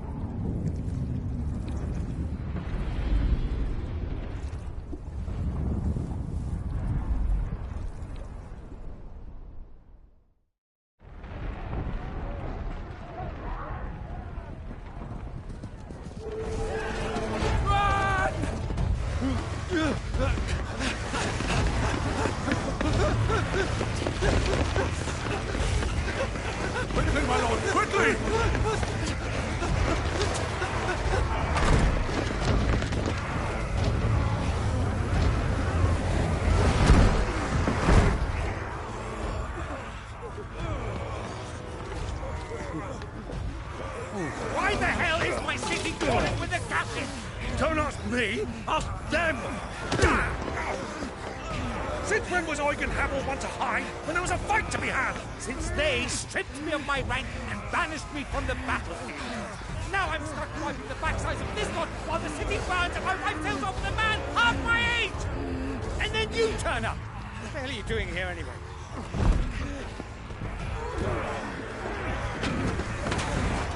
What indeed? The enemy numbers 200,000 or more counting yours. There are simply not enough soldiers garrisoned in the capital to repel an army of that size. Then one of the central keep, held by a contingent of soldiers and bearers from the surrounding boroughs. They are the sole reason it still stands. And all it took was an army on their doorstep to bring them together. The prospect of death does put things into perspective. Perspective. Perhaps it's what we've lacked all along.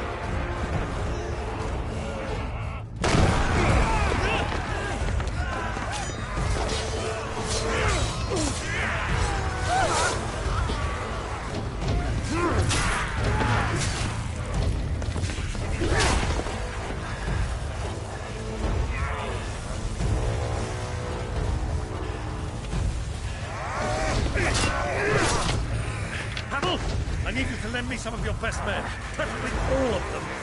My best men! Does it look like I'm any more? I admit this might not be the most convenient time, but my nephew's in trouble, and I may have already promised him your help. Your nephew, the outlaw? Never! My soldiers have better things to do than die for nothing. Then you and he are of the same mind. Clive fights for the opposite. He fights for a world in which we shouldn't have to live and die for nothing. And he fights today to give us all a chance of a better tomorrow. Be that as it may, a handful of men cannot stand against the kingdom.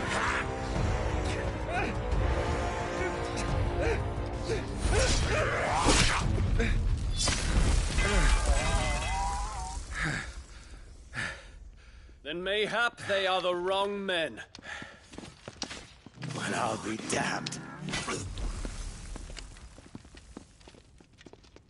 Our numbers are few, but I shall rally as many of my dragoons as I'm able. You, apprise the Lord Strategist of the state of the city's defenses. Yes, Your Radiance. And you would fight alongside us? I owe the Phoenix a debt.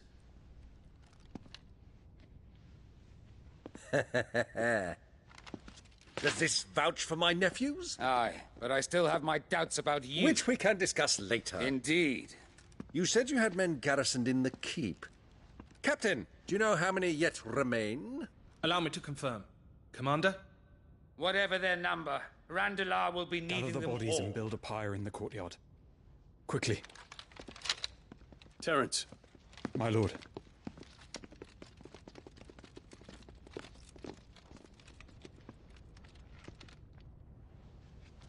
You will find a girl there. A girl? We are in the middle of a war. I owe her my life, and I always pay my debts. You are to see that she is provided for.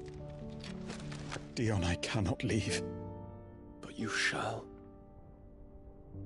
If I am ever to be worthy of the forgiveness of our people, then I must earn it. And I must earn it by my hand, and my hand alone. Know that I do not ask this lightly. And know that I will do it.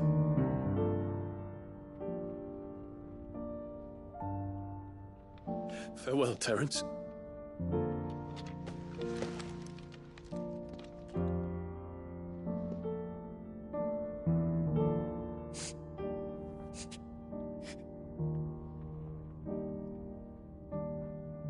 Farewell, my prince.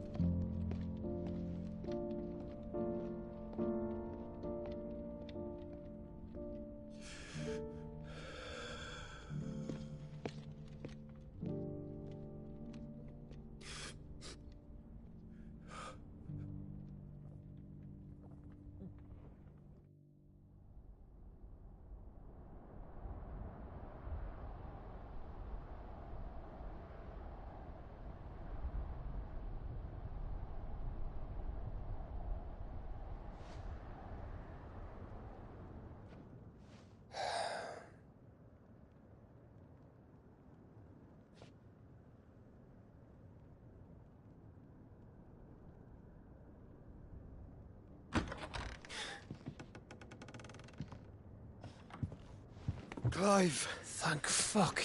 You all right? I am. But I'm a damn sight better for seeing you, Joshua. And Barnabas. The king is dead.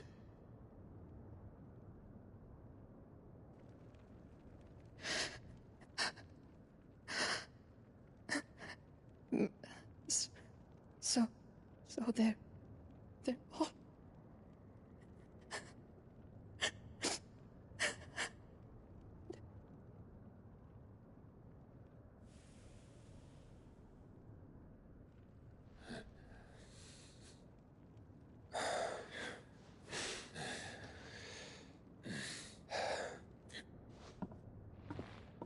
they are, but so is their killer. He can't hurt anyone anymore. You're safe.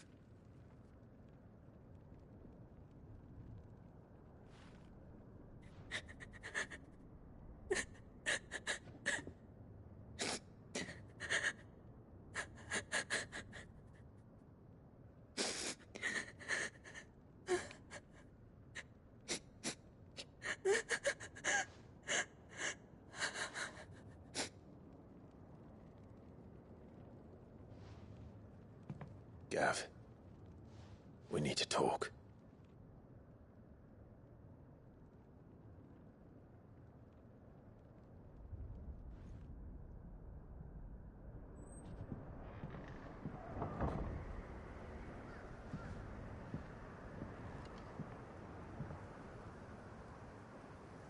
I'm sorry, Clive. You know I want nothing more than to go with you. I do. But I'm glad you're heading back to the Enterprise nonetheless. And not just for Edda's sake. Our people need to know what happened here. You can count on me. As can she, I hope. Thank you, my lords.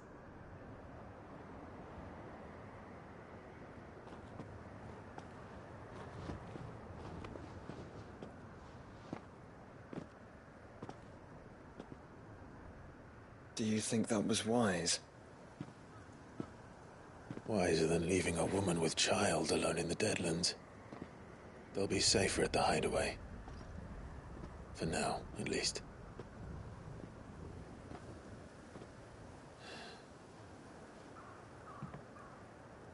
This land is overrun with Akashic.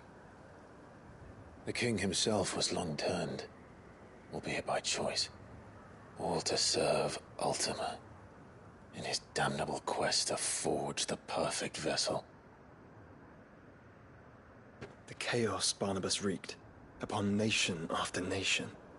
How many were killed for this? He didn't consider it killing, or a mercy of sorts, a way to end their suffering. He truly wanted to save mankind, and ultimately used that. As he uses us. But why us? What are we? What are we? We are dominants. That is our fate. But that doesn't mean we have to accept it, which is why we fight. For the right to deny it. Is that not so? It is. For our sins.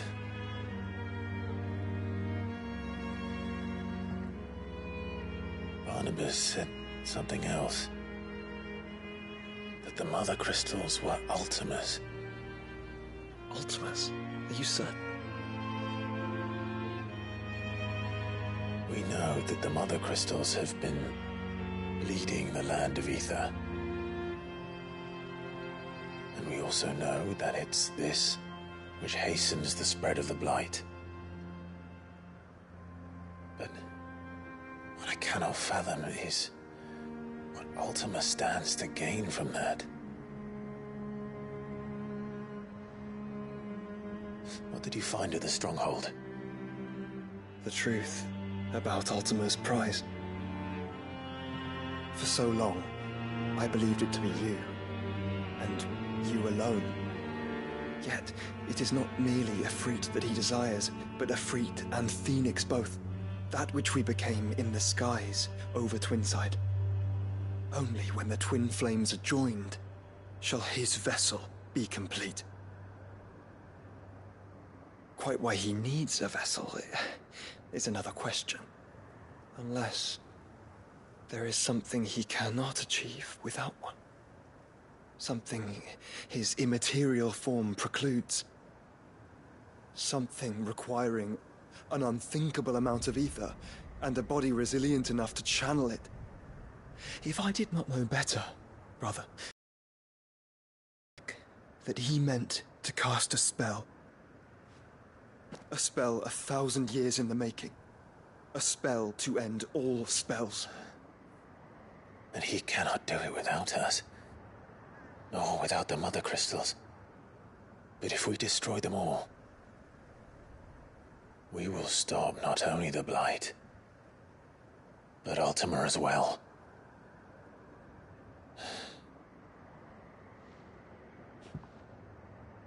We stick to the plan then.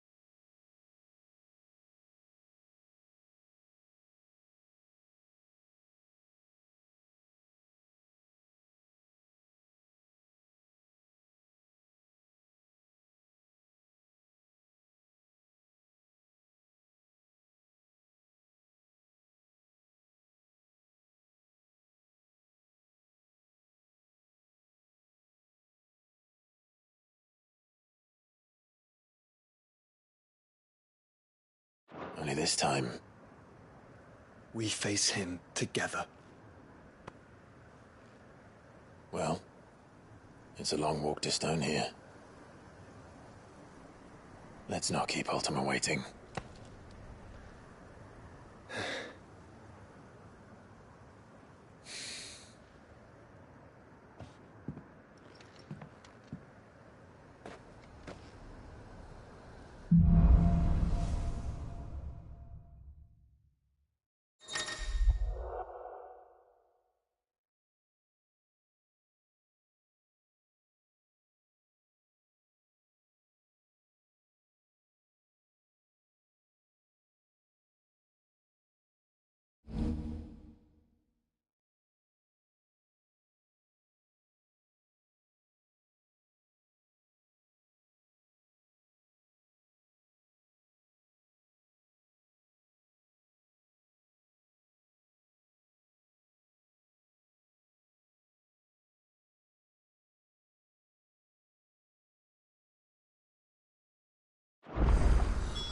When Barnabas fell,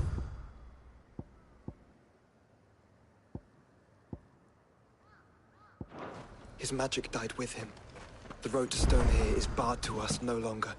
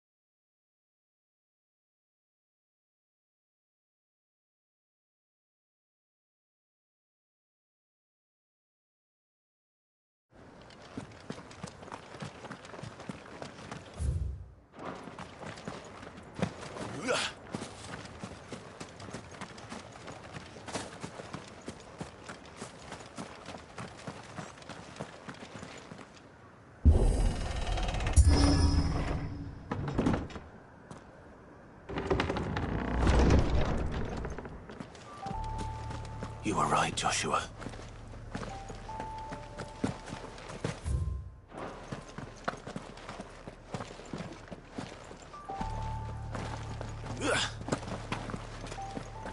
Bodies up ahead.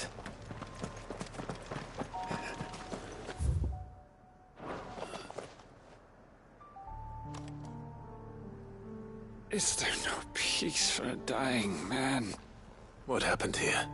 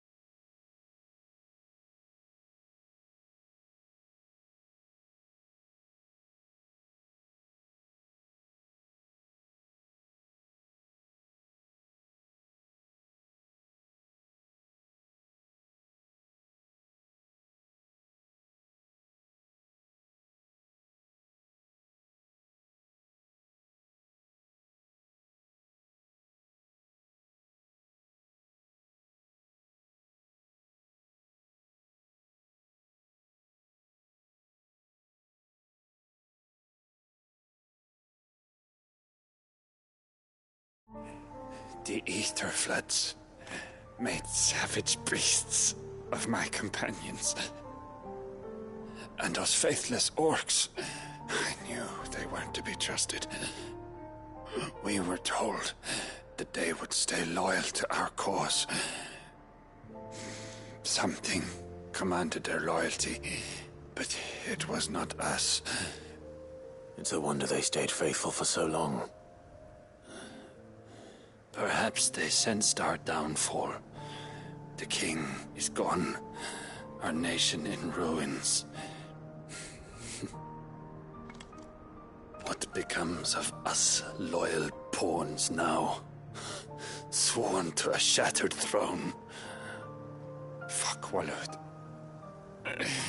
Fuck the dead king and his god. Fuck this withered shithole. The floods do not affect you. You are a bearer, albeit one who's lost his brand. Pray, hear me, brother. Will you grant this pawn his final wish? Will you lay my dying soul to rest?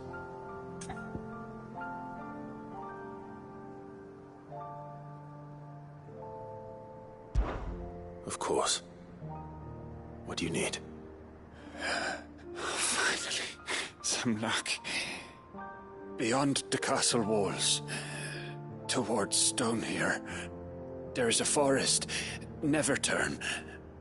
My parents are buried upon a bluff, nestled amongst the trees. Theirs was the only love I ever knew. I was torn from them in life, but perhaps I can return to them in death. Take my ring. See that it rests beside their bones.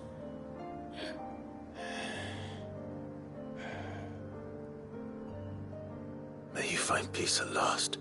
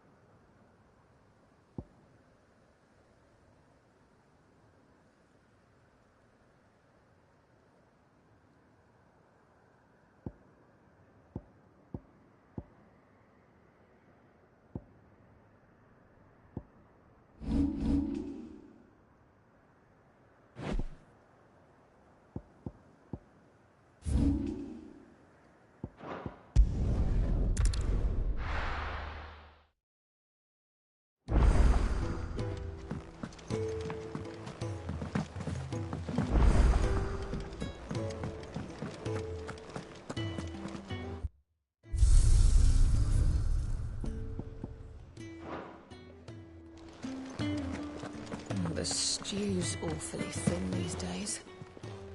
Aye, it's a dangerous world out there.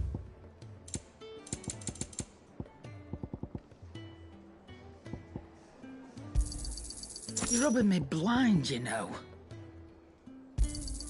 You'll not find a better price than that. It'd better all be here.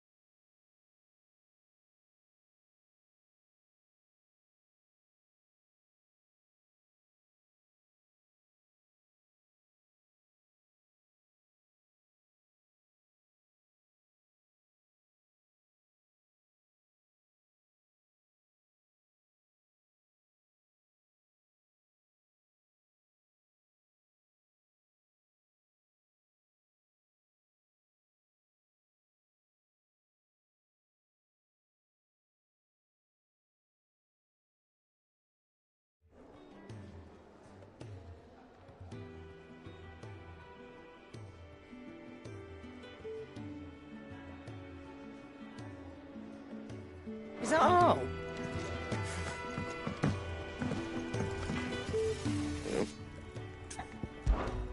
What do you want?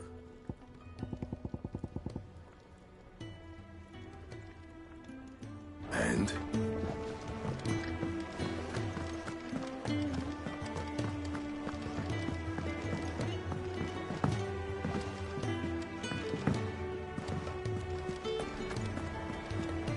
Covered in nicks and lumps, the lot of them.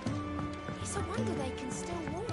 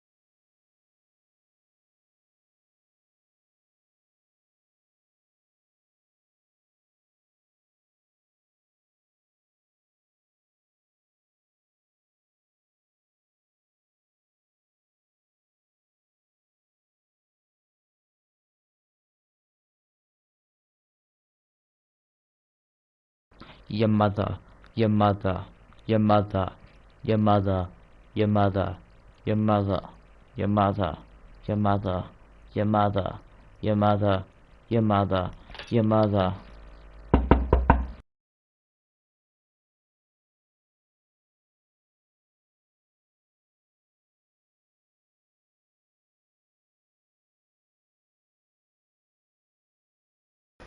Your father. Fuck.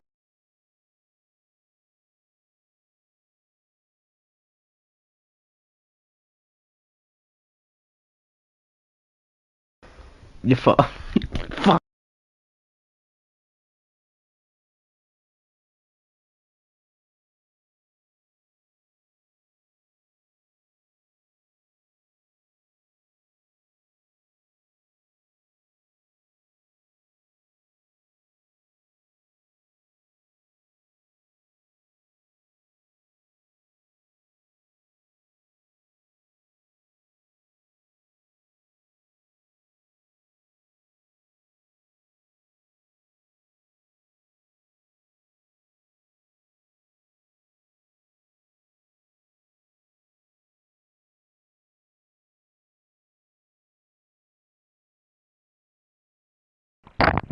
Oh, kill James Charles, he's a fucking nonce. Oh, kill James Charles, he's a fucking nonce.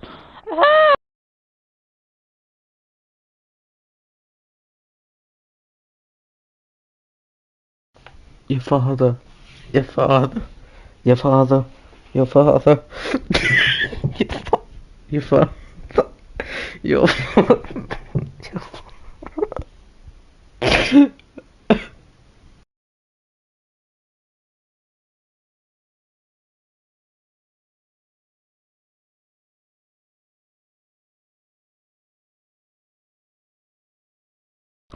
Your sister, your sister, your sister, your sister, your sister, your sister, your sister, your sister, your sister, your sister, your sister.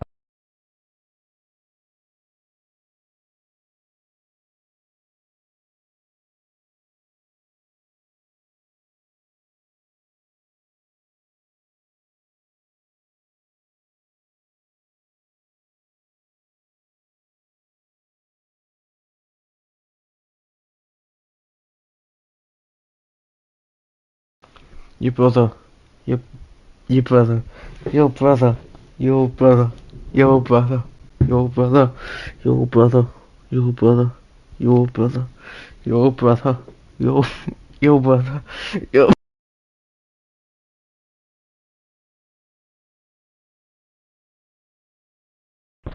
Hail Hitler, Heil Hitler, Hail Hitler, he has kids. Ooh, wah. He's like Jeffrey Dahmer, but he's German. He is.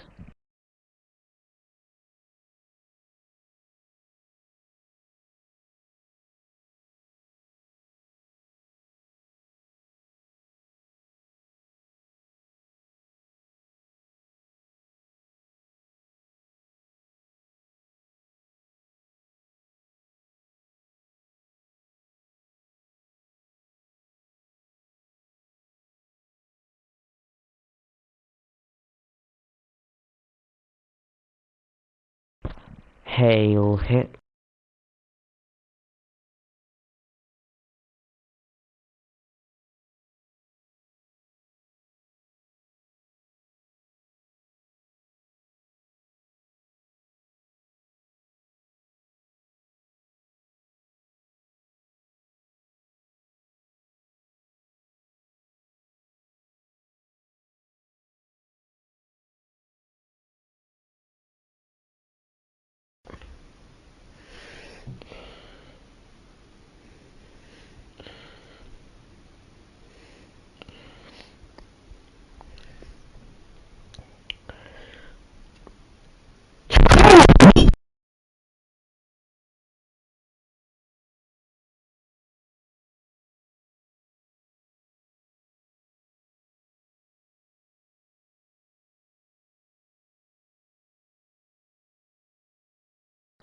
Black people should die, they are fucking black.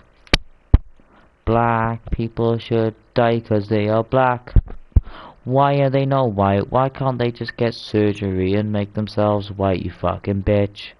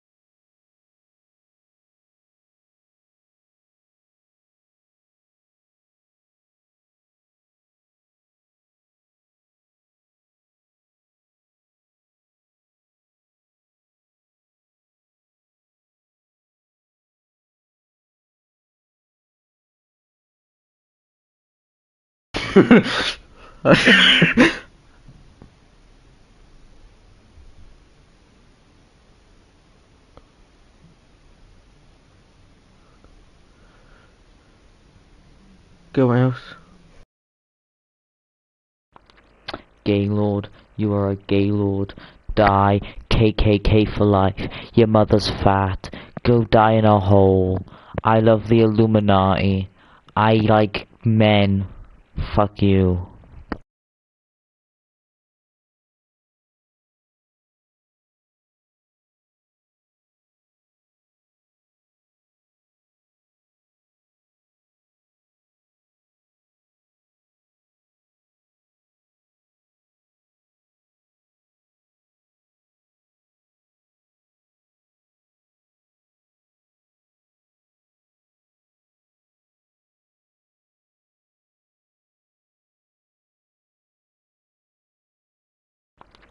Gaylord, you are a Gaylord.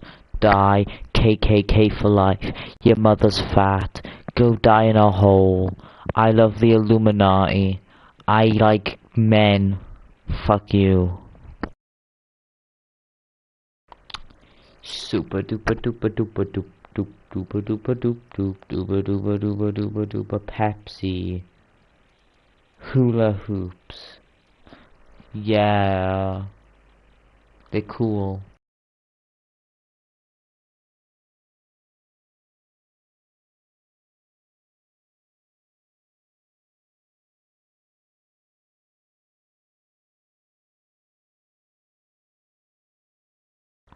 My brain right now is running on fumes. I have no fucking things that I can think to say. Same with the last thing I just fucking said. Like, what the fuck? That last message I said was so fucking weird. Like, what? Super duper duper duper duper duper duper duper duper duper duper duper duper Pepsi. Hula hoops. Yeah. They're cool.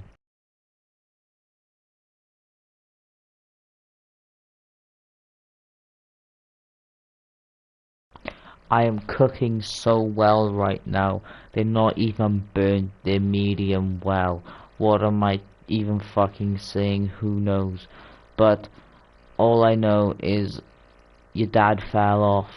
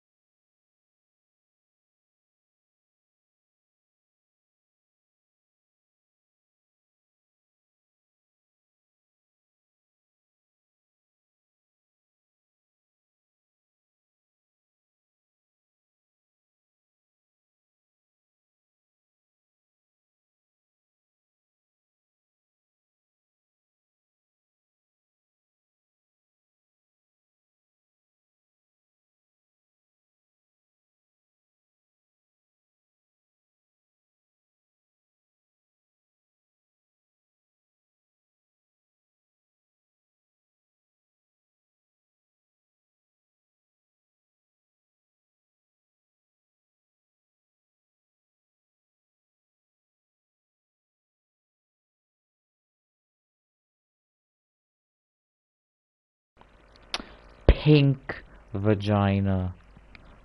Celebrations box. Wallpaper. Radiator.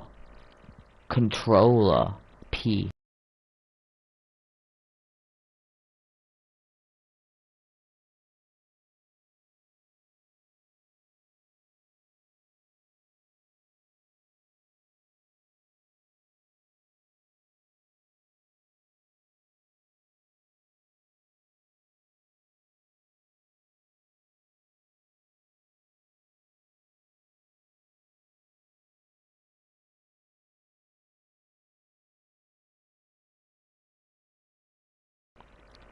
Pink vagina.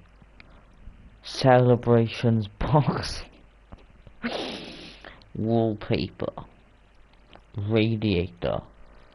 Controller. P.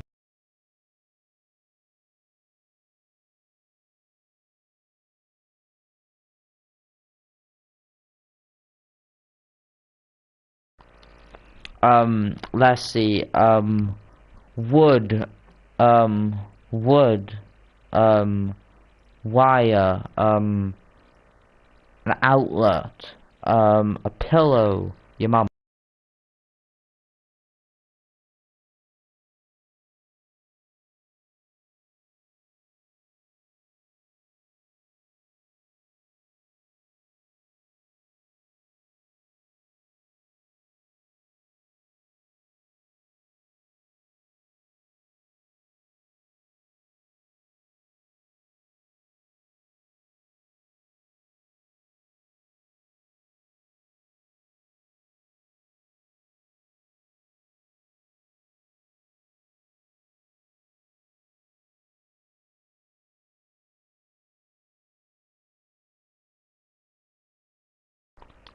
£20 note, £10 note, a mouse, what? Not, I mean, you know what I mean, headphones, your sister.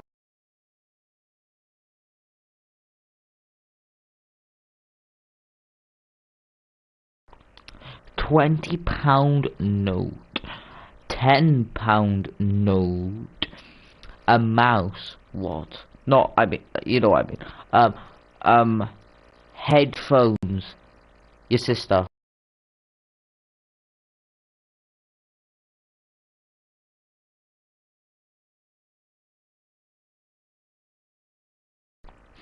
A big black dildo.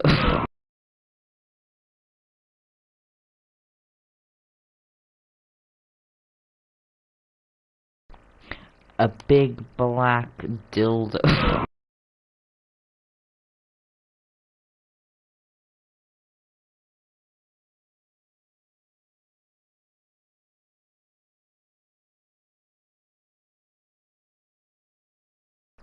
A Joshua Prail body.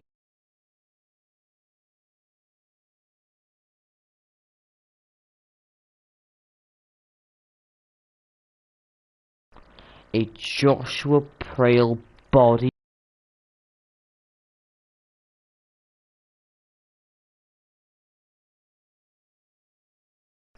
A Joshua Prail body.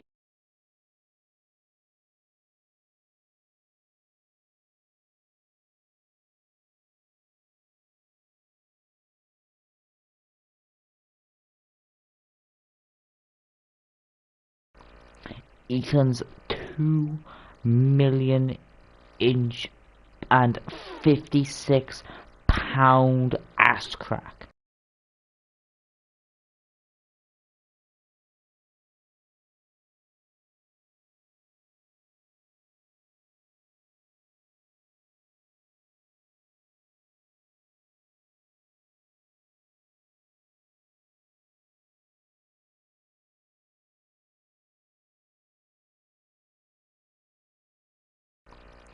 Ethan's 2 million inch and 56-pound ass crack.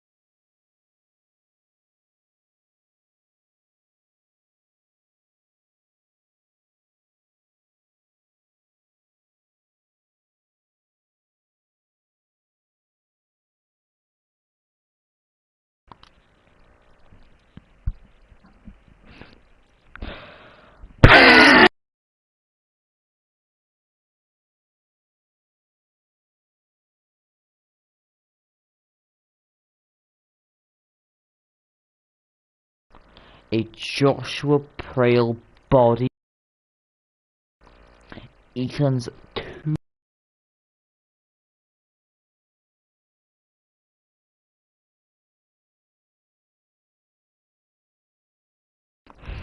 You've got me, and fucking what am I doing, your mother? What am I talking about? 360 Xbox.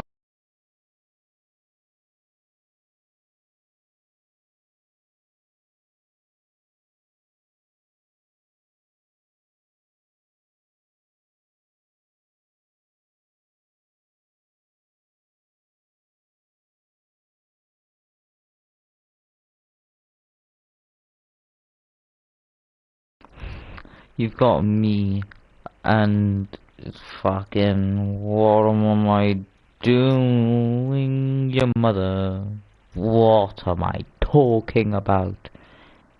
360 Xbox.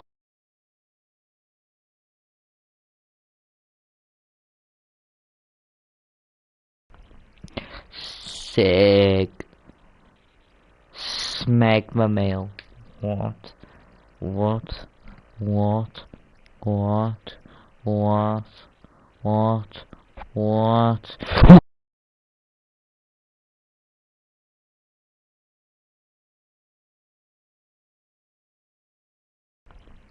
Sig. Smegma mail. What? What? What? What? What? What? What? Sticking out your tongue to fuck your mother.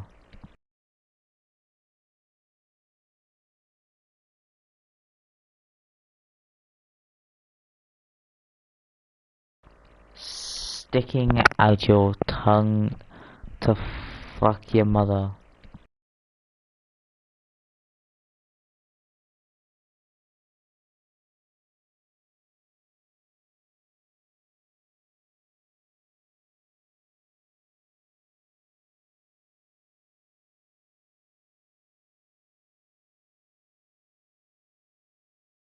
Sticking out your tongue to fuck your mother.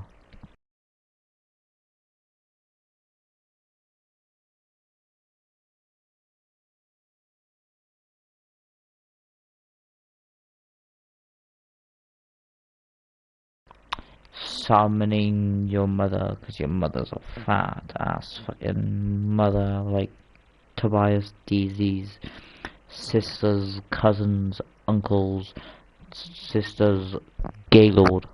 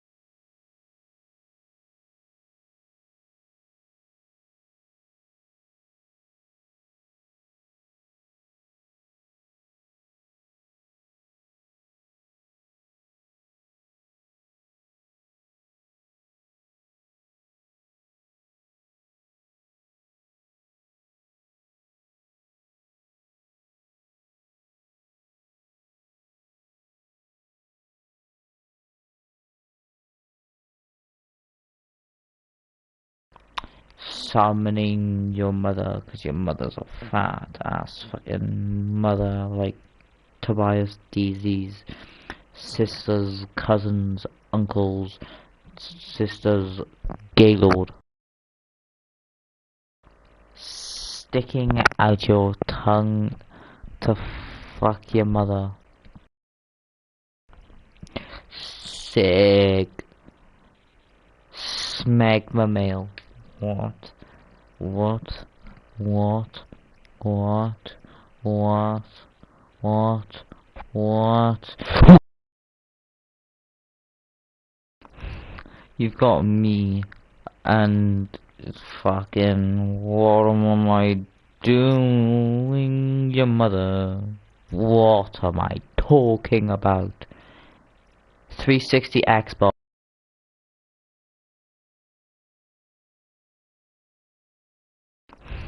You've got me, and fucking what am I doing, your mother? What am I talking about? 360 Xbox.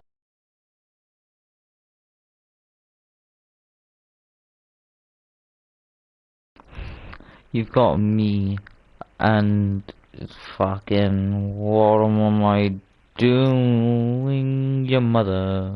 What am I talking about? 360 Xbox.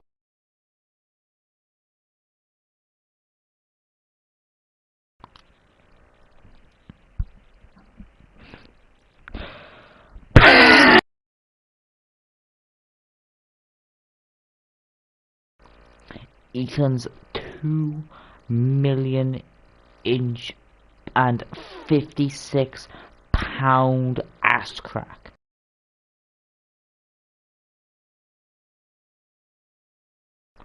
A Joshua Prale body.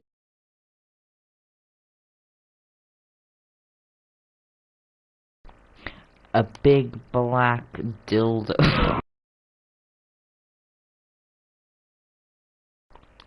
20-pound note. 10-pound note. A mouse. What? Not, I mean, you know what I mean. Headphones. Your sister.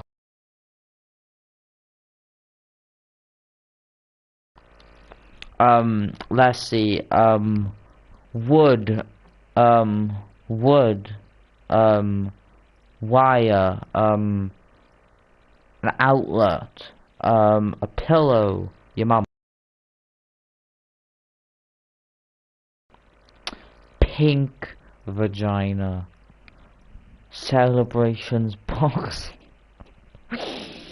Wallpaper. Radiator. Controller. P. Pink vagina. Celebrations box.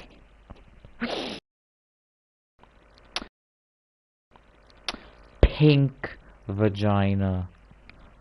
Celebrations box. Wallpaper. I am cooking so well right now. They're not even burnt. They're medium well. What am I even fucking saying? I am cooking so well right now. They're not even burnt. They're medium well.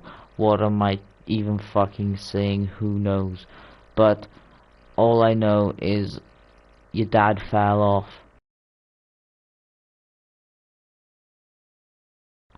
My brain right now is running on fumes. I have no fucking things that I can think to say.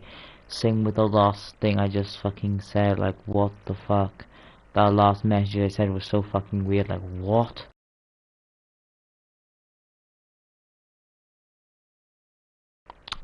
Super duper duper duper duper duper duper duper duper duper duper duper duper duper Pepsi. Hula hoops. Yeah, they're cool.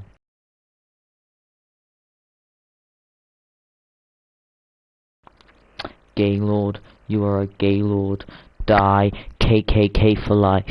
Your mother's fat. Go die in a hole. I love the Illuminati. I like men. Fuck you.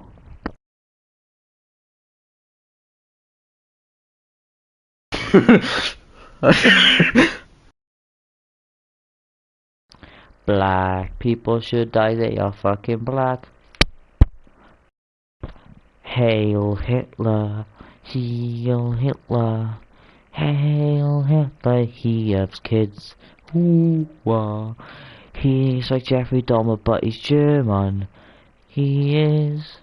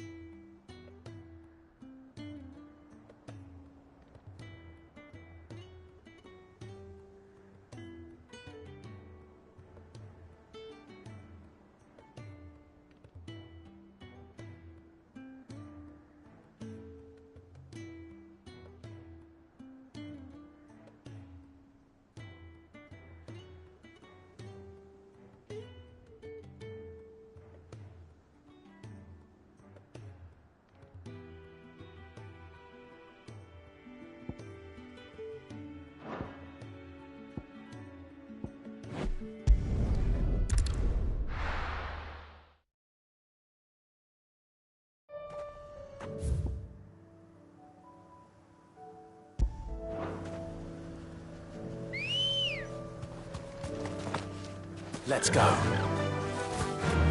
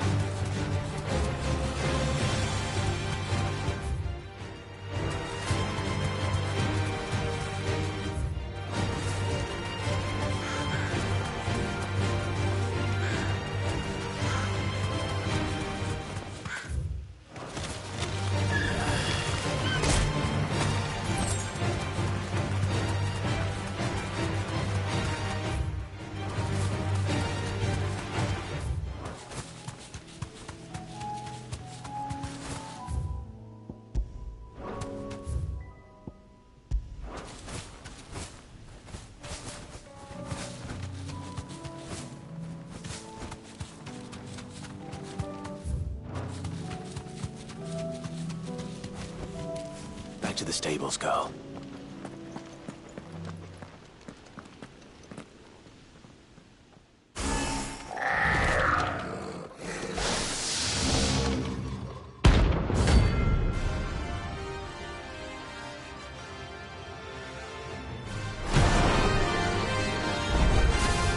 Looks like we're working something up. Only one thing for it. Too slow.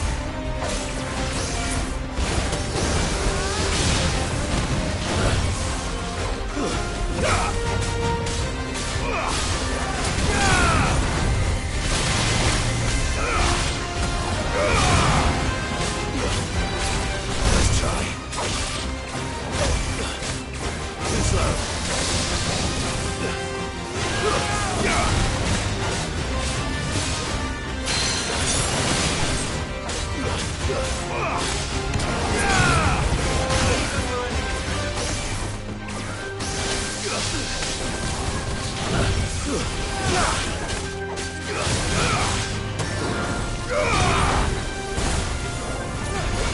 Nice try.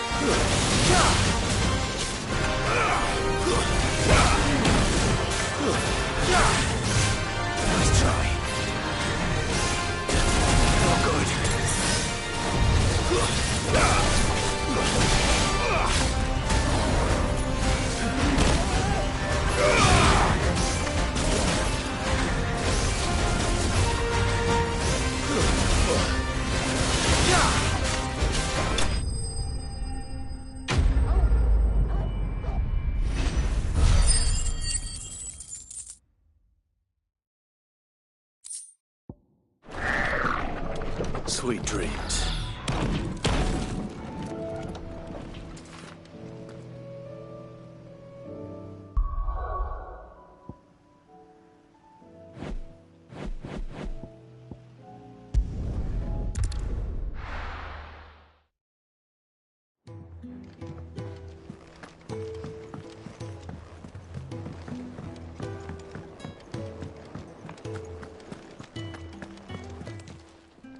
Aye, it's a dangerous world out there.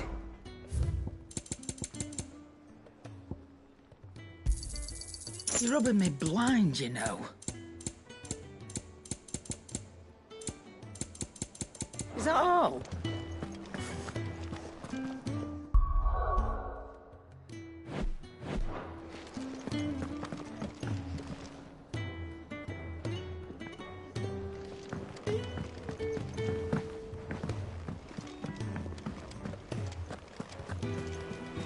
Covered in nicks and lumps, the lot of them. It's a wonder they can still walk.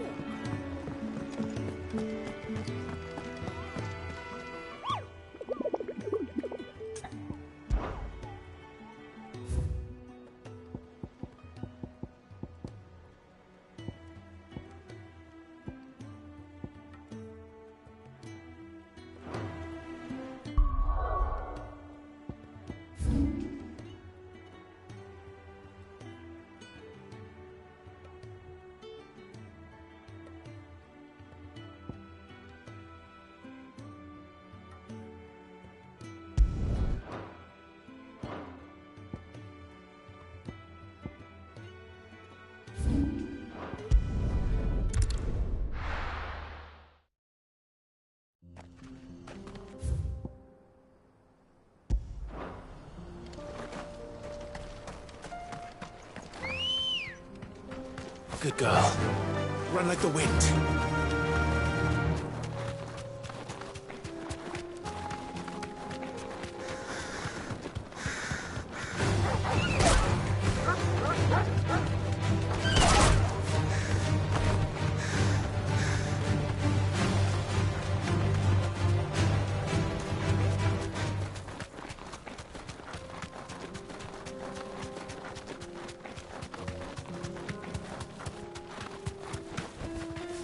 Thanks, girl.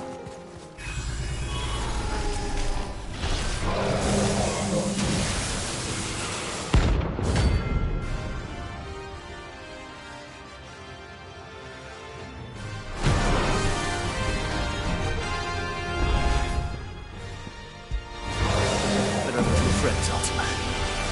If it's me you want, I'm right here. Too slow. Nice try.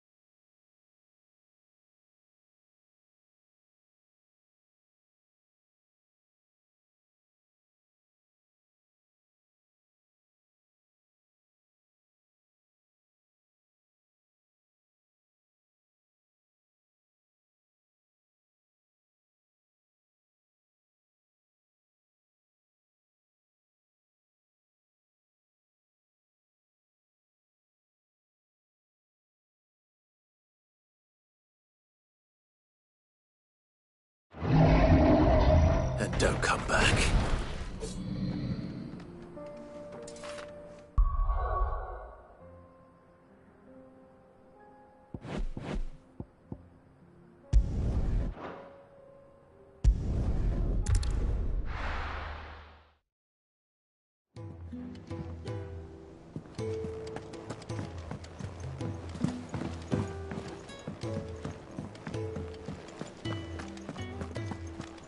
The stew's awfully thin these days. Yep. Wat zijn ik voor je in dier?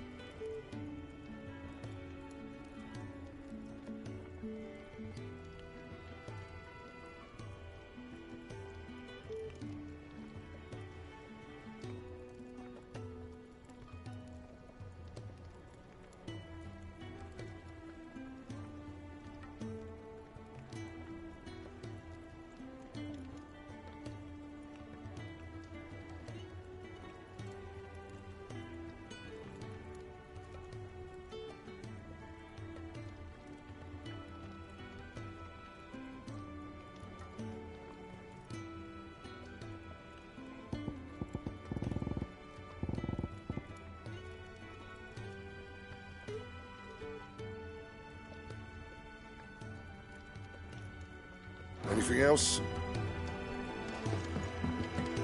The stew's awfully thin these days.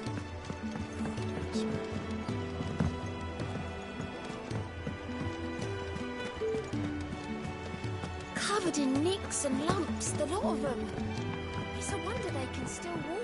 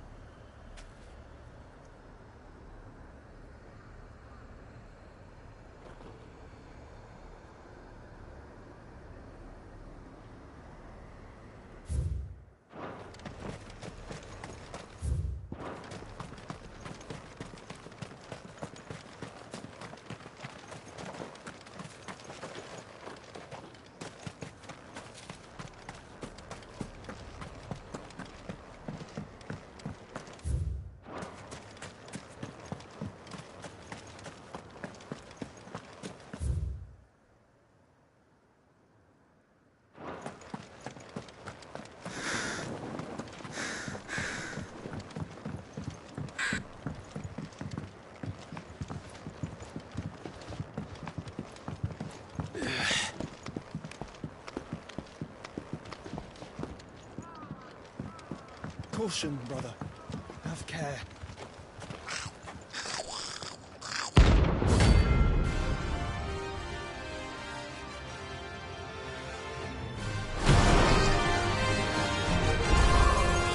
The goblin ash. How the hell did it cross the strait?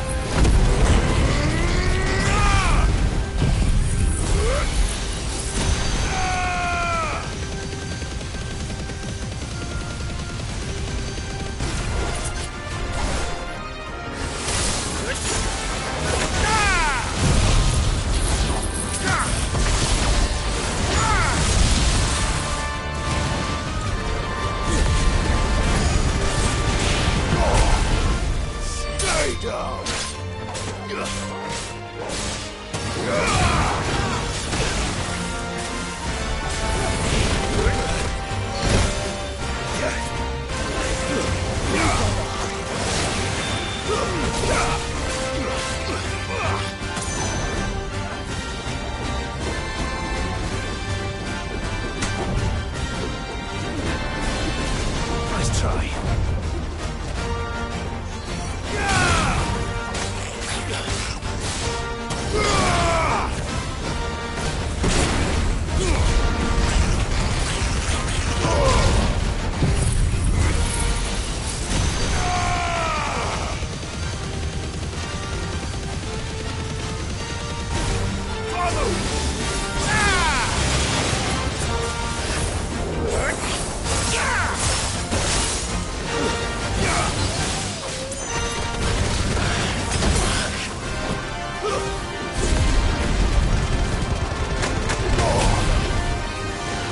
Nice try. Nice try.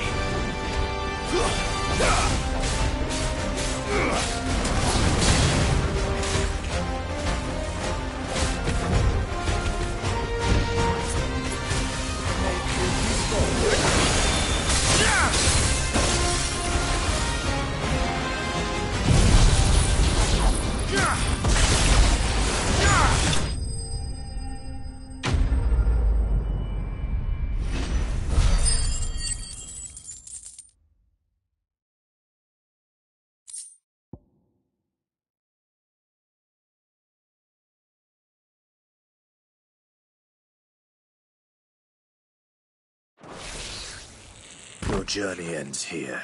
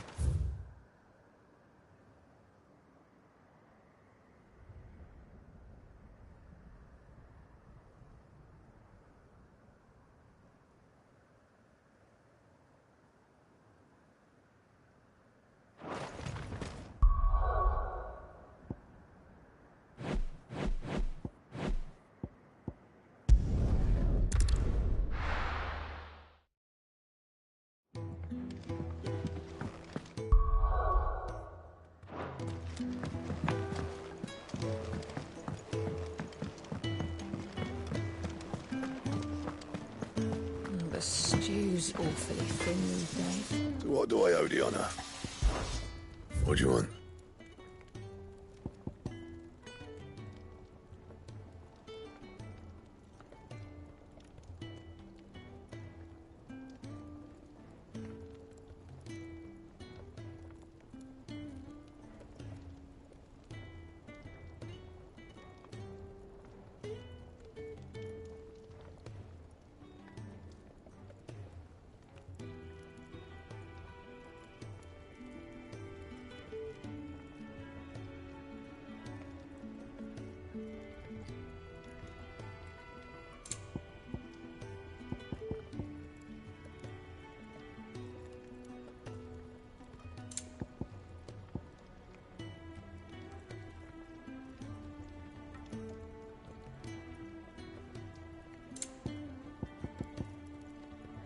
Anything else?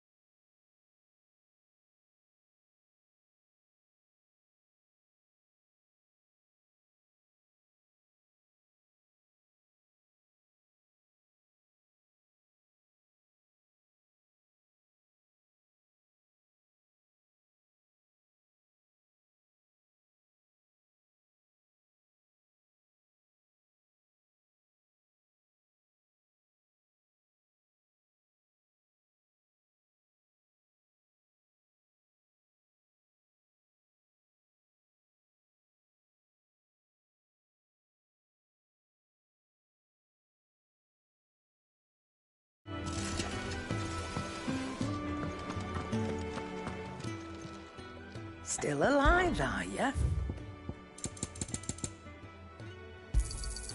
You're rubbing me blind, you know. Is that all?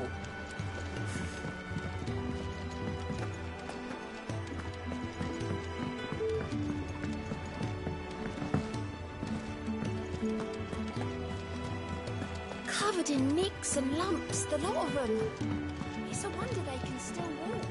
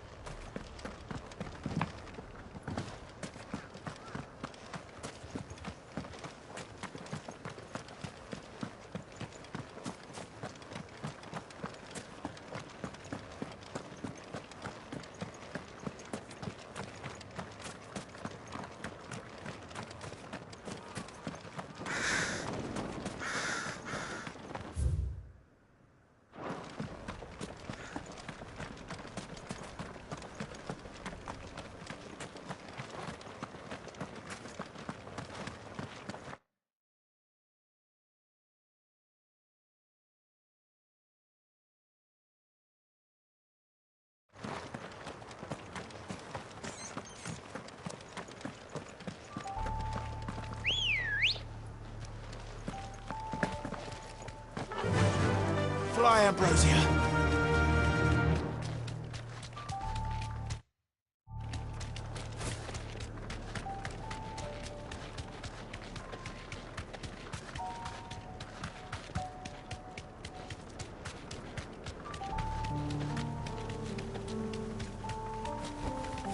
You deserve a rest.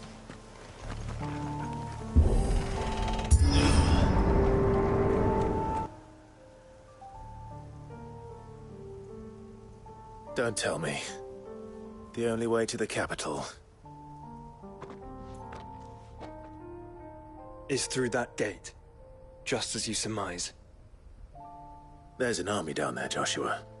Yes, but I don't see any dominance.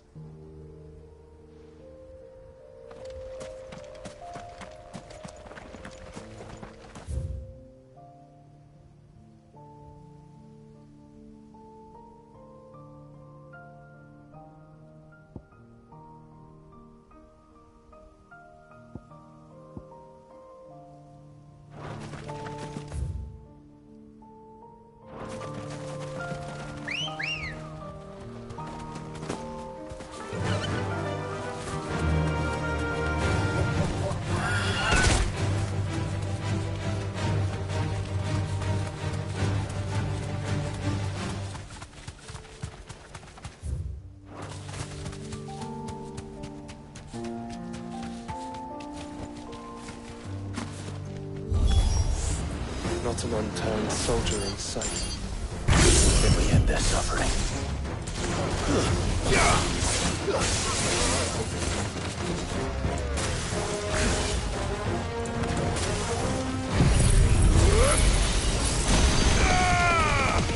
You're finished.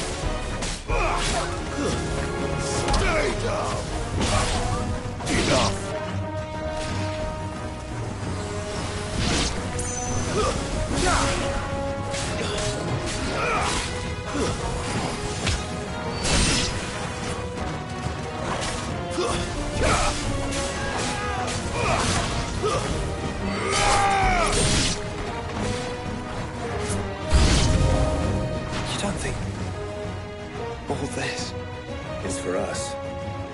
I wouldn't put it past Ultima. He's made nothing easy so far.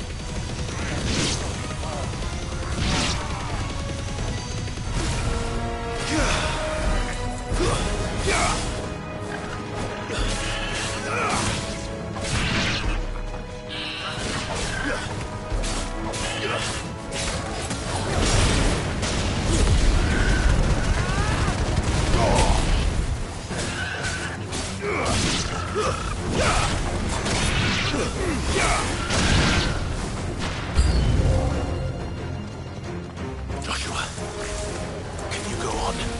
Do I have a choice?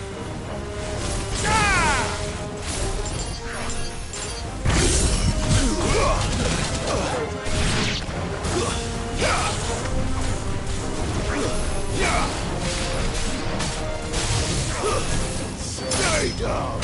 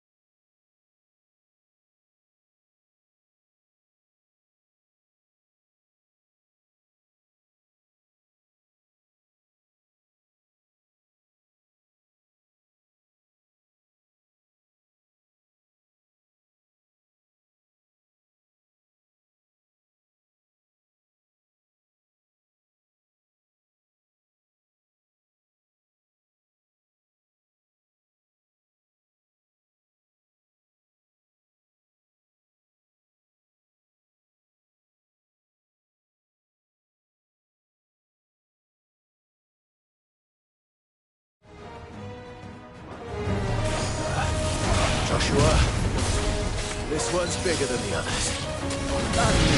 By the look of it.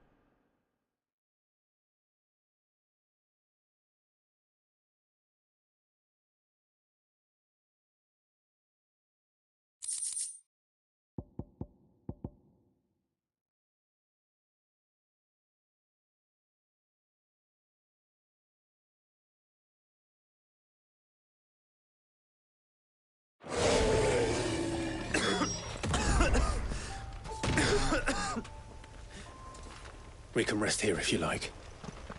Don't worry. I'll be fine.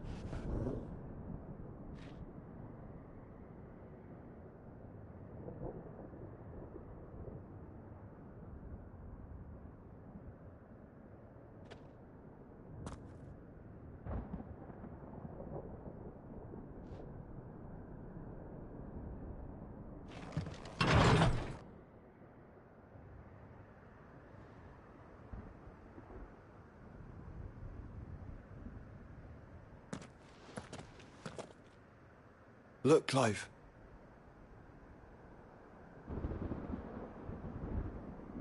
By the Founder.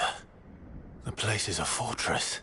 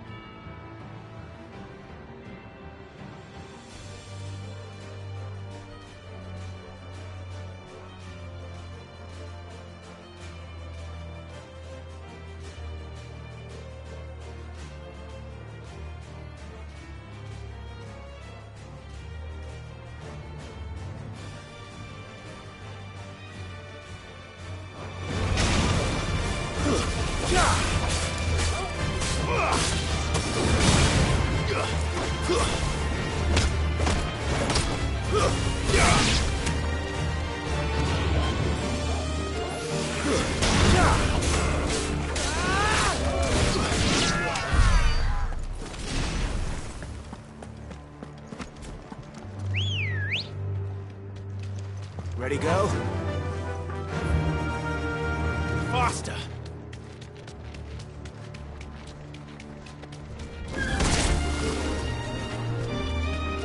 What do you suppose that is? It's not on Vivian's map. Probably for a good reason. Right. To stone here.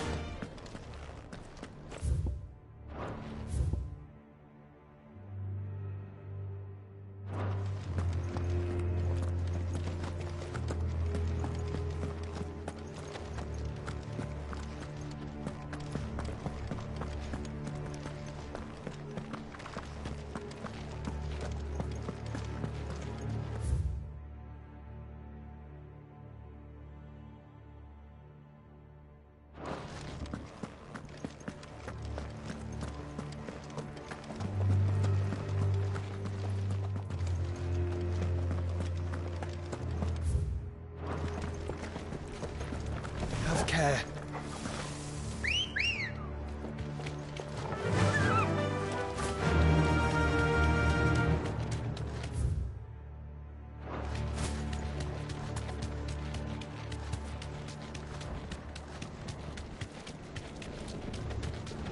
No villagers.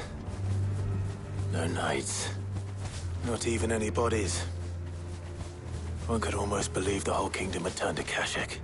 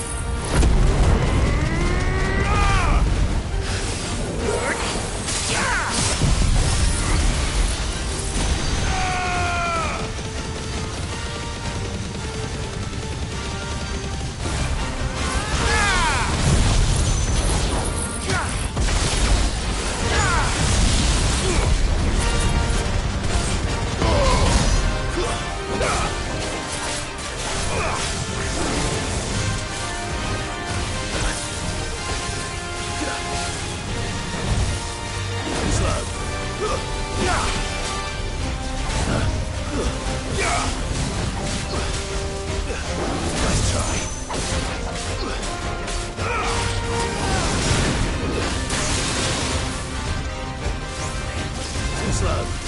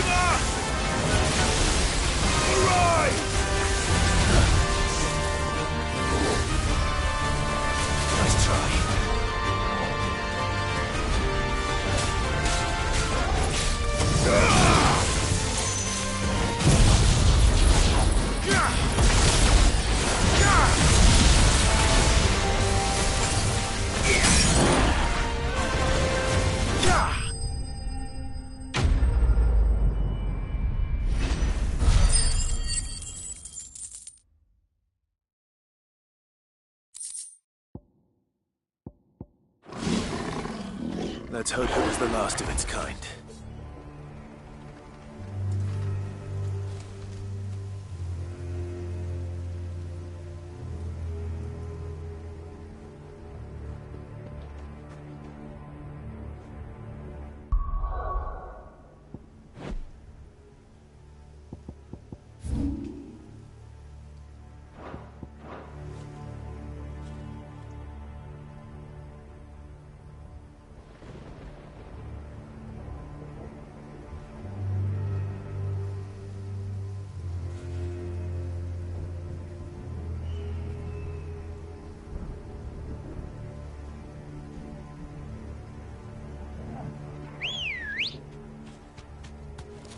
Let's go.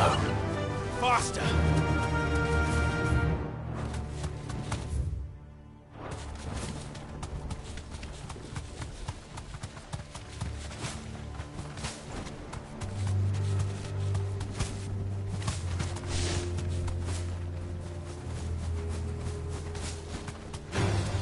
All right.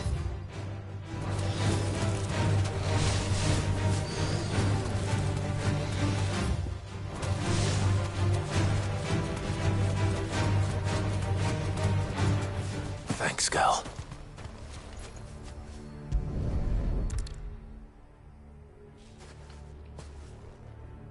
He'll be able to see all the way to Stone here.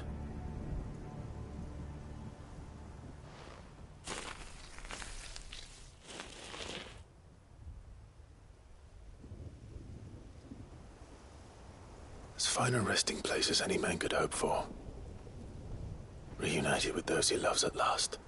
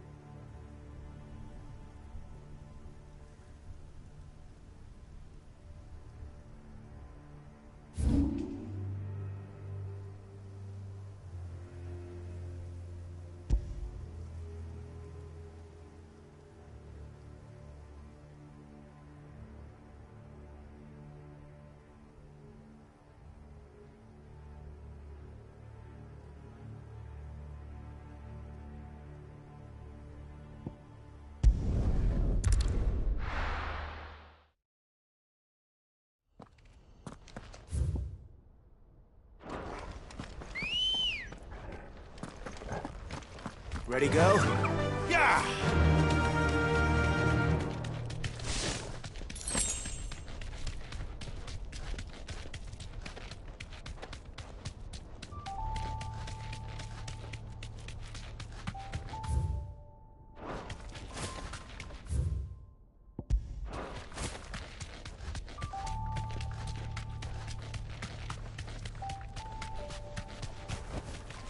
You deserve a rest.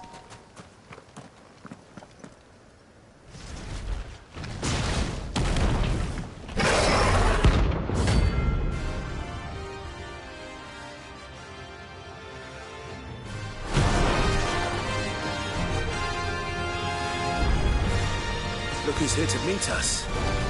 Pity they don't seem fond of visitors.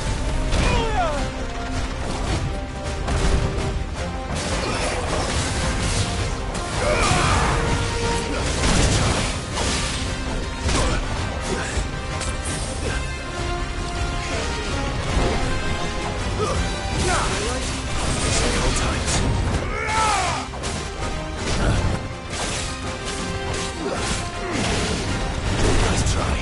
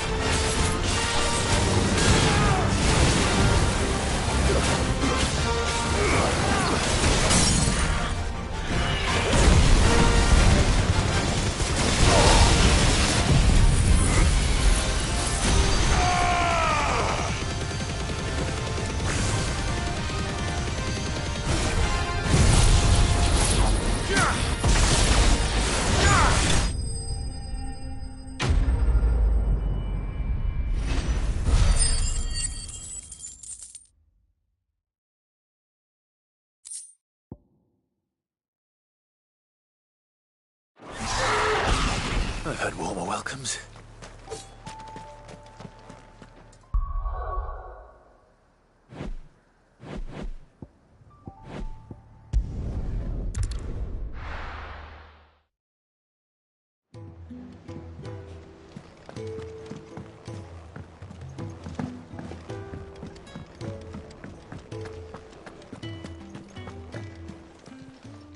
Clive. Go on, then. You'll not find a better price than that. It'd better all be here. You'll not find a better price than that.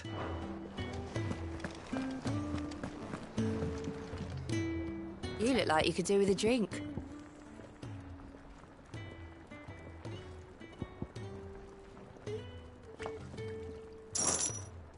That's what we like to hear. Knock 'em back, everyone. Sid's buying.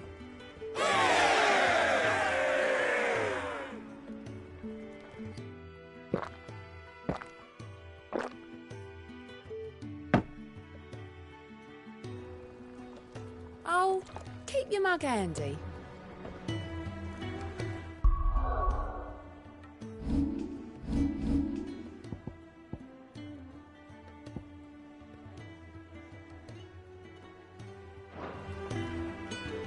What can I get you, Sid? Honestly, Sid, you're too nice for your own good. Do you hear that, ladies and gents? The next round's courtesy of the realm's most benevolent outlaw.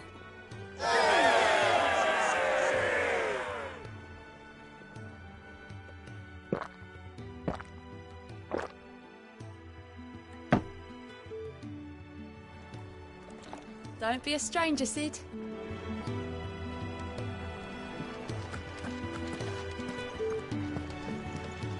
You look like you could do with a drink. Well, someone's in a good mood.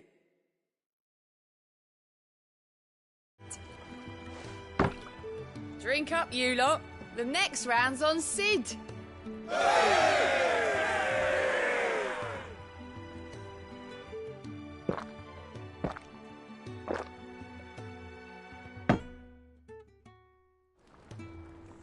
Oh, keep your mug handy.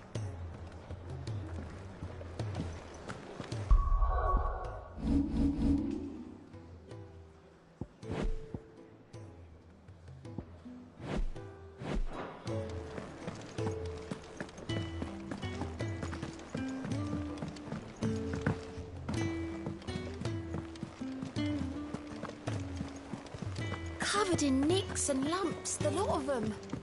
It's a wonder they can still walk.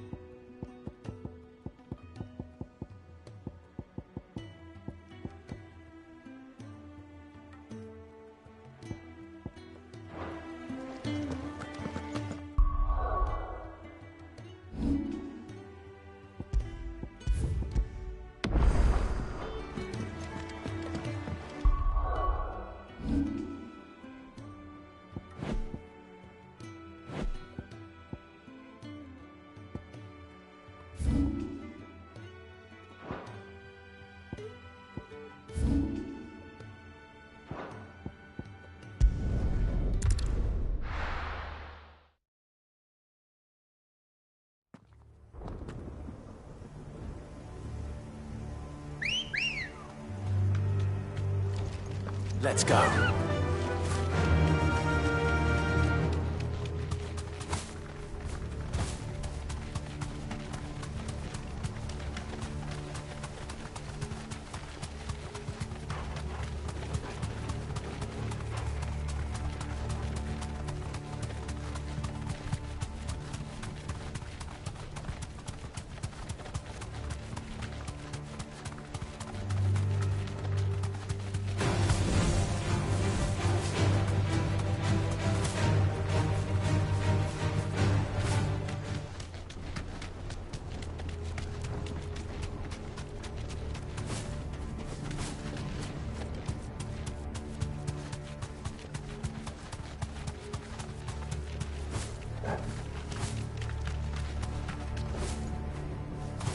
Does it bother you that we haven't heard a single human sound?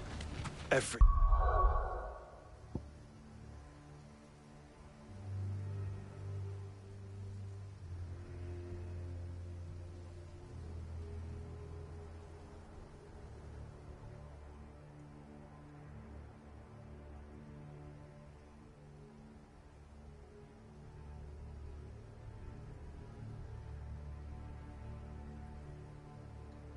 thing about this place bothers me.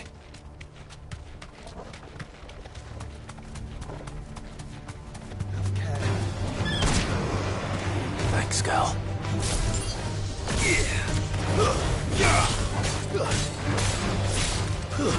Stay down! Stay down!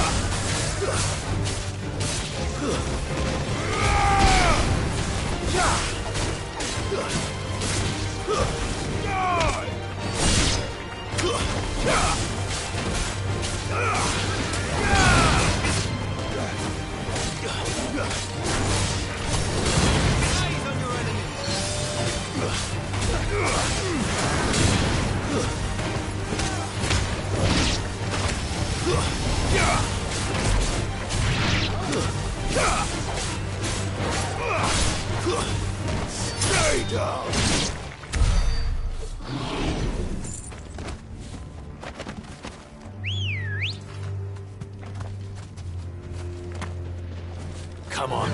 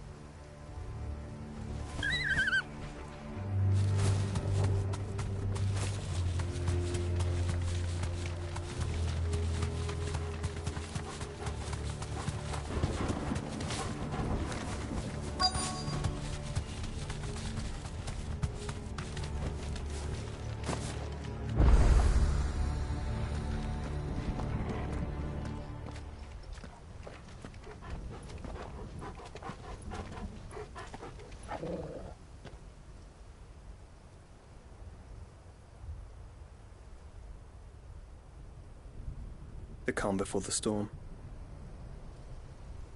There's only one way into that city. Across the bridge. Through the main gate.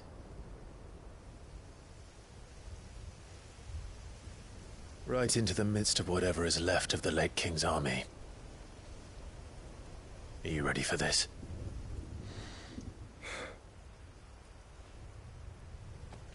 As ready as I'll ever be.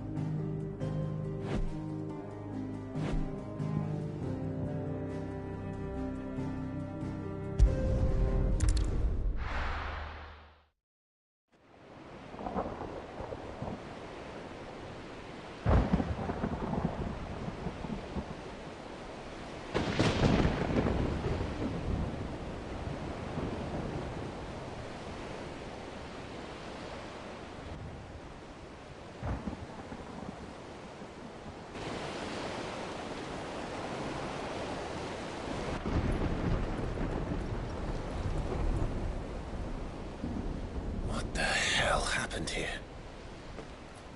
I dare not think. A stroke of good fortune, perhaps?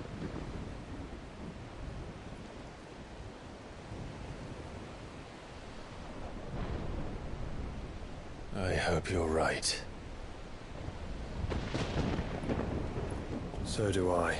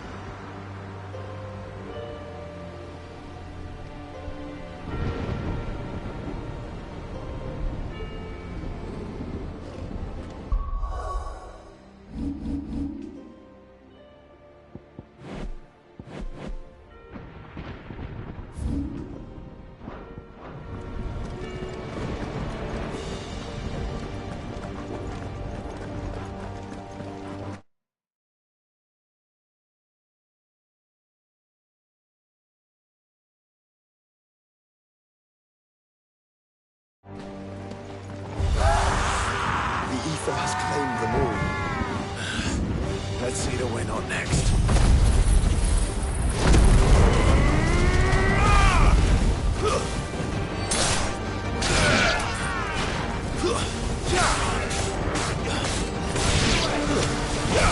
It's over.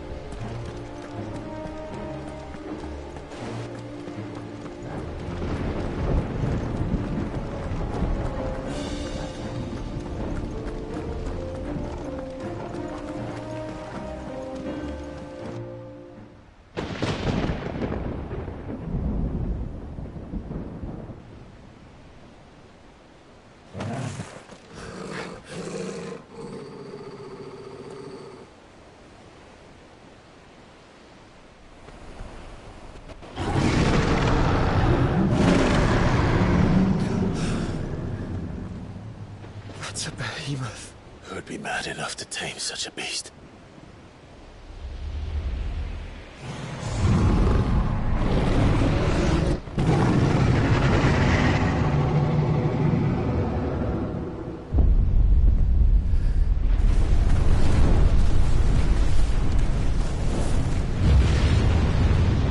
Stand back.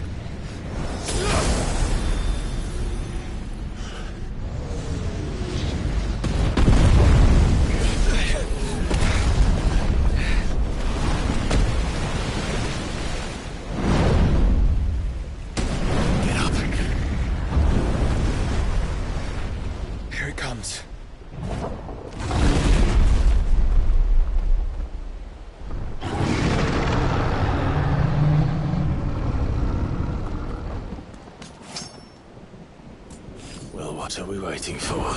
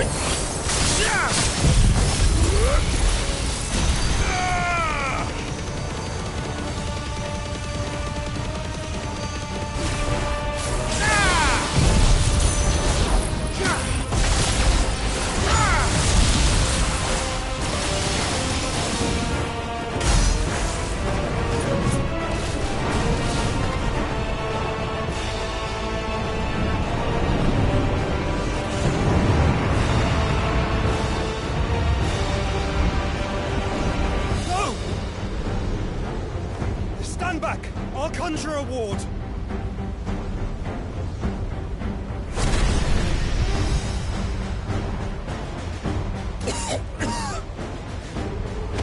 Joshua!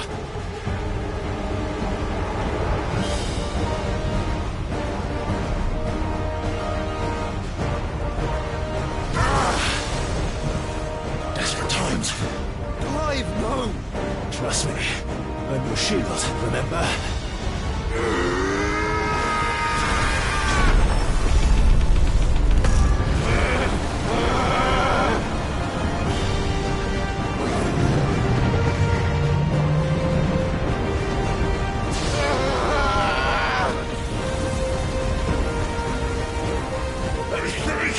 This won't be a job for Ifrit! Why would you turn to him, brother?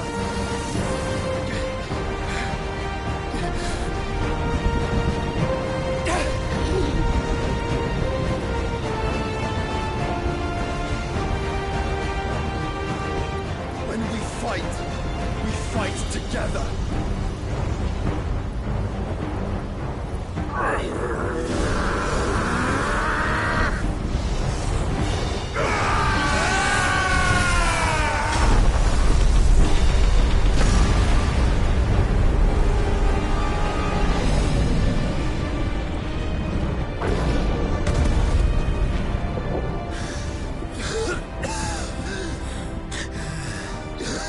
That wasn't too bad. That was just the beginning.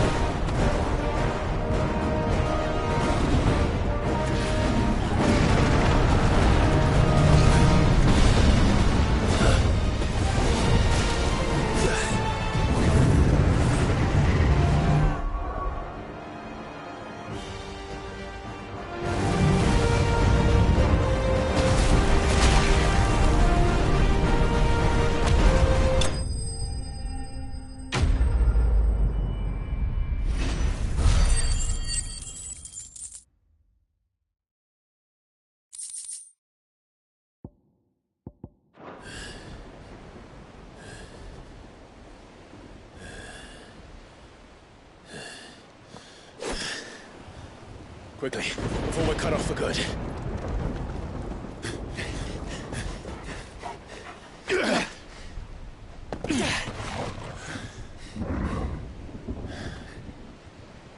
If it is like the others, the entrance to the inner sanctum will be at the foot of the crystal.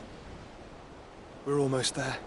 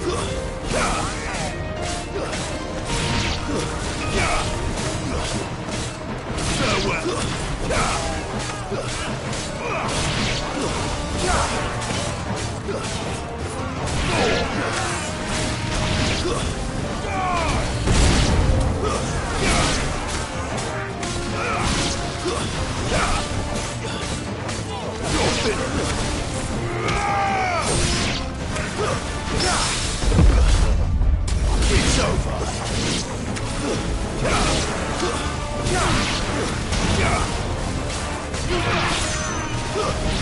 Stay down.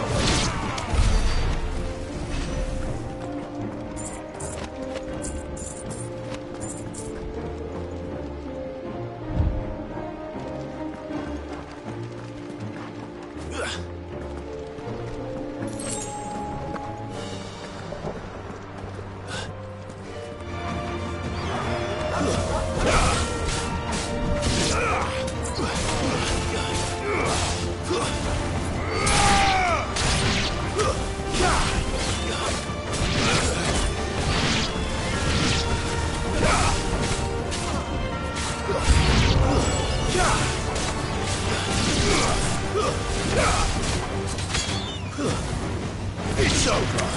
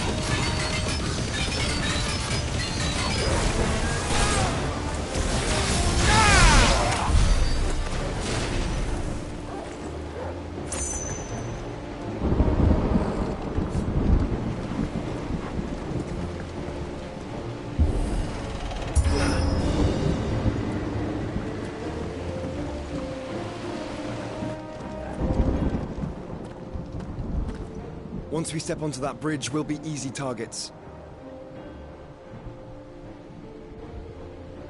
Then we better move quickly.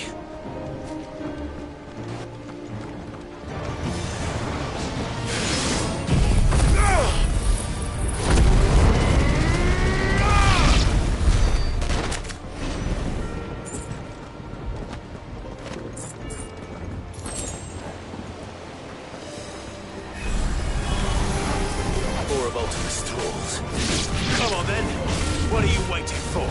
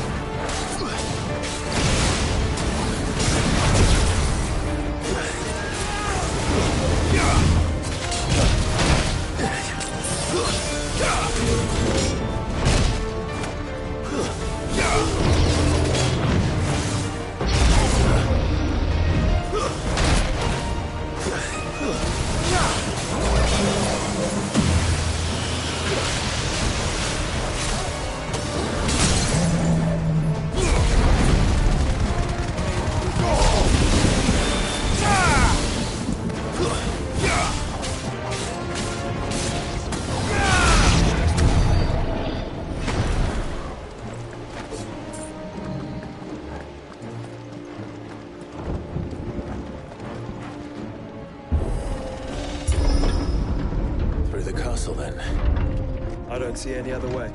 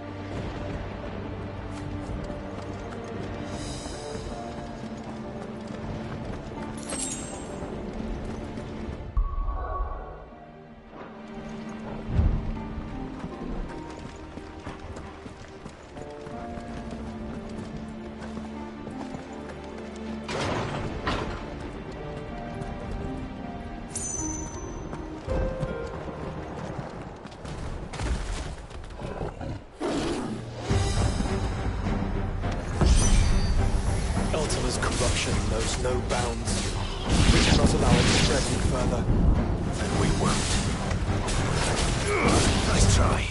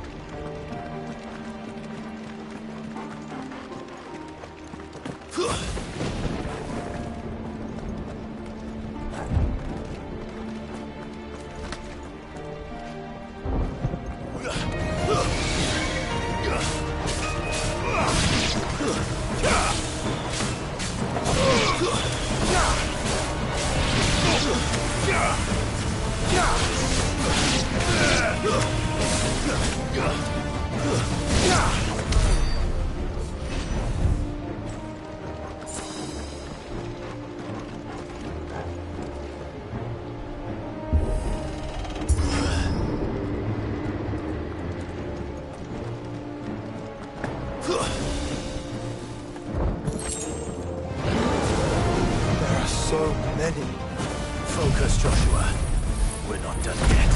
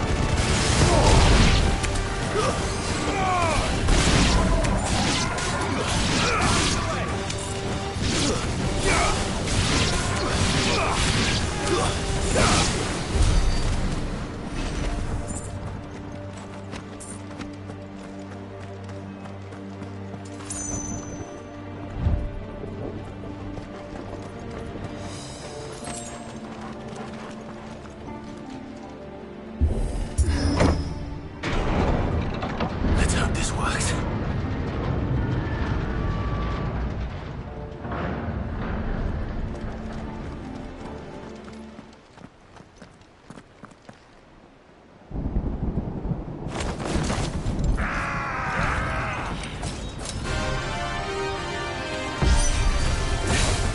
Clyde?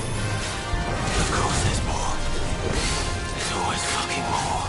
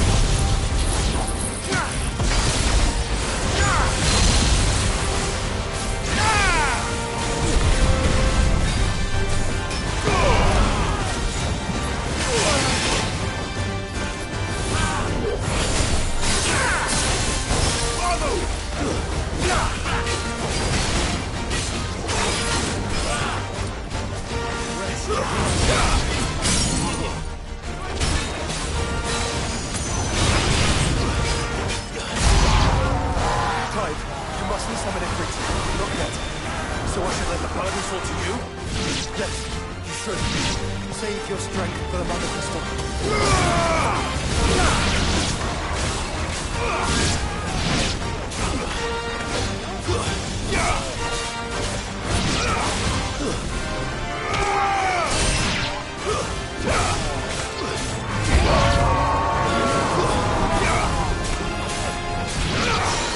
It's over.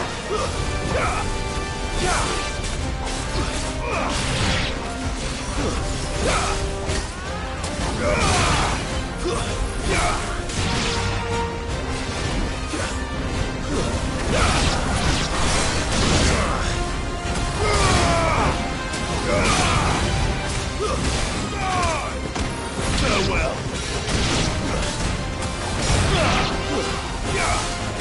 It's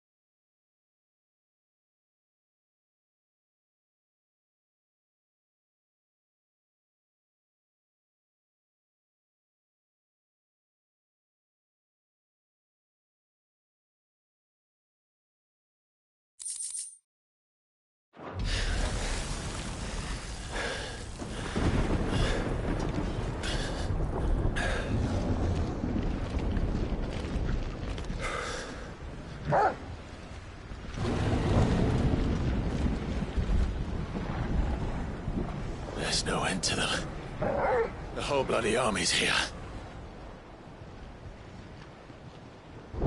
Stand back, Joshua. I'm summoning Ifrit. Stop, Clive! You mustn't. We still have a long way to go. If you tap your strength here, you'll have none left to destroy the heart. Then you'd rather die?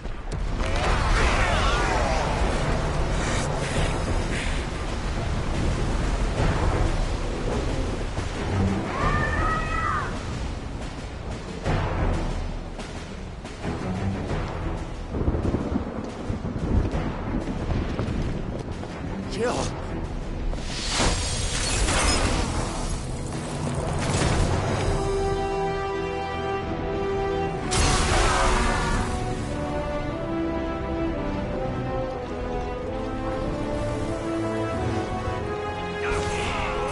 She's not alone.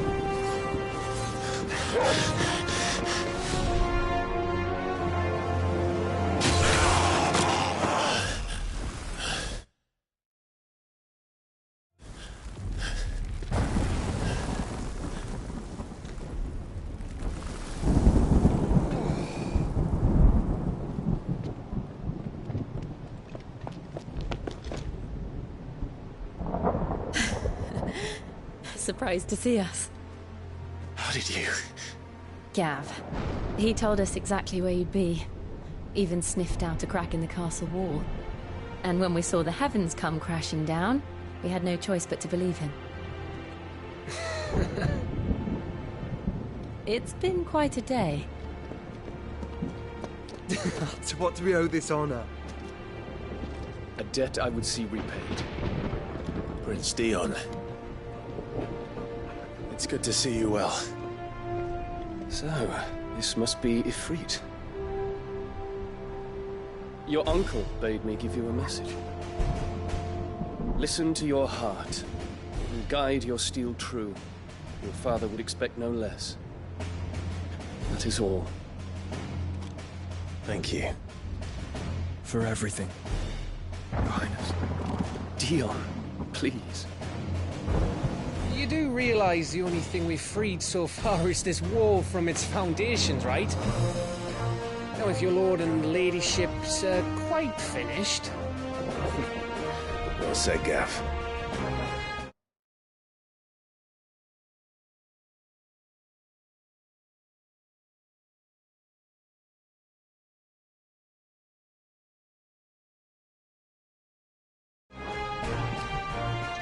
We have work to do.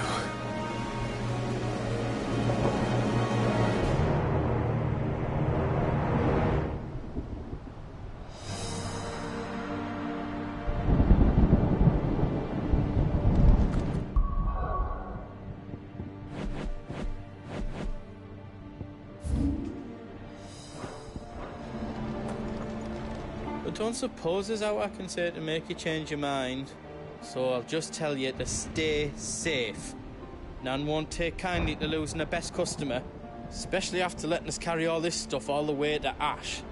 And we wouldn't want to anger old Nan. You mean, you'll buy some off us?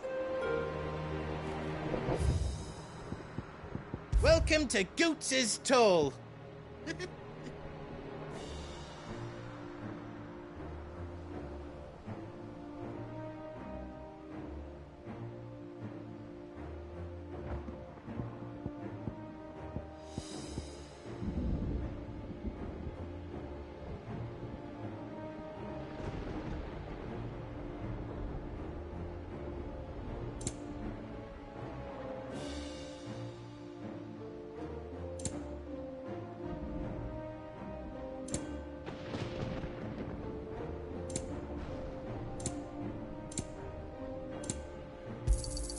Thank you. Right, here you go.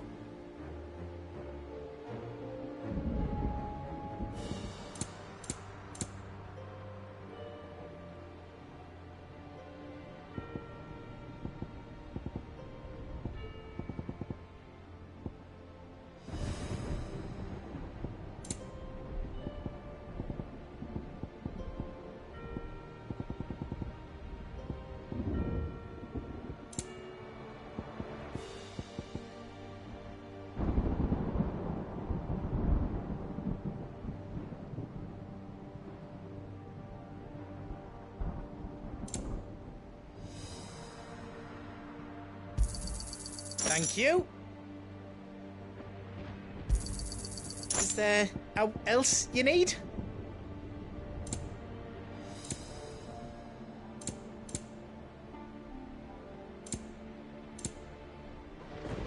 You've got everything you need then?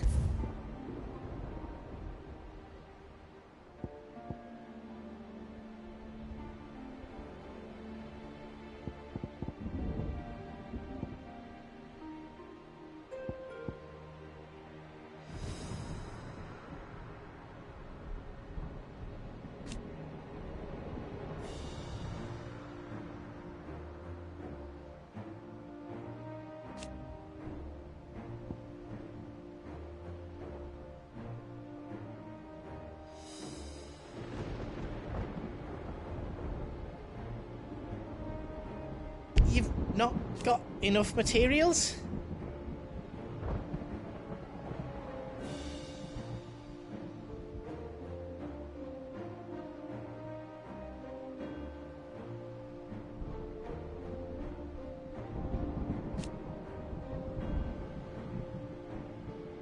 You don't want me to make yours out else? Are you all set then?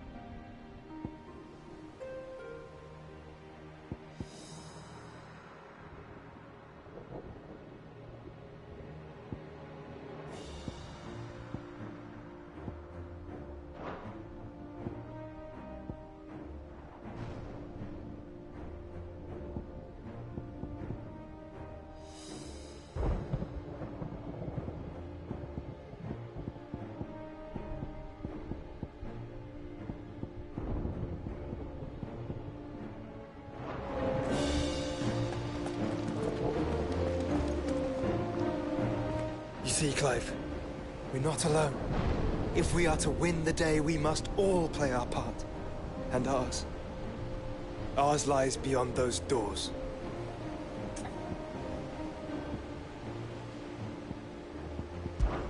We fought long and hard for this moment. Sid's dream, our dream, is within our grasp. We need only endure this final trial, and we shall. Together.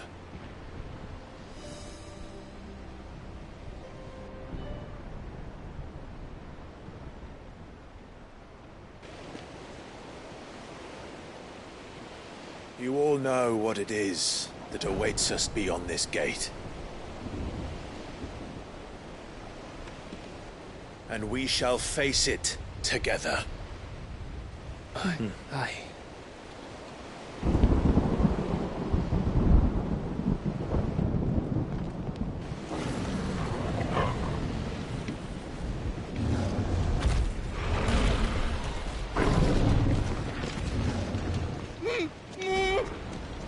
It seems our hosts would rather we remain.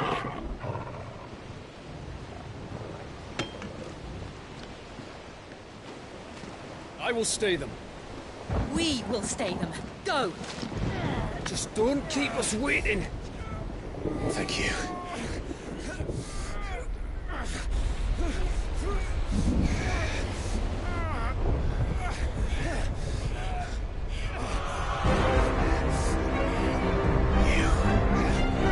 Welcome, sons of fire.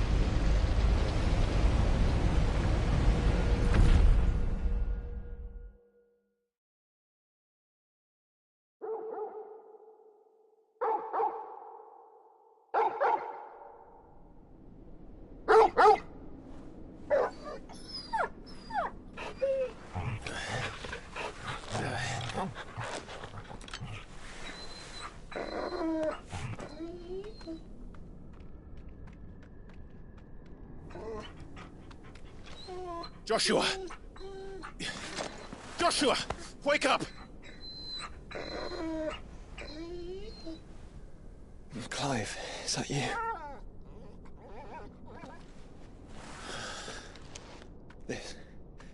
This isn't stone here.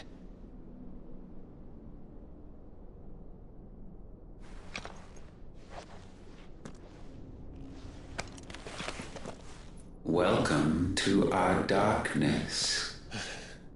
A rift between worlds wherein your kind might reflect. Show yourself! Grave and many are the sins of man. And we would have you know them. All of them. As fate has seen fit to deliver you home, consider this our welcoming gift.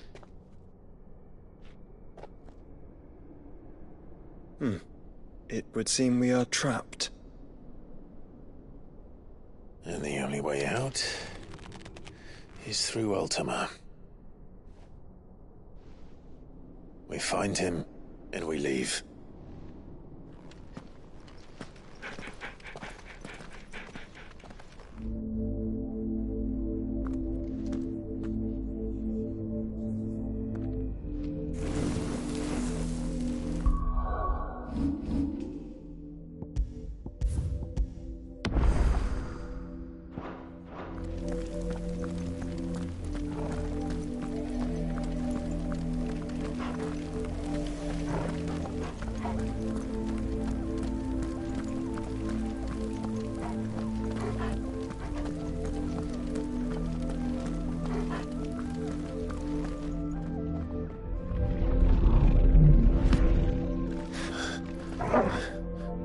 If you are to comprehend the full extent of your transgressions, we must go back to the beginning.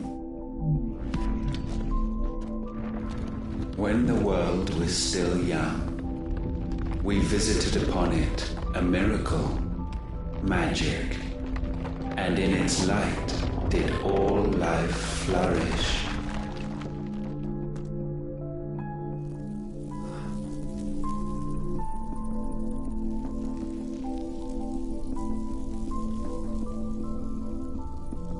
Yet the price for this boon would prove heavy. A pall descended upon the land, painting the horizon black as night. Though we labored to forestall its spread, in this one endeavor we stood powerless. And so we fled, that we might endure, that we might discover a means of salvation.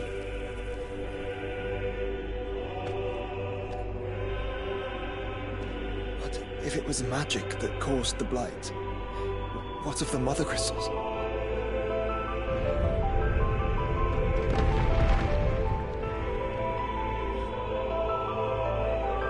I expect he'll tell us soon enough.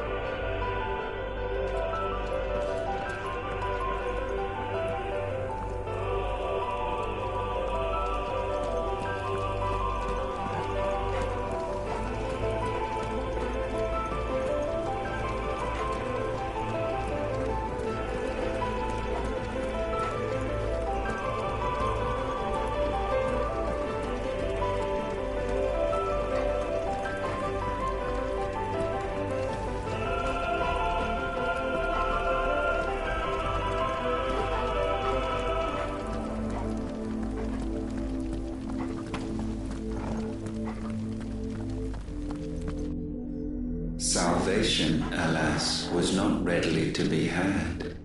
First, we would require a land unvisited by the stain of corruption.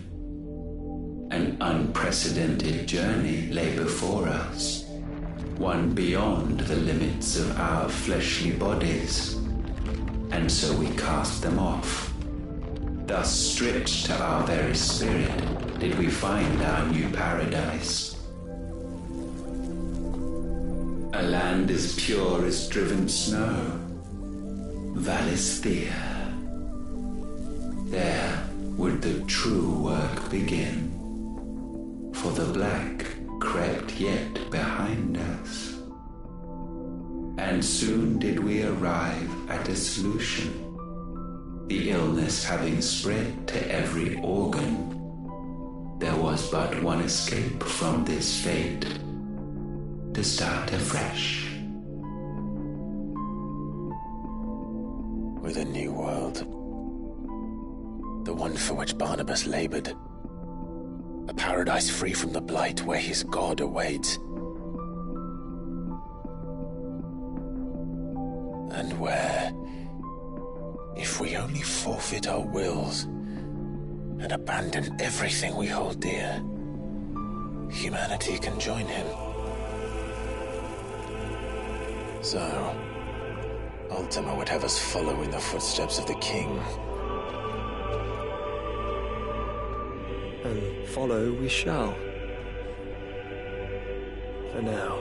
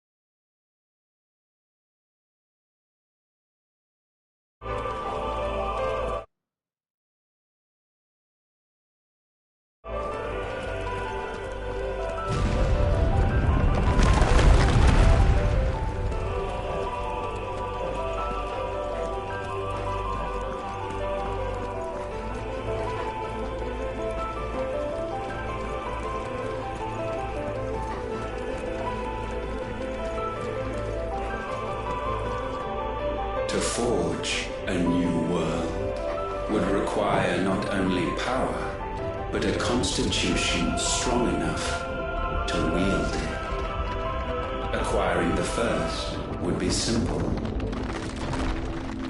Untouched by the blight, Valisthea was replete with ether, and we had only to place jewels in her crown to claim it. Acquiring the second, however, demanded creativity. And so I cast forth the seeds of humanity. You created us. Is that not what gods do? We sowed the seeds for you, Muthos, all that you might one day blossom.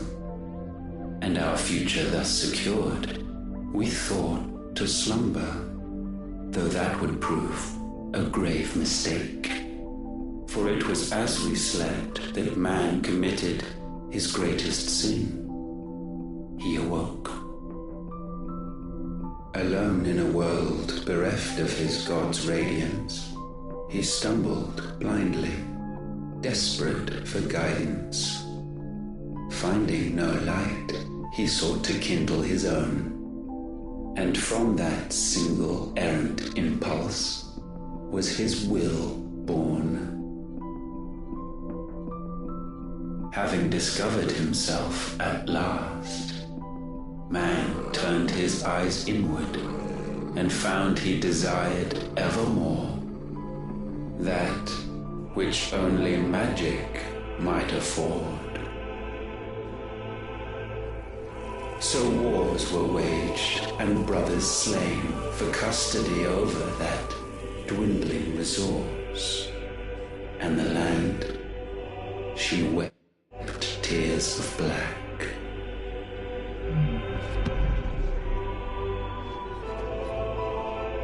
He would condemn us for this. Surely he cannot be so blind to his own hypocrisy. Not blind, just unwilling to admit the truth. Though we're one and the same.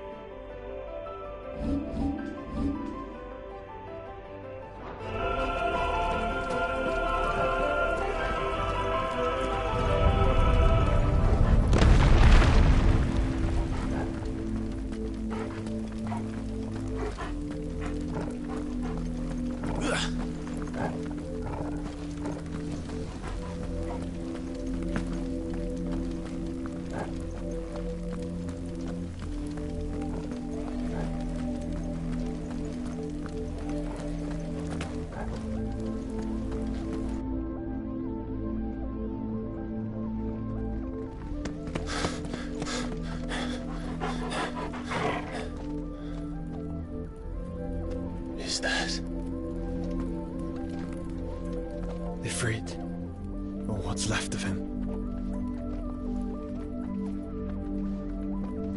Long have our ashes lain cold for want of a spark.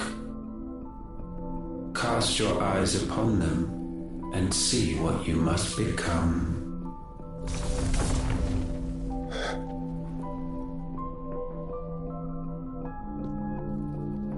Valisthea cannot endure a second claim upon her being. The avarice of man drives her ever closer to destruction. But she may yet be saved by you. It is what you were born to do, why we nursed you and fed you, as your own mother should have. And now that you are fully grown, our Muthos, it is time at last for you to serve your purpose. To right your wrongs, If our sin is wanting to survive, then you are as marked by it as we are. The fault is yours. Our wills were born because you abandoned us. And now, you would have us forfeit them. All for a place in your new paradise. Do you imagine yourselves worthy of one? Mankind has no place in our world. Is this truly so difficult to comprehend? We only ever require you, Muthos, when the time comes to bid this wretched realm farewell. None shall follow, none shall remain. What do you mean, none? This is our world. Once the land's rebirth is complete, humanity will have served its purpose. Why would we continue to suffer that which has caused us so much vexation? Because the land doesn't belong to you. It belongs to us all!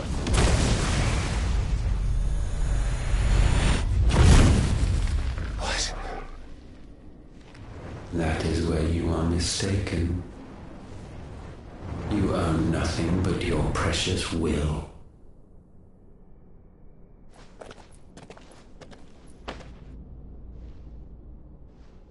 Brother.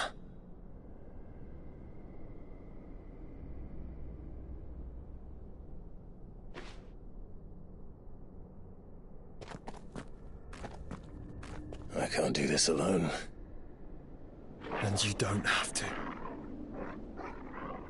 I grow weary of your dissent. Now you must learn that this master will not tolerate disobedience.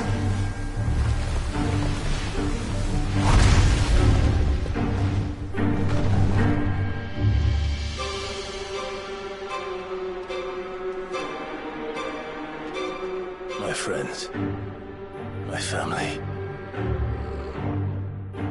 We have all suffered, all fought to survive. This world may be flawed. It may be broken. But it's all we have. And if we can't share it, I see only one other choice. You have to go.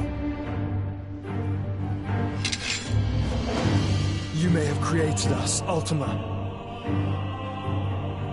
But it's time we lived on our own terms. This isn't your world anymore.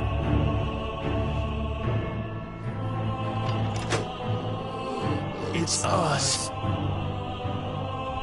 Bow down, offenders, hearts bestained.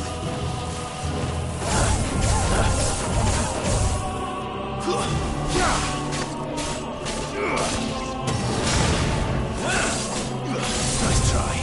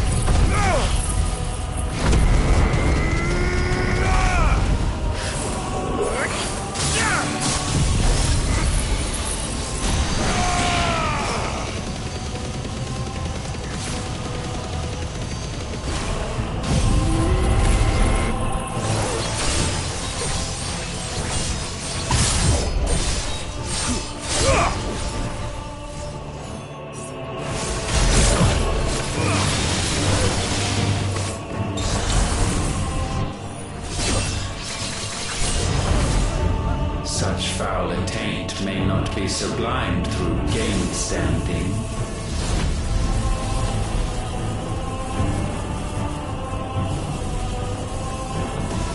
Only with heads hung low is penance paid. O wretched mortals incapable even of contrition, in fitting season shall we reap our harvest.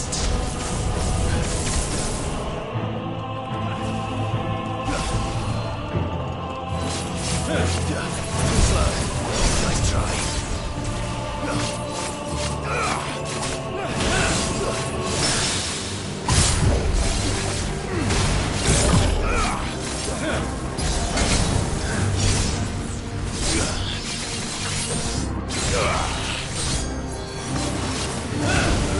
We will unmake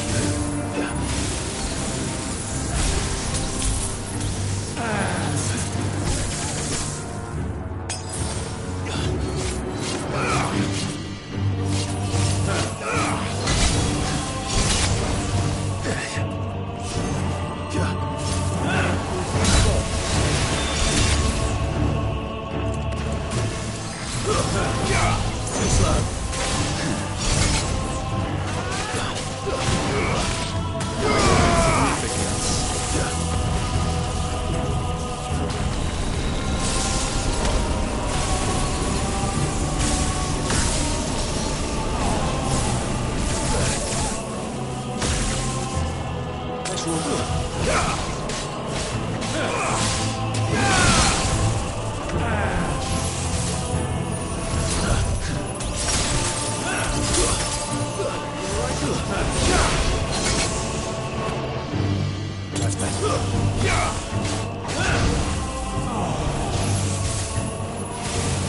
Nice try. Nice try. Nice try.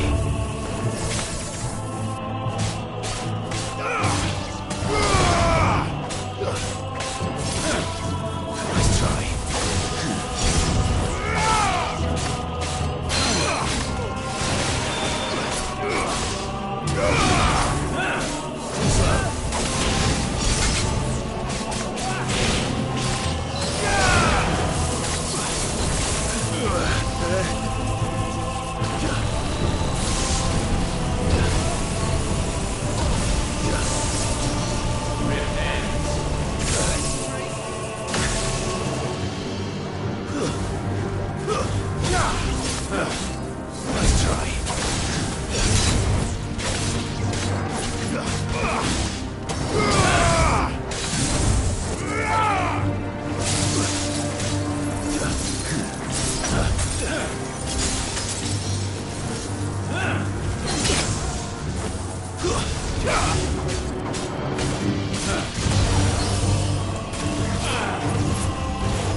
Too slow.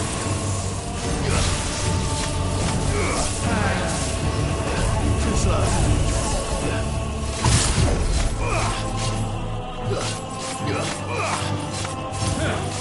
Too slow. Let's roll ready.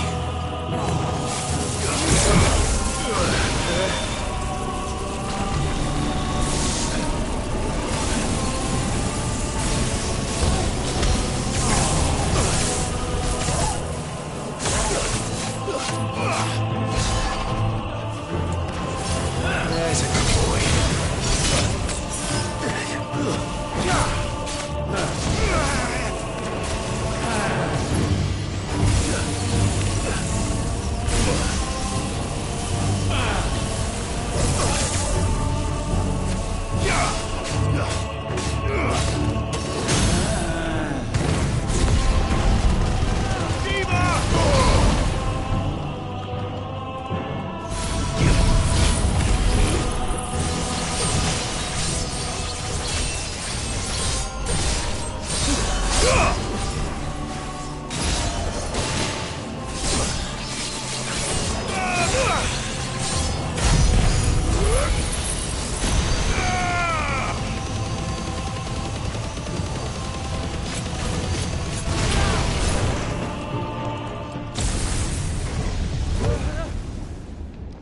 Gifted this chance, and still you would raise your hand against the Lord.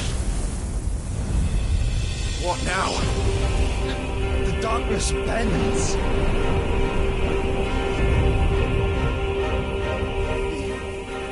He means to end us. It wouldn't be the first time. But let's make it his last. Your fate is inexorable. Surrender the vessel unto the darkness. Surrender it unto us.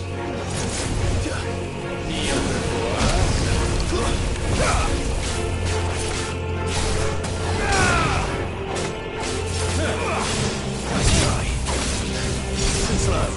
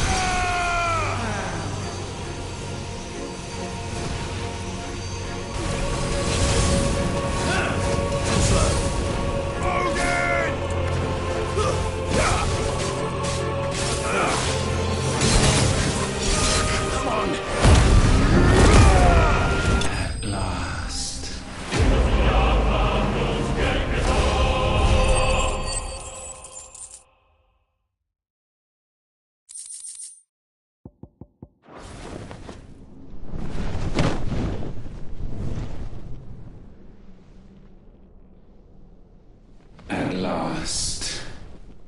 For countless generations have we awaited this moment.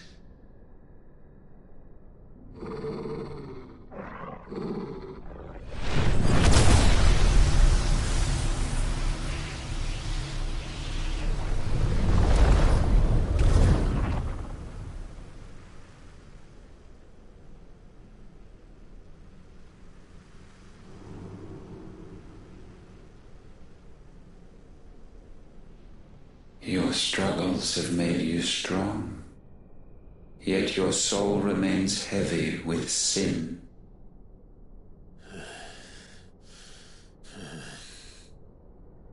Absolution is nigh. Repent, and all shall be forgiven.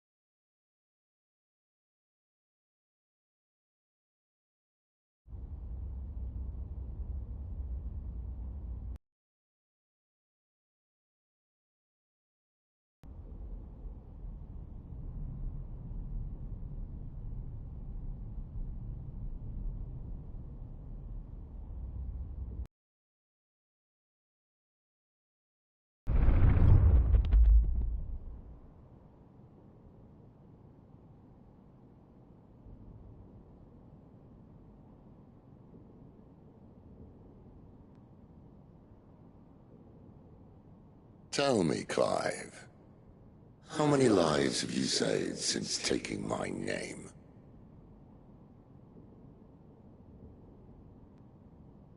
Fewer than we have ruined.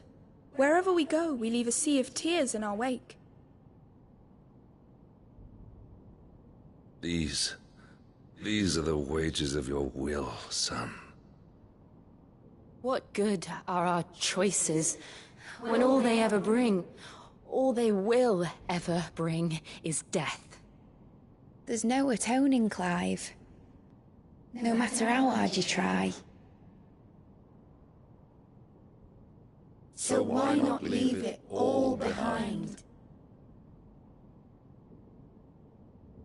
Leave it all behind.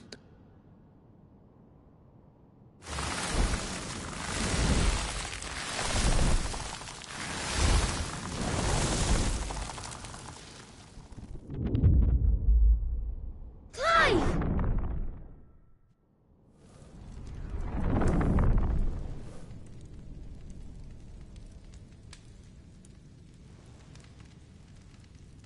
Please, won't somebody save me? Won't anybody love me? I yearn, yet still she is not mine. Have I not given enough? From will is born desire, and it is this which consumes you, rendering you incomplete. Do you not see how the world bends and warps under the weight of your hungering hearts?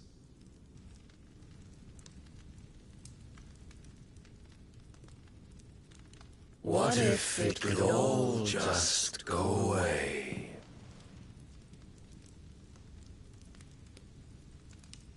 Just go away.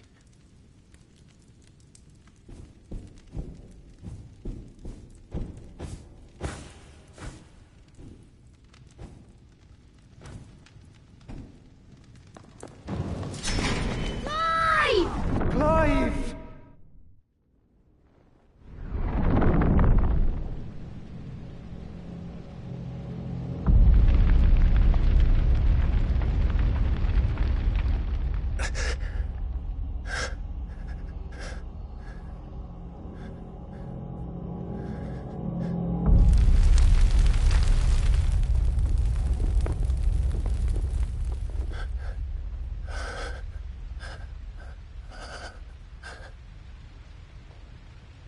None of this is real.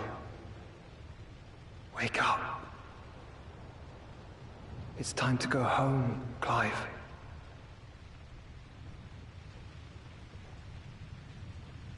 Clive. That's right. You're my brother. Brother.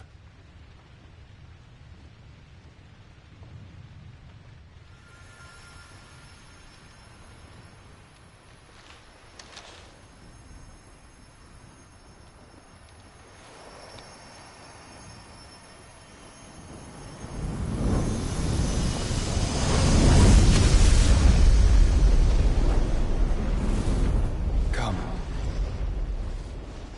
Remember who you are. Clive.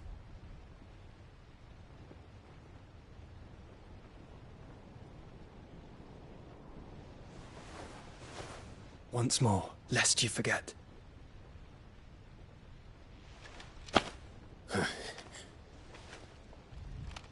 My name is Clive. Clive Rossfield. Look. Ultima.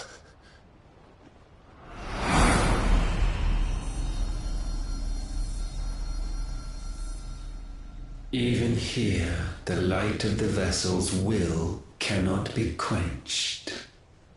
And the Phoenix, his trespass should not have been possible. Not possible unless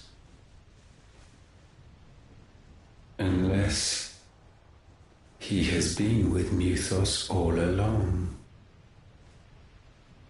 The mark of the Phoenix, emblazoned upon his heart, made manifest by the power of will alone. The power of creation. Can it be? Are their wills truly so potent? Are you still talking?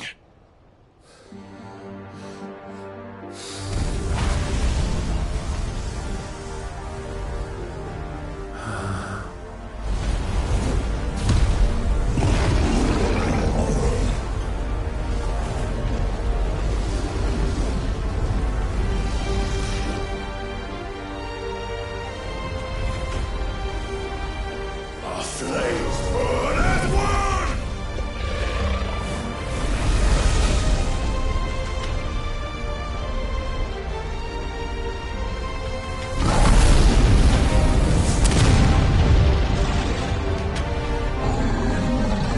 This is no mere evolution, it is deviation. And herefrom does Logos rise.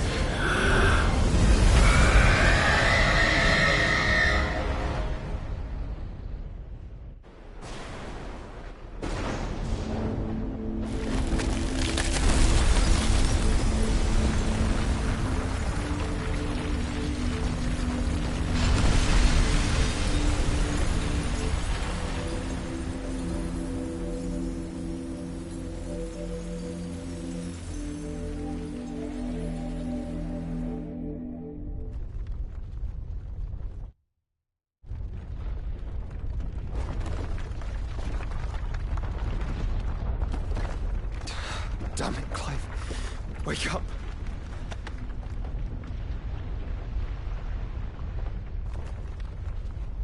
That. Sorry to wake you, but I think it may be time to leave. This place.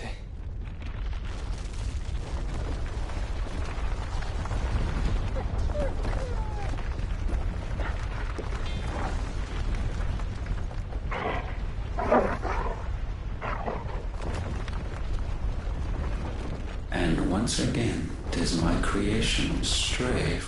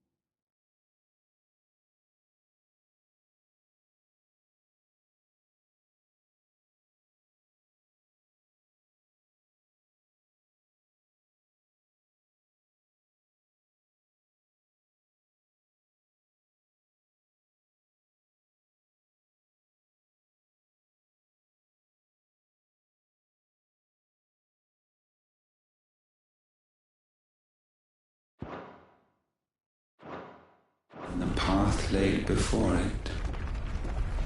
Steeped in conceit, you fancy yourself a god. You embrace Logos. But we will put an end to this hubris. What are you talking about? In the halls of origin does our true power quicken. And there shall you be made complete. Soon, Mythos, soon you will discover how little you know of suffering.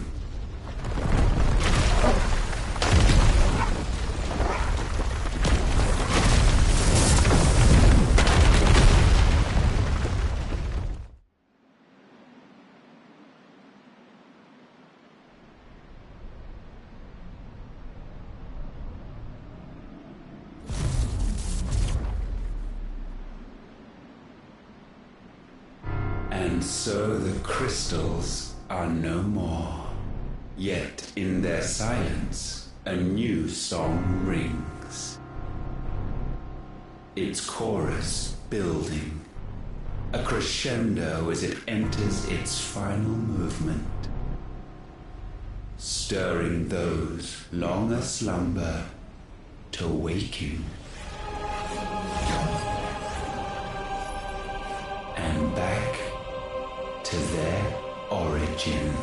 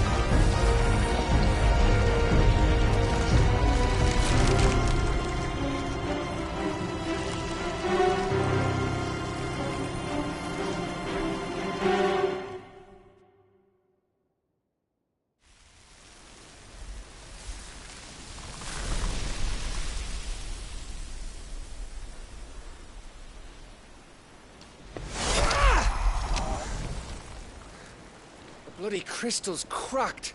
So where the hell are they?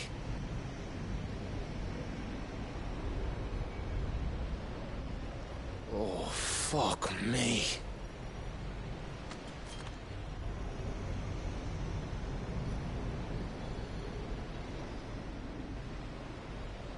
Is that ether?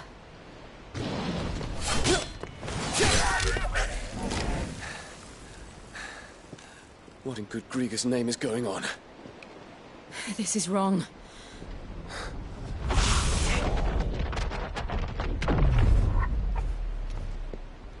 Are we back? Clive! Joshua! Jill!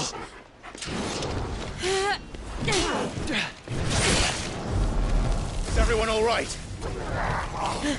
We're fine. What happened? Too much to explain here. Mate! We're leaving! Now! Everyone, fall back to the ship!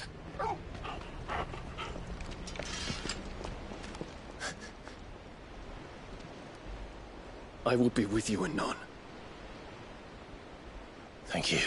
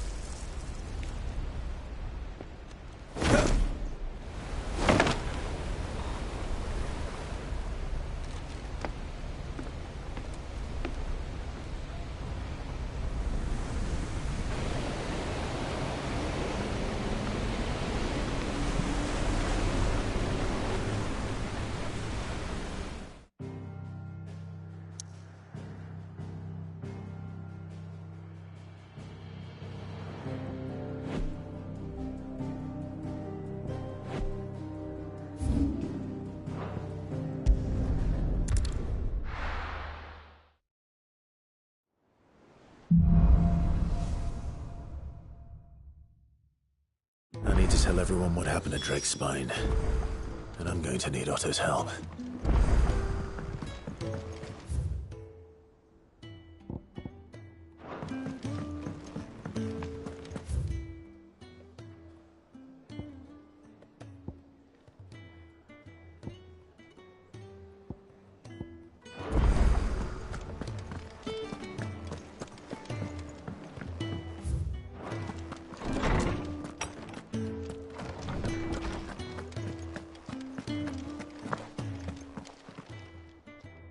Ah, Clive.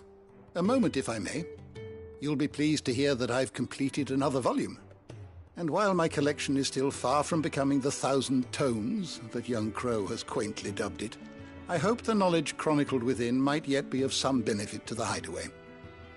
Of course, I would not have penned half as many volumes without the tales you and the others bring back from your travels, for which generosity I shall be forever grateful.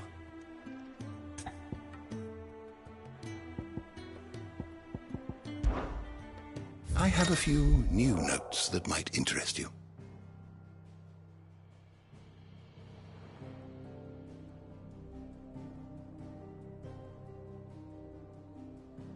I don't believe you've read this particular chapter before.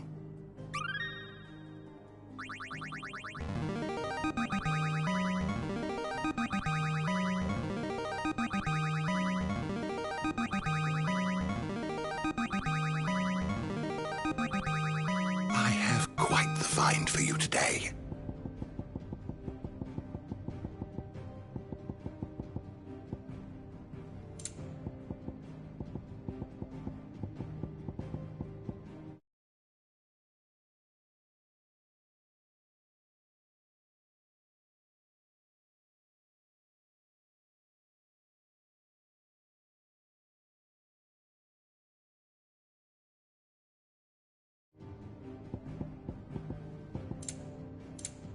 What subject shall we consider today?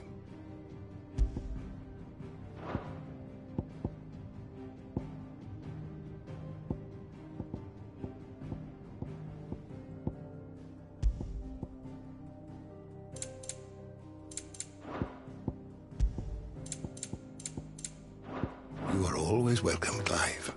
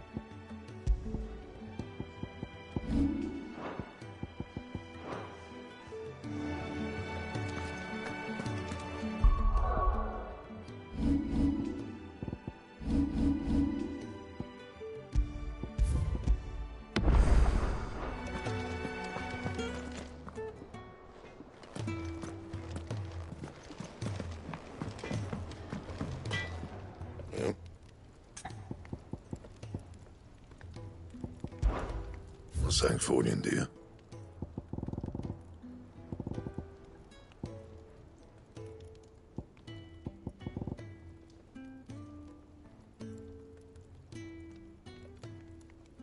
And?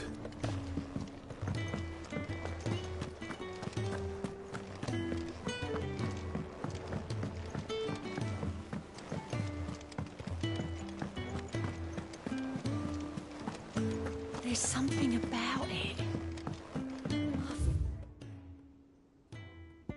Like it's calling to me.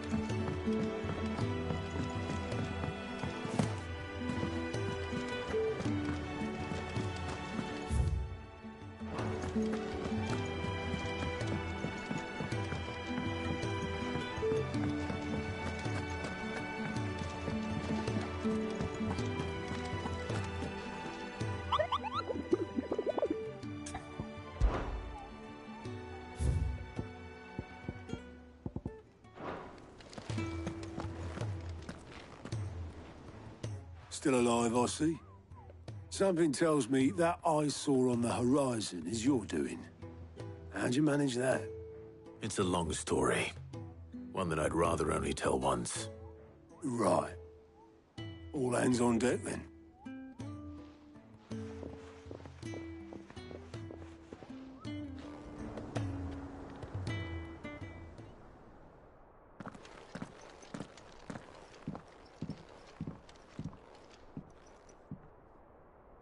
Is this everyone?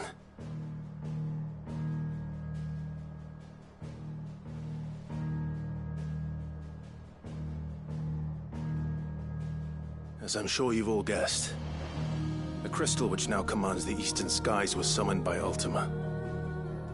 He called it Origin. Though the significance of that name is as yet unclear. What does it matter what it's called? Its emergence tore Twinside asunder and wiped my homeland from the map.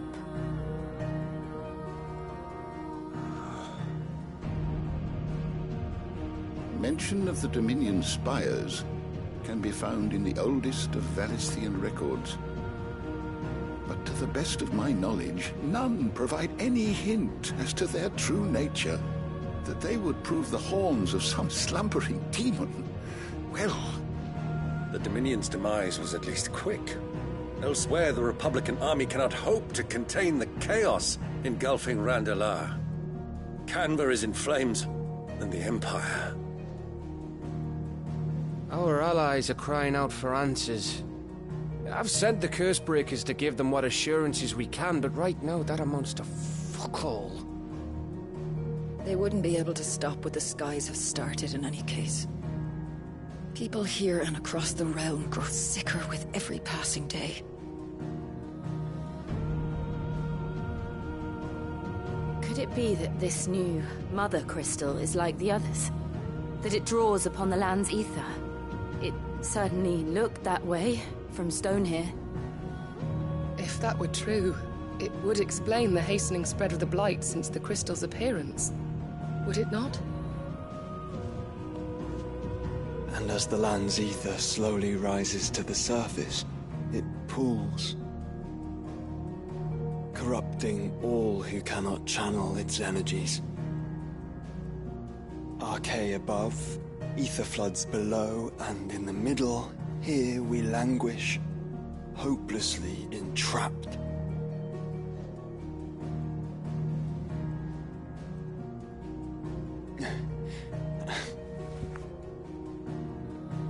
It's all right.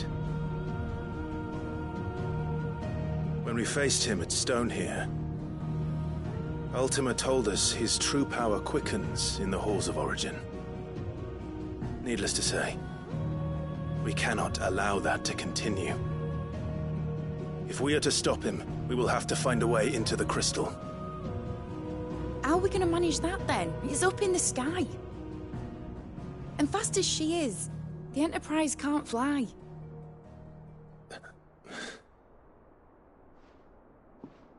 It's a lot to take in, and I reckon we'd all benefit from some time to clear our heads.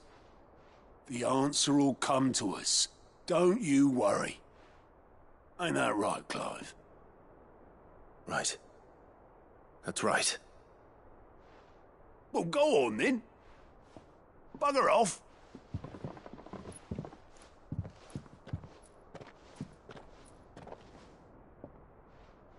Same goes for you, Clive. You won't solve anything like this. Trust me. Go and get some fresh air, eh? Thank you.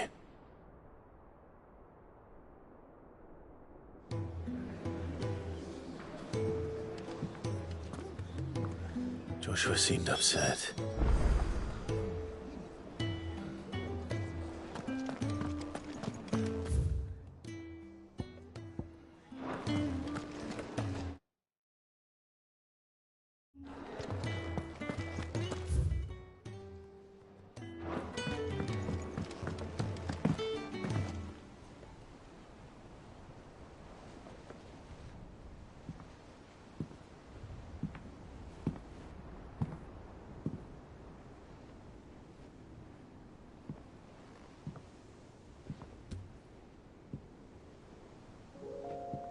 Ultima may have created us, but he doesn't make us who we are. Only we can do that. And if he would have us fight for our survival, so be it. It's what we've been doing all along. Much like Ultima himself, it would seem. His new world being naught but a means to survive. And so, we must contend to decide which of us shall inherit the land. Should Ultima prevail, it will mean death for us all. Of that, we can be certain. But even should he fail, what world awaits us? A withered, godless place, where our newfound freedom will most like prove a chain in itself. Well, that may be, but a chain can always be broken. As long as one has the will to break it, it won't be easy. It may take generations, centuries of suffering. And that is if everyone plays their part. But it will happen. And when it does, it will be on our terms. That is the world that awaits us. Indeed. And what better world could one wish for?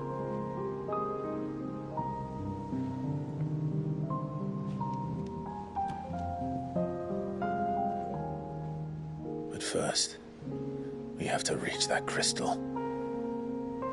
Then it's a good thing I have wings. You can barely stand, let alone fly. And only the Founder knows what horrors await in those skies. You certain about this? Am I certain? I am the Phoenix. I will do what I must. This is our fight. Remember?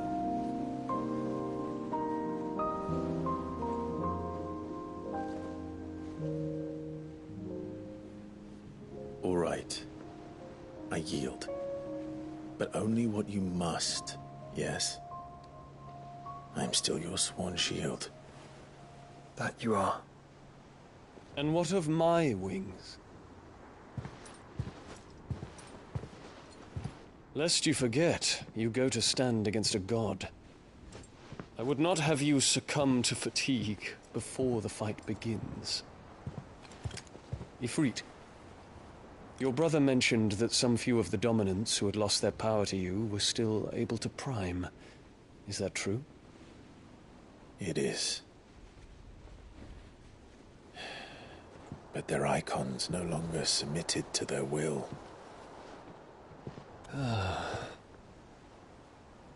Then mine will have to be stronger. That you both might save your strength for the battle to come.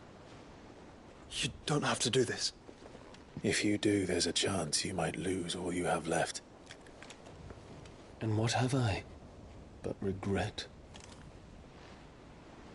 My life ended in the Dominion. I fear death no more. Besides, I would have words with Ultima. He has much to answer for.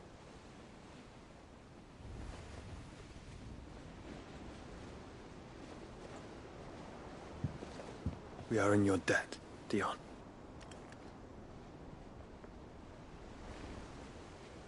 We can speak of debts when this is over.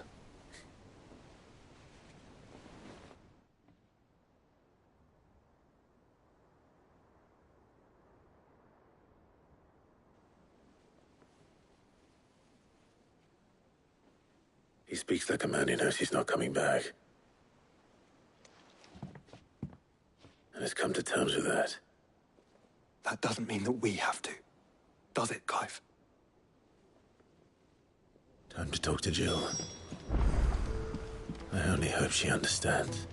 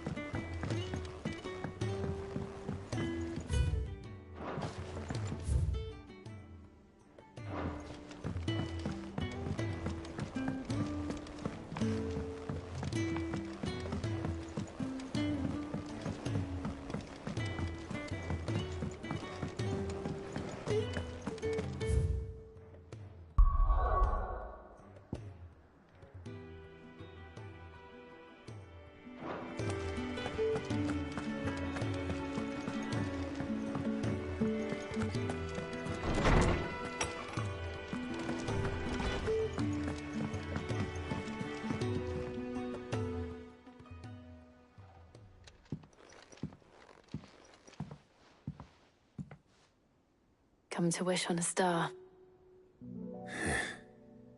That might not be such a bad idea. This is it, Jill. You know what I have to do. Why I have to do it. There's no turning back now. This is where our journey was leading us.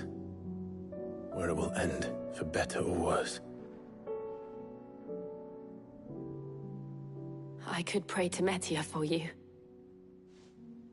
But you'll be all right, won't you, Clive? You always are. I did promise we'd watch the moon together. I'll be waiting.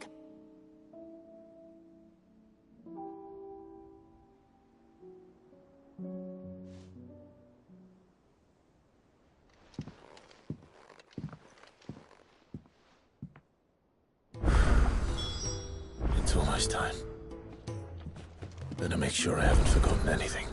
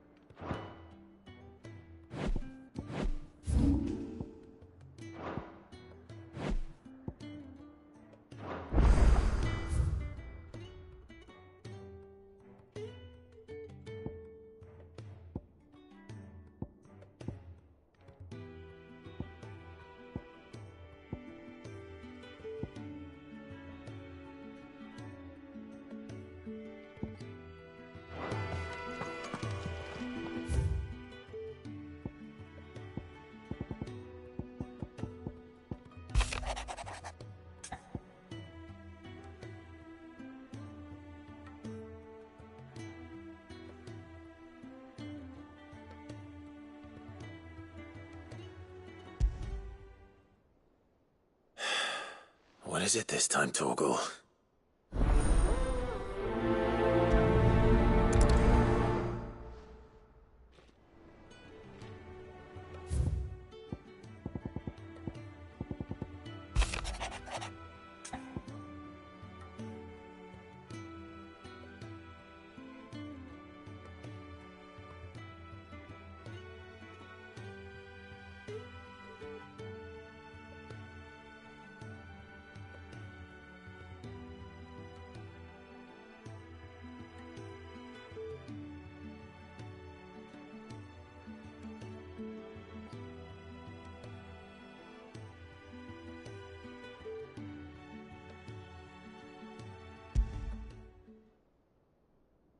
Something tells me this is no mere adventure story.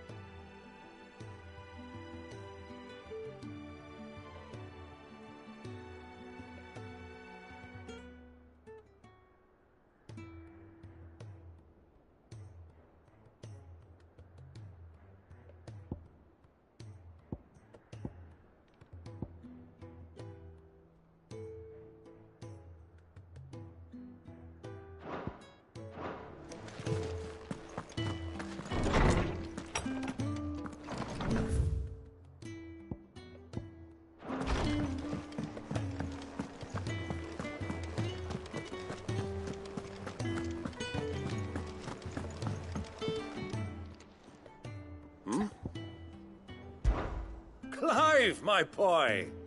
Rutherford informs me that we owe you our thanks. Hadn't intended for you to get involved, but such are the times we live in, huh? I would have done the same for anyone else. You're far too modest, Clive. You'd make a terrible nobleman. But tell me, is the realm truly in as dire a state as Rutherford suggests? From what little I saw, you were right to be worried. I suppose I should have expected the worst. But I was rather hoping the great and good of the realm might have things a little more under control. Alas, it seems that firm leadership is in short supply these days, and without it, the people are bound to lose their way. We must move quickly. But where do we start? True, the challenges that face us are many, but in my estimation, there are two key areas to be addressed before any other. The realm's armies and her larders. As you've seen firsthand, it's every man and woman for themselves out there. Certain cities have banded together to try and maintain some semblance of order, yes, but such cases are few and far between. And yet, the only remedy for the chaos that faces us is unity. A unity that transcends even the borders laid down by our ancestors. In short, if Storm does not stand together, she will fall apart. But how would one even begin to unite the realm? The armies, my boy. As I told you already, we begin by restoring order among the ranks of those sworn to maintain it. Sadly, I doubt I could convince even the lowliest gaggle of privates to dig a latrine together. But I do know someone the High Commanders have been known to listen to on occasion. Field Marshal Eugen Havel. I thought he was retired. He was, until an Akashic army tore through Randalar and killed most of the rank and file. There is no man alive more capable. Literally. And as luck would have it, I've already spoken with him on the matter. Of course you have. And he's agreed to help. On one condition. That he first speaks with you personally. Havel has always been a man of frustratingly rigid principle, and he has certain qualms about clasping arms with, well, with an outlaw. I extolled your many virtues as best I could, of course, but the old goat was adamant that he be allowed to appraise you in person. You don't mind, do you, my boy? Of course not. As long as chaos reigns, we will never build a better world. I'll do whatever it takes. And if the Field Marshal wishes to speak with me in person, then so be it. That's the spirit. I'll leave for Randalar at once. Would you send a Stolas? Of course. Rutherford is already in the Dalmekian capital. I'll have him tell Havel to expect you forthwith. Excellent. Thank you, Uncle. No.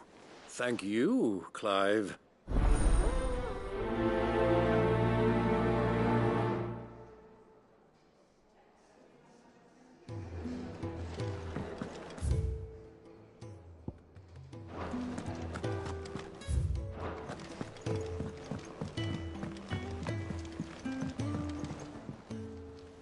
Ah, Clive.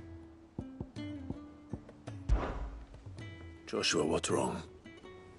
And don't say nothing.